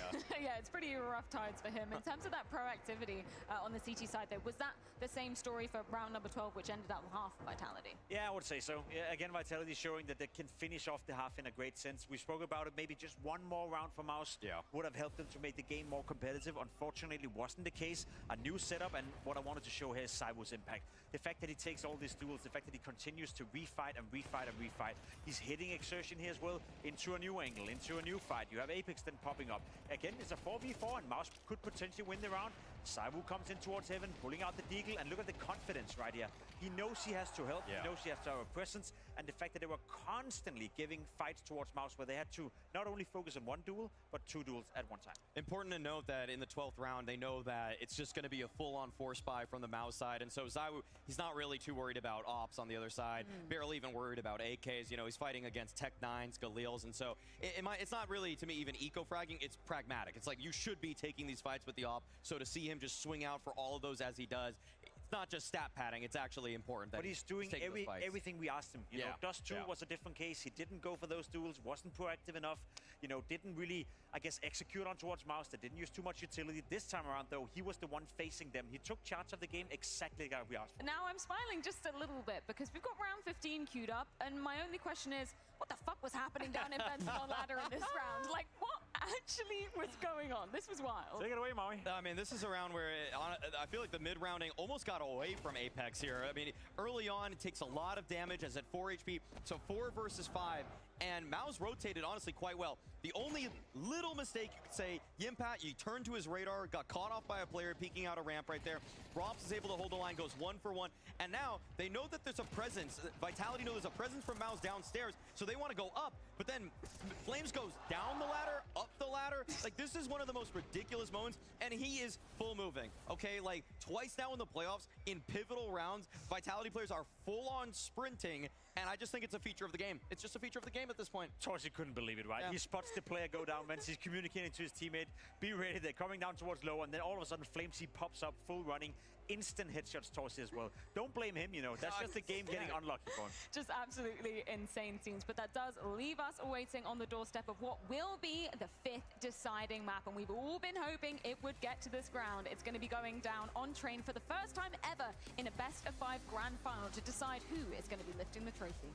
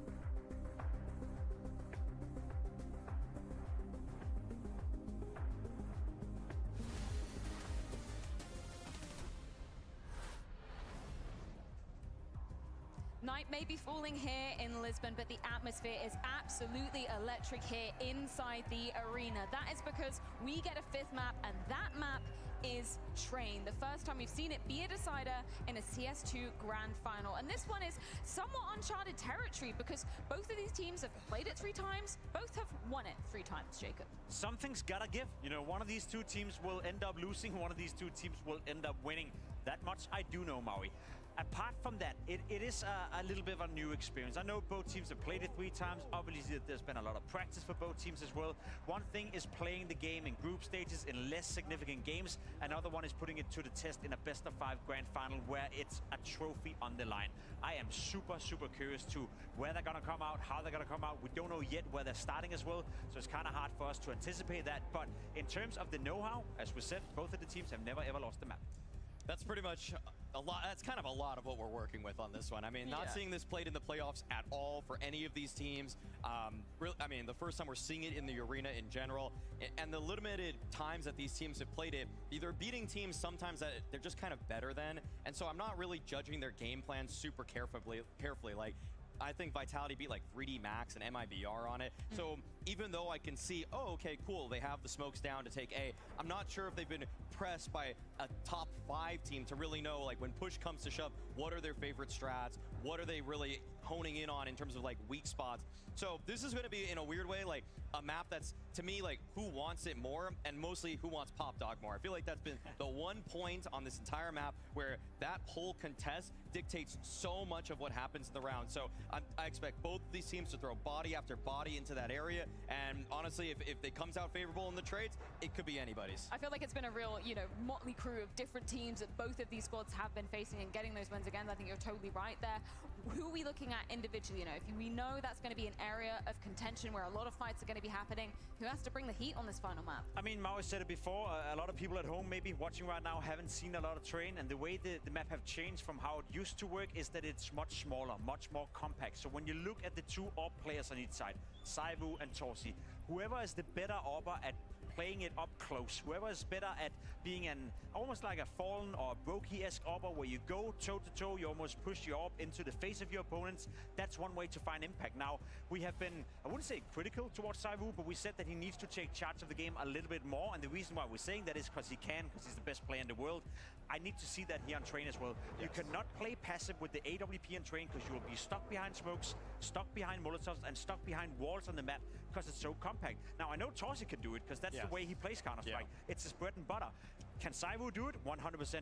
Now, will he do it? That's what I want to see. And I want to see if Mouse can punch back if he does try to do it. The trading for Mouse throughout the entirety of this event, in fact, the last 3 tournaments has always been so good. They're so good at dogpiling. When they sense a weakness, when they're able to split a bomb site, they do it with such ferocity. I want the flashes in for Mouse. And if they are able to lift the trophy and just stop Vitality in their tracks in what seems like a formulating era, then potentially we're going to have a 2-way race, maybe even a 3-way race going into the rest of the season, and I don't want anything more than parity. Mouse did win the knife. They did indeed select the CT side to be starting. Jacob, does that change anything coming into this last map? No, it just puts focus on Torsi from the get-go. The second he can get an AWP in his hand, I want to see him be up close, I want to see him be up front, I want to see him be disrupted to whatever Vitality is coming with. Well, it all comes down to the 5th deciding map. That map is Train to see who will be hoisting the trophy here tonight in Lisbon. Every time someone says Train, an angel gets their wings. This is a beautiful day. Yes, sir. Best of 5 grand final. Mel's doing the impossible, already winning 2 maps versus Vitality, and now we get to end on Train. It almost feels too good to be true, but here we are again. I'll reiterate, 3rd time in Lisbon and 3rd time's the charm. The greatest grand final this place has offered, and one that offers something new, something special for Lisboa. Mouse and Vitality, the distance. This is why we play best of 5s. Yes. The distance. 2 undefeated teams on the new map, Train. I never in a million years expected to be able to get this far in this series. Sure. Of all the outcomes, I thought getting to map 5 seemed like a total fever dream, and here we are. Ooh. And not only that, but 2 teams that are 3-0 on it. Brolin swinging out into the open there for Rops. He's got support on both ends. How is he still alive? They're just unfamiliar with the angles. Things get weird here. Over towards T-Con, a bit of an exit. It is going to be Mouse with the pistol. These guys are coming up spades on pistol rounds. They are so good. Got to follow through, got to convert it. Oh, this one's messy, man. Another lead in the series right here. This round. Train. So, tactically speaking, yes, I missed out on Mouse's Train games. Even I didn't prep this far. All right. But for Vitality, as soon as I saw them play 2 maps, I thought they are the best Train team in the world. We've seen great tactics from almost every team. I think Spirit's Pop Dog setups are excellent. I think G2 were really good at taking upper control.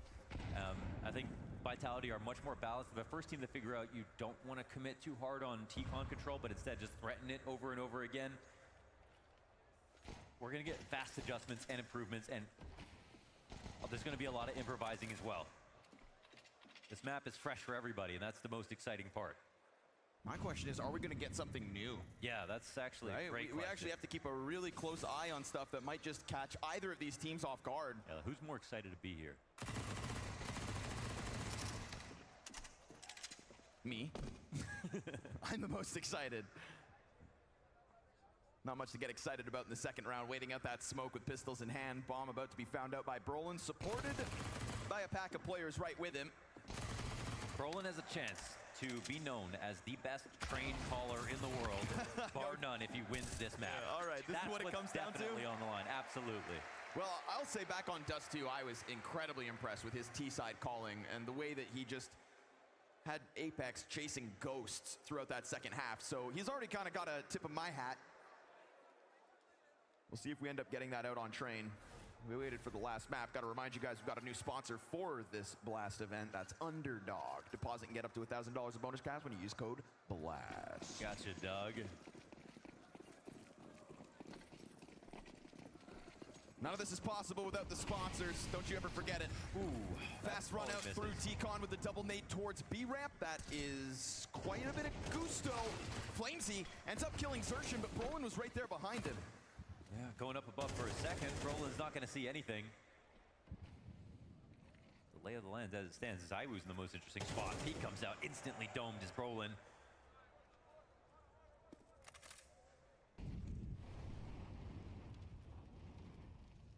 This is where you lose a lot of control. CT side, you've got no one pushed up E-box.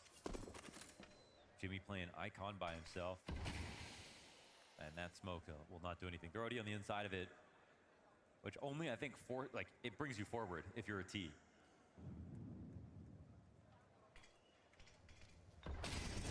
Nice timing on the peak here from Jimmy.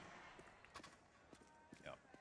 Clears Apex right out of that one. Opens up the door for Mouse to rotate players over. Icon smoked. That second kill would have been everything here.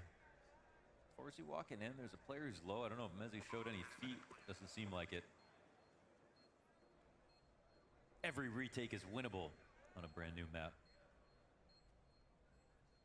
Train notoriously outside, always so difficult. The players are within reach. I don't think Torsey feels that it's safe. It's because it's not. T's aren't too far away. Desk really wanted to highlight Torsey and the importance that he will have throughout this first half. Really a point hammered home by Jacob.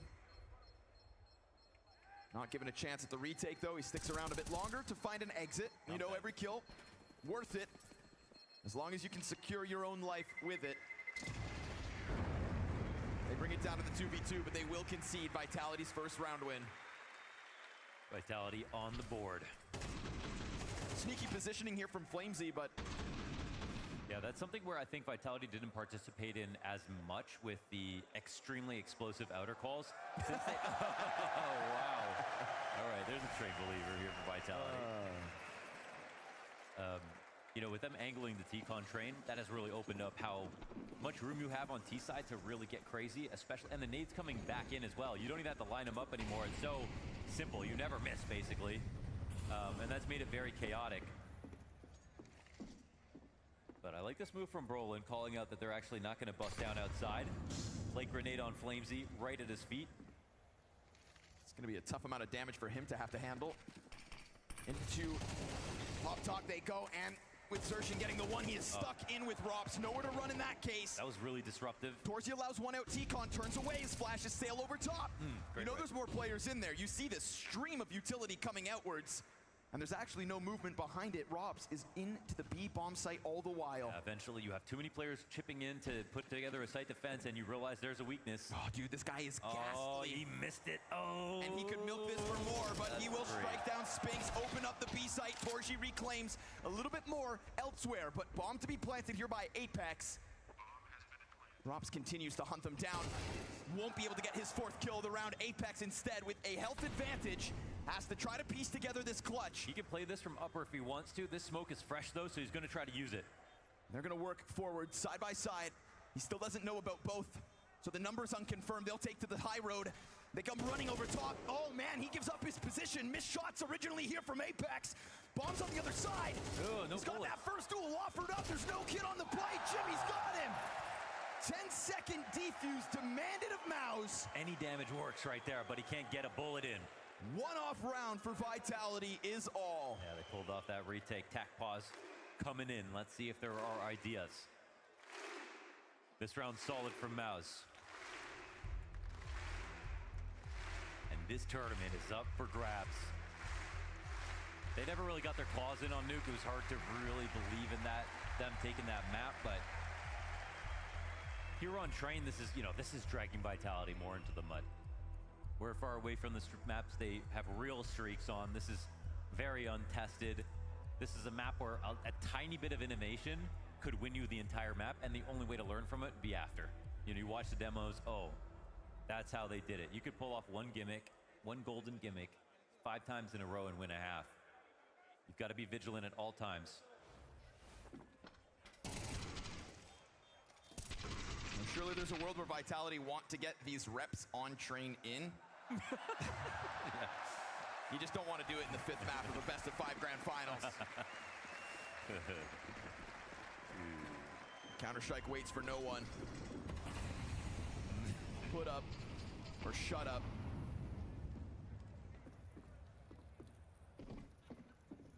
Slight limitations here for Vitality in the 5th round. We already see this dwindling amount of utility. Dude, this is so little utility for Train. Right? For an outer hit, nonetheless. There it goes. That's their smoke. That's all they've got. That and this flashbang. All right, it's time to frag. It's gonna have to be gold. Problem is, a lot of bodies here. Kills though. Screw the grenades. It's headshots galore.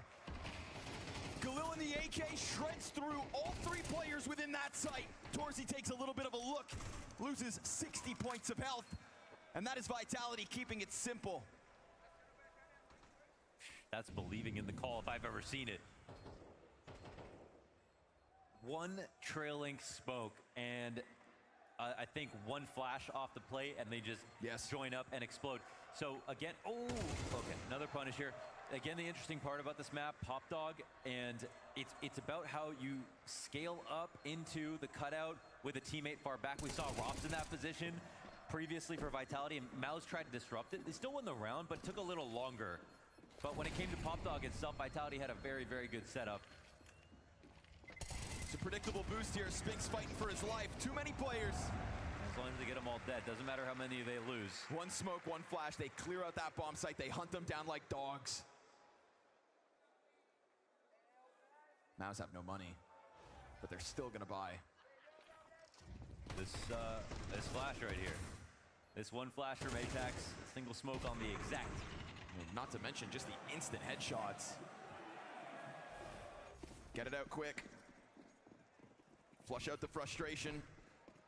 His purchase really banks on Spinks maybe going above and beyond, fast to the tempo yet again, hit by nades. No they kill signed up there. for that forward fight, and Flamesy the first casualty of round 6. Yeah, just quite literally a bad spray, and now they'll immediately go emergency protocols into lower, and no one's here. Nothing B at all. No kit on the play. An additional rifle picked up, but you know damn well Vitality have their hands on this bomb site. So do you take the chance at the retake? Do you think one kill is enough? I think you do. I mean, I think you test it definitely. When it comes to the B site, that's way more retakeable. They don't have, they have some good utility, even if they don't have a lot. So I want a deep angle awaits this attempt, but again, an attempt that has to come through quickly. That'll sure as hell help. Torzy even finds the headshot off the scout. 3 of them! Let's go. Mao's about to win this round without a single death! God!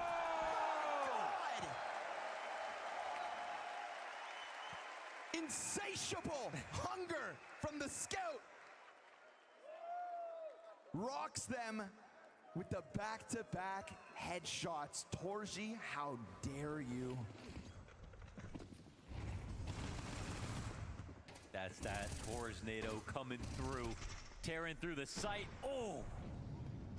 And that's the thing, man. A site, historically, almost impossible to, only Zipix could pull off a clutch on the A site back in the day, right? B site, however, there's not that many good spots to stand in. There are some good angles that you can hold. Some of them, though, are quite obvious right now, right? Right underneath the Z exit in the B site. Back on default, you can delay from there a very long time. But everywhere they stood was clearable and the shots were hit. The fact that you smash ZywOo like that, I mean, he's coming into this last map as the MVP of the Grand Finals. He's posted up, he's ready for your retake, he's got that M4 on the angle. Smashed. Apex say I'm too old for this shit, man. He's 0 and 5 here on train. He's got nowhere else to be. Flamesy's gonna try it again, stubborn on the exit. Frag Grenade's got his name on it almost every single round. Xerxin a little cautious about it. Tries to clear, but Flamesy ready. It's an instant headshot. Player up in Pop Dog's got backs turned to him. Brolin, what more can you do? Smoke on one end looks to help out, but his teammate's dying elsewhere. East side cleared out again. It's messy, it's a brawl. That's what it always was gonna be. This defense evaporates in the presence of the outer hits. Vitality have found success, at least in this endeavor. Yeah. You get Flamesy out, you follow out behind him. Gloves off in the 5th map of this grand final. Scout down, 4 strong. Vitality close that gap. There's just not a big sample to go off with both these teams only playing 3 maps. But in those 3 maps, you have Mouse scoring way higher on T sides, struggling on CT, but that might mean nothing with the... We just don't know. Yeah, we just have no idea. And then you put these teams up against each other. They've never faced each other before here. There's only so many hours in the day to prepare for a series like this. Yeah. Look at the scores at the top here. We traded back 5 rounds now. This is live and unscripted.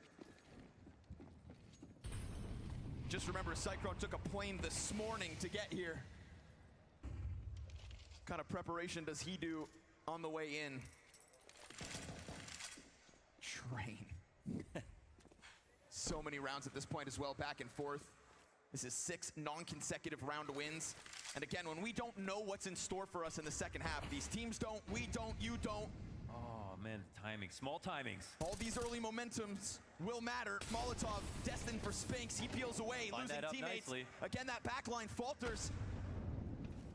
He sits on 38 health. His bomb will be planted. No way to really contest this. There's no utility to do it. It's gonna yet again have to come through with just the most killer of shots. And last time Vitality didn't have grenades to help them in this post plant. Now they're gonna go ahead, take the fight into their own hands. You've got Apex on the scoreboard. And also trying to keep that pressure up. He will deter them from the retake attempt. Vitality will tie this game. Yeah, this one's a little bit too much. I think there was a great lineup on the Molly for Rops, actually, coming out of lower. It's a tricky angle. He's prepared. I think in a game like this, the solution has to be the most simple one, right? You try to overcook a T side on a map at the end of the day in a best-of-5 grand final where you're barely putting in any reps, no one's even testing you in officials, then you're only doing yourself a disservice. And I think, like, we saw a good example of that with Vitality taking the outer site with a single smoke and a single flash. That's entirely possible right now.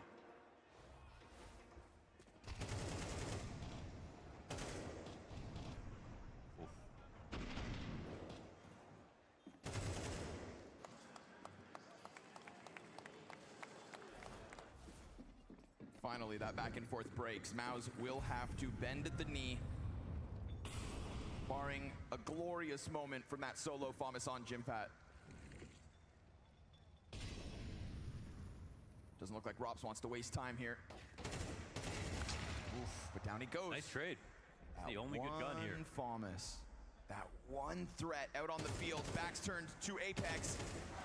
And he's gonna mop up the easy ones. Get that scoreline back up and running. Hey, Jimmy's never easy, okay?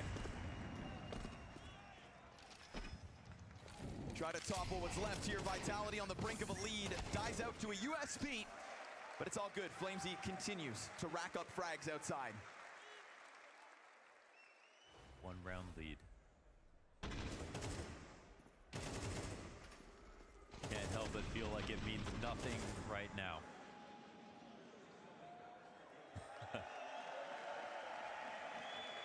Wingman's for life. Always kiss your Steam homies goodnight. 3 straight Vitality. Finally, something you can hold on to with both hands, but... Oh, I was not ready for that. Fast into Pop Dog goes Brolin yet again, but once more it is just a clash out from T-Con. Jimmy gets the better of the front runner. Apex, third player in with a kill, dropping the util, delivering that bomb is Rops. You've got CTs shrouded in all these smokes. Hidden, out of vision. ZywOo, having gone forth to kill Brolin, doubles back towards site. It's him and Apex to try to join up. Is it possible they heard there was so much going on, but we have Spinks sort of running by upper? I don't know about that. Time will tell. Right now they're fixated on backside because no matter what Spinks is doing, the real threat is the ones that are closer. And you damn well know that they haven't gotten too far off. As these smokes fade, they continue this foray forward. Apex off that top rope kills Torji. Back exposed towards T-Con. Bomb scooped up. They're going to go in her. If they can exit out through Z, this could be massive. The timing is missed by a second. Got out. Free sight. They go for that plan instantly. Don't clear a thing. Planning for back CT. How do they play it? First the flash to Z. Double push. They're trying to get off this site. Xerxin arriving ahead of Spinks, trying to join up simultaneous, but that angle almost catches Apex. They've seen both bodies, but the health is so incredibly low. How do you win this if you're Apex, really? Cautious about the spawn. 1 HE kills him. Won't find anything. They don't have the kit for the play. They seem to have lost track. Xerxin turns back to hold this and will confirm it. They get away, and they plant that bomb, and they'll give them a bit more cash for the follow-ups. But that is MOUZ on the hunt, on the chase. Yeah, I think this one's a little too close for comfort when you look at this score so far for Vitality, especially with the close situations that have gone to MOUZ. How many retakes are Vitality going to get in the second half? We don't know what's going to happen in the second half. No one knows what the heck is happening, for sure. Like, that, even that angle, man, from this perspective, I can't even believe Spinks could see anything. For him, it's clear as day. He gets a ton of damage, too, on them trying to exit. So he finds his timing in the end, at least. Yep, they may have missed it on the Z exit, but they still find it in unraveling the post plant. This continuation of the A clash seems to have come to an end, but that doesn't mean that the bodies aren't there for MOUZ. Something different as we get to the tail end of this T side. Yeah, Ivy relatively untested, up-trained on it. Nice deep angle as well on the other half of Icon. Susceptible to being smoked out, clearly. You can try to play around with the timings, drop those own nades.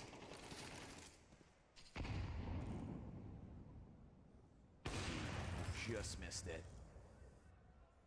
Apex isn't the only one here, though. He's got a whole pack of players behind him, bomb included.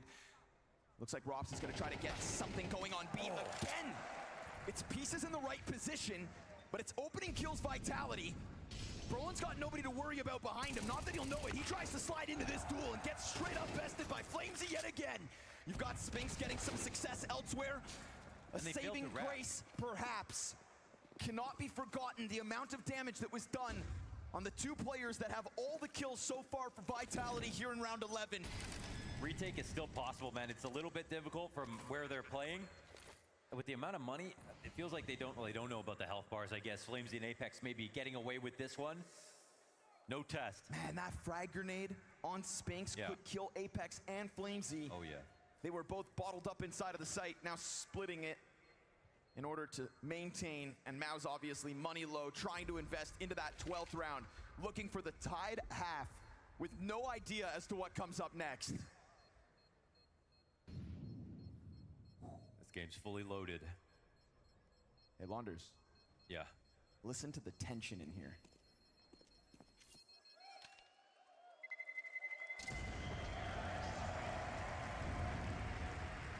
This is some goddamn edge of your seat Counter-Strike, is it not? The uncertainty of a win. We're learning every round. There's sure to be some funny interviews to come out of this.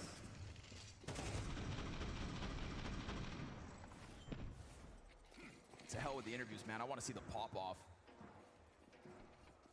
Yeah, it's going to be enormous. Hard-fought And whoever battle loses like this is going to be embittered, man. Oh, crushing defeat in Lisbon on the line. So they bolster up this final buy. MOUZ getting what they can. Gathering all the tidbits. Brolin hit hard. third of his health gone, but he will still at least take up this forward position. Can't really hang on to it.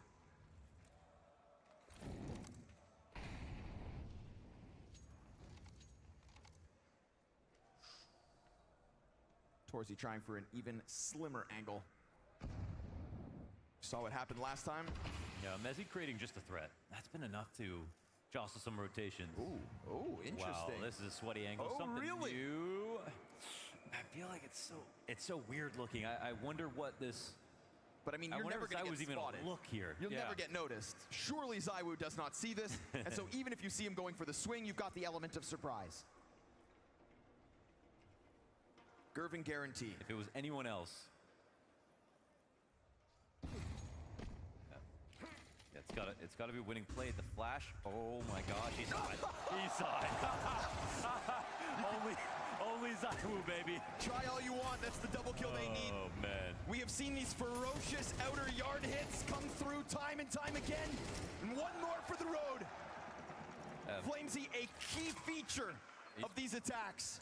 He's crushing them like beer cans right now, running through this. Spinks with nothing to lose in this, has to give it the try. I can't believe he cleared that. The first one falls in the 1v4. He's got a flash to try to get himself out of this choke point. And they will try to pelt him with util. Bullets whiz by, now dinked down to 27 health. Vitality making the absolute most of this T-side in a world of uncertainty where they have been pushed the furthest for the first time. They will have that 2-round edge. Everything on the line here in Lisbon.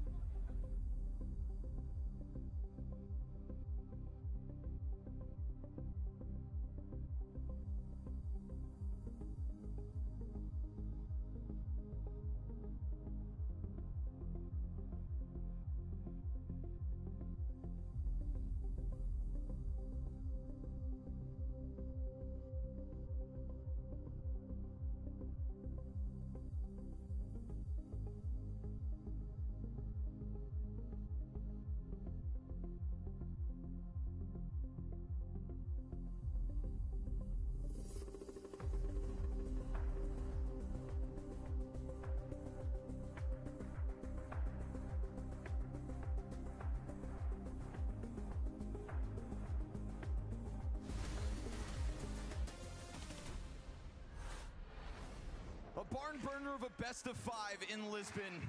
And we've got to check the temperature one last time. Who's cheering for Mouse? And who thinks Vitality take this? And who loves Train? There's a few out there. What a sick last map with the uncertainty of not knowing what's in store. Jimmy gets first blood. Mouse looking for the second pistol. That'd be the perfect way to close this gap as quick as you could. Both these teams on their favorite side. 70% each. T and CT respectively. Great shot here from Apex. Another one. Right there for the taking. Taiwu's got his back, supported from the train. Jimmy and Brolin push this clutch down to Rops. Rops started this series with back-to-back clutches on Inferno, a key feature of that 13-0. A map that had 4 clutches just to Vitality's name. He's avoided them. What's to stop him from giving us another? 12 health here from Rops. He'll try it, but look who comes back even to check on this. Rolling the same guy to get them out. Look at the angle that he has. Done. Oh! Oh, that's the Gervin guarantee, folks. Or is it Brolin? No kit for this. Trying to bait him out down to the ramp. Jimmy's on 40 health. Keep it clean, Robs. Keep it clean. Trying to frazzle. Why does he know? Why does he know? You had your chance, but the time is still clearly in Brolin's hand. Clearly, the clock will decide this. You can afford that whiff. Time decides. But let that be a reminder of what Rops can offer. Don't you dare miss again.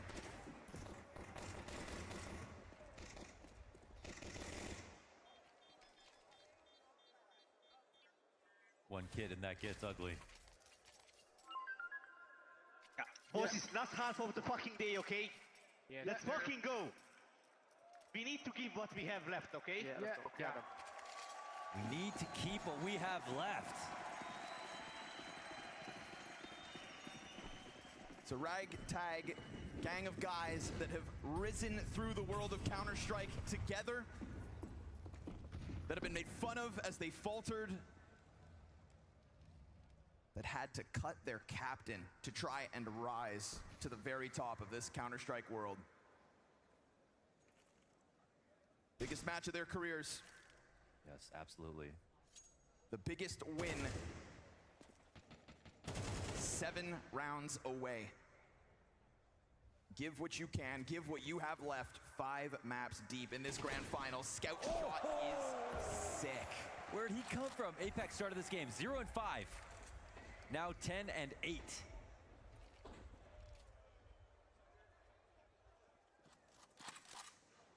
Pistol win's great and all, but you cannot afford to fail the conversion. And I'm looking at this buy. We're talking double Thomas and the Scout. And that is not chump change for Vitality.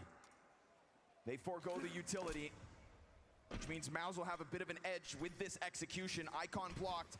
Smoke for inside sight as well. Scout kind of limited in this moment, but it's already gotten its first. And if it serves up a distraction for that Thomas, then maybe Flamesy's the hero of this moment. Round 14 could be his. Mezzy burns. We've got this flank out from the B site. We've got this wrap around onto A. Flamesy's been able to reposition. Backs turn to them. Robs nearly shoots his teammate right there. But they end up joining perfectly. Catalyzed by that scout shot from Apex. Put on ice. Flamesy with the excellent wrap around that bomb site. Emerging through this fog of war. No!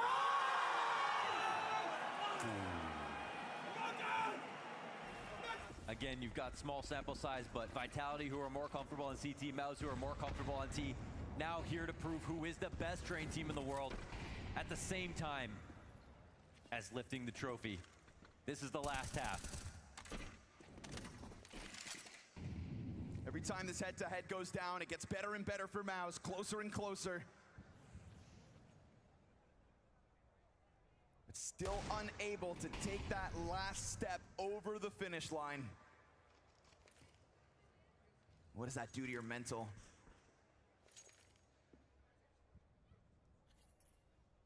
How many times did they have to get up and dust themselves off and try again, be ridiculed out of the server?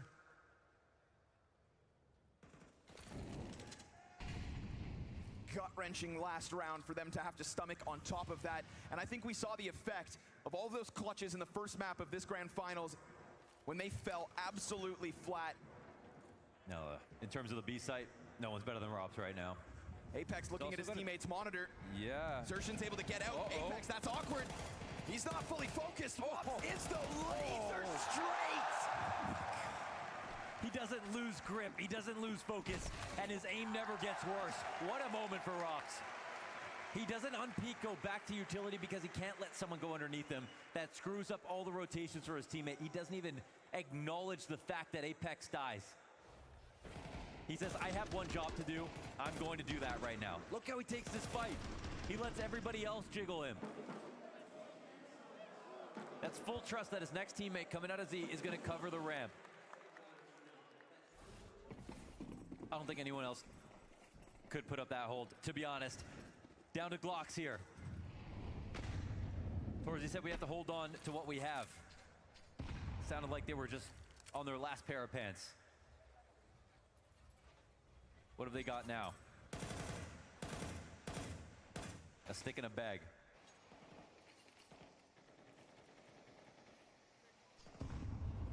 Those high hopes coming into train. Honestly, like, what did that mean? You know, like, it sounded like what we have sort of emotionally, you know, as a team. How much will do we have left? I heard we have to give what we have left. Oh, we have to give what we have. That's okay. what, but that makes way more sense. Right? Yeah, but still, unclear. That clears up everything. We have to hold the bag high.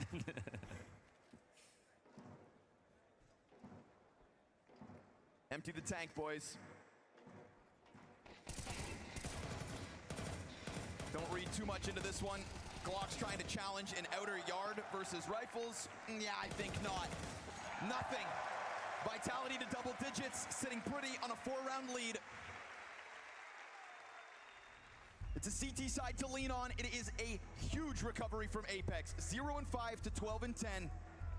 And barring Mezzi, 4 of the 5 pieces of Vitality, as they have been in recent months, have had key components to this final map of a grand finals. Yeah. Agreed. This is why Vitality continue to win. This is why Vitality are put on this golden pedestal in the Counter-Strike world in this moment. Because by God, you can barely find a flaw. And 2 13-11 wins may have got you here. Yeah, they're chock full of individual brilliance. They're very flexible as individuals. And on a map that right now is a total sandbox for creativity, they have to be one of the craziest threats. I would hand over all those compliments to Mouse as well. A young team that are building everything together and have got to the point that you can consider them experienced. But not a team that I would expect to be, you know, not innovating on a brand new map like Train. A team that I would look to see what are people going to try next. If there is a weak That's what they did with Ancient. Maybe it could be Mezzi, and maybe that bodes well for this Mouse approach on Ivy. Looking a little flustered suddenly. This contact was not predicted, but Torzy unable. It is Apex to quickly trade. He had Mezzi's attention, and he makes sure his death is not in vain. That was a damn near blind side of the players in sight as well. Vision into Icon. That was awkward. It was actually because Apex asked for a grenade, I think, in that moment. Mezzi turned around, but he still got it together, got his kill. Oh, clinical. Surgical here from ZywOo. The hope is fading. And 2 members of Mouse remain. ZywOo's reposition makes Jimmy's job all the harder. We'll see if Spinks maybe makes contact first, but odds are Jimmy will. Does this work? Oh no, my God, clean approach. Flamesy, we've already seen the impact from a similar position. He is locked into it yet again. 2 versus 4 starts to get unraveled. Jimmy gave us a reason to believe it. Bomb on his back, but denied. FaceIT is the difference.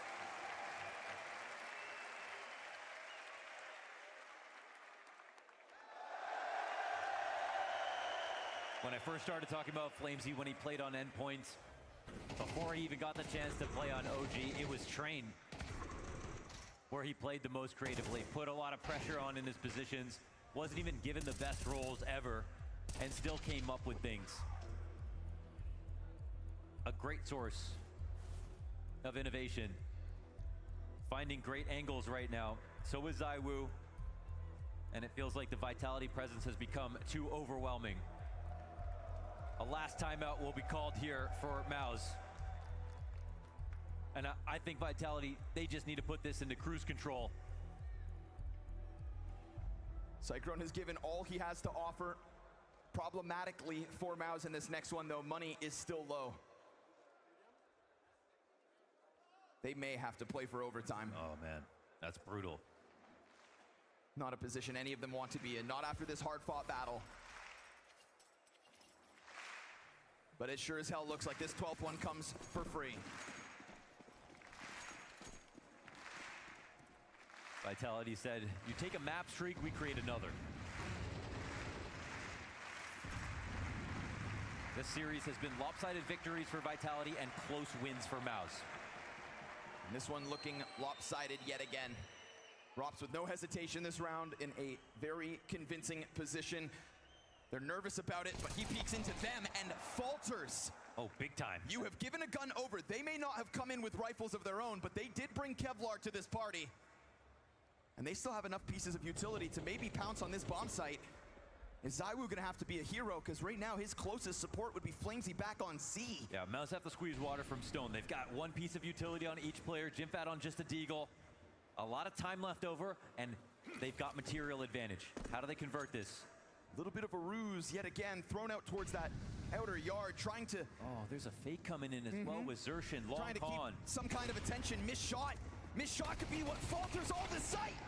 ZywOo's able to sidearm fast move out from FaceIT. It's not the A site, but it could be his yet again. Cover fire. Jimmy dead.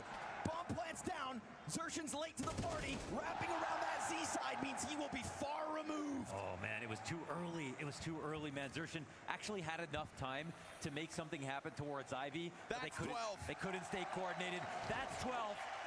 That's tournament point here for Vitality. Every single round now. They actually put together a pretty interesting idea that we haven't seen. The late play, they just needed to give Exertion a little bit more time, I think. They had the op planning the bomb as well. That op could have been posted on the Z connector. Too many things out of place, and Vitality make up for the fact that their op goes down with 1 kill. And their star rifler on this map, Rops, doesn't get any. Exertion right into the thick of it. This could be it, folks. Trying to get something rolling forward in this outer yard. FaceIT had his number in the first half. Has maintained control of these positions so well. Vitality on fire. Look to end this here and now. Headshot inside Pop Dog. Spams him away and doesn't get collapsed on by Zershin. He's gonna find the kill in the back line instead. Apex stays honed in on him, now awkwardly behind this red train. Spinks with a little fight left. FaceIT to make the difference. Oh, it's a team whose wins were so elusive. And Rops is the most elusive. The esteemed Estonian to try to clutch this. Stepping forward into 2025 with nothing but wins, but it won't come yet. Ice cold again. Jimmy lets him take that step outwards. The first of 6 for MOUZ. Reads the rotation perfectly. Close calls all the way down to the very end. It looks like a death match outside with the way that they're taking duels. Game's 5 rounds, instantly into the timeout. I wonder what the idea here is for Xtaz.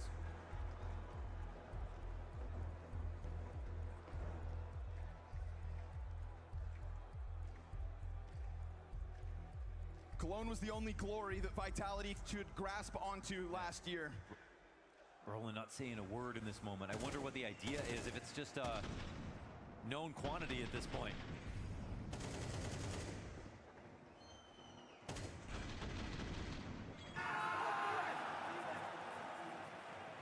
To feel like you can win and to lose out on those chances is something that Vitality knew not long ago and that MOUZ damn well know now.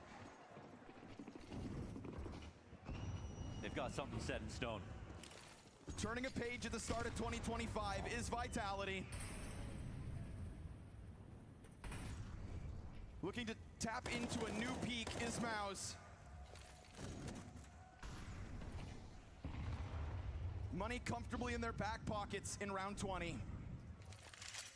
Vitality establish control of Yard.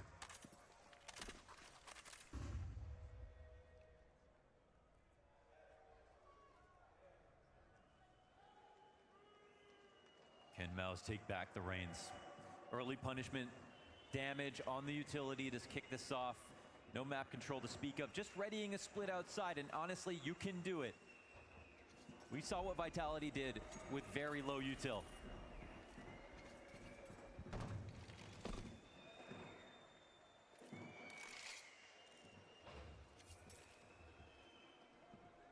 These two teams have been titans meeting at the finish line, neck and neck, all the way to the very end.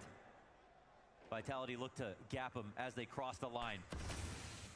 And MOUZ have to hold their nerve in the final 30 seconds.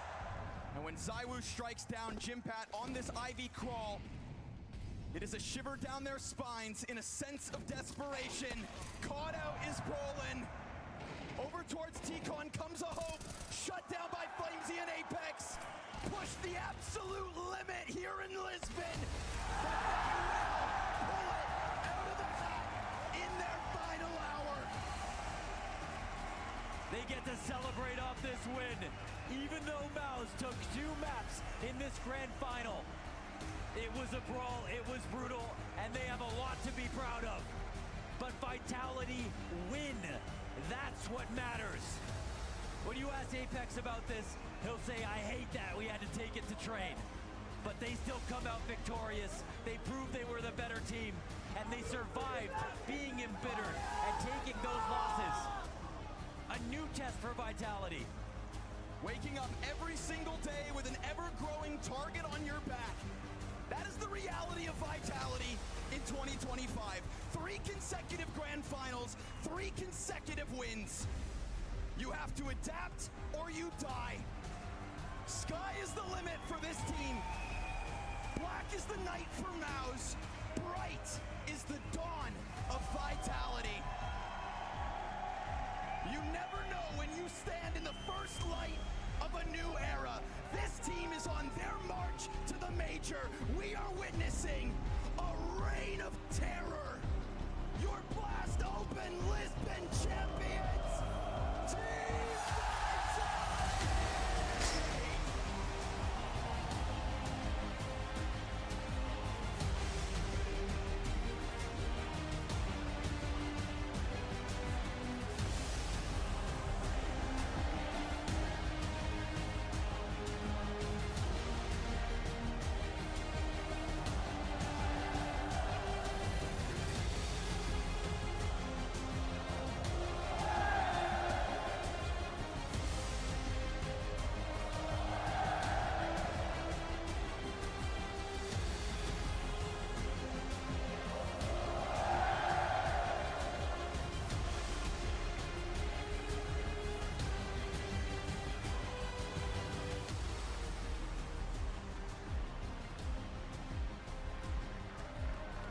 Vitality have done it.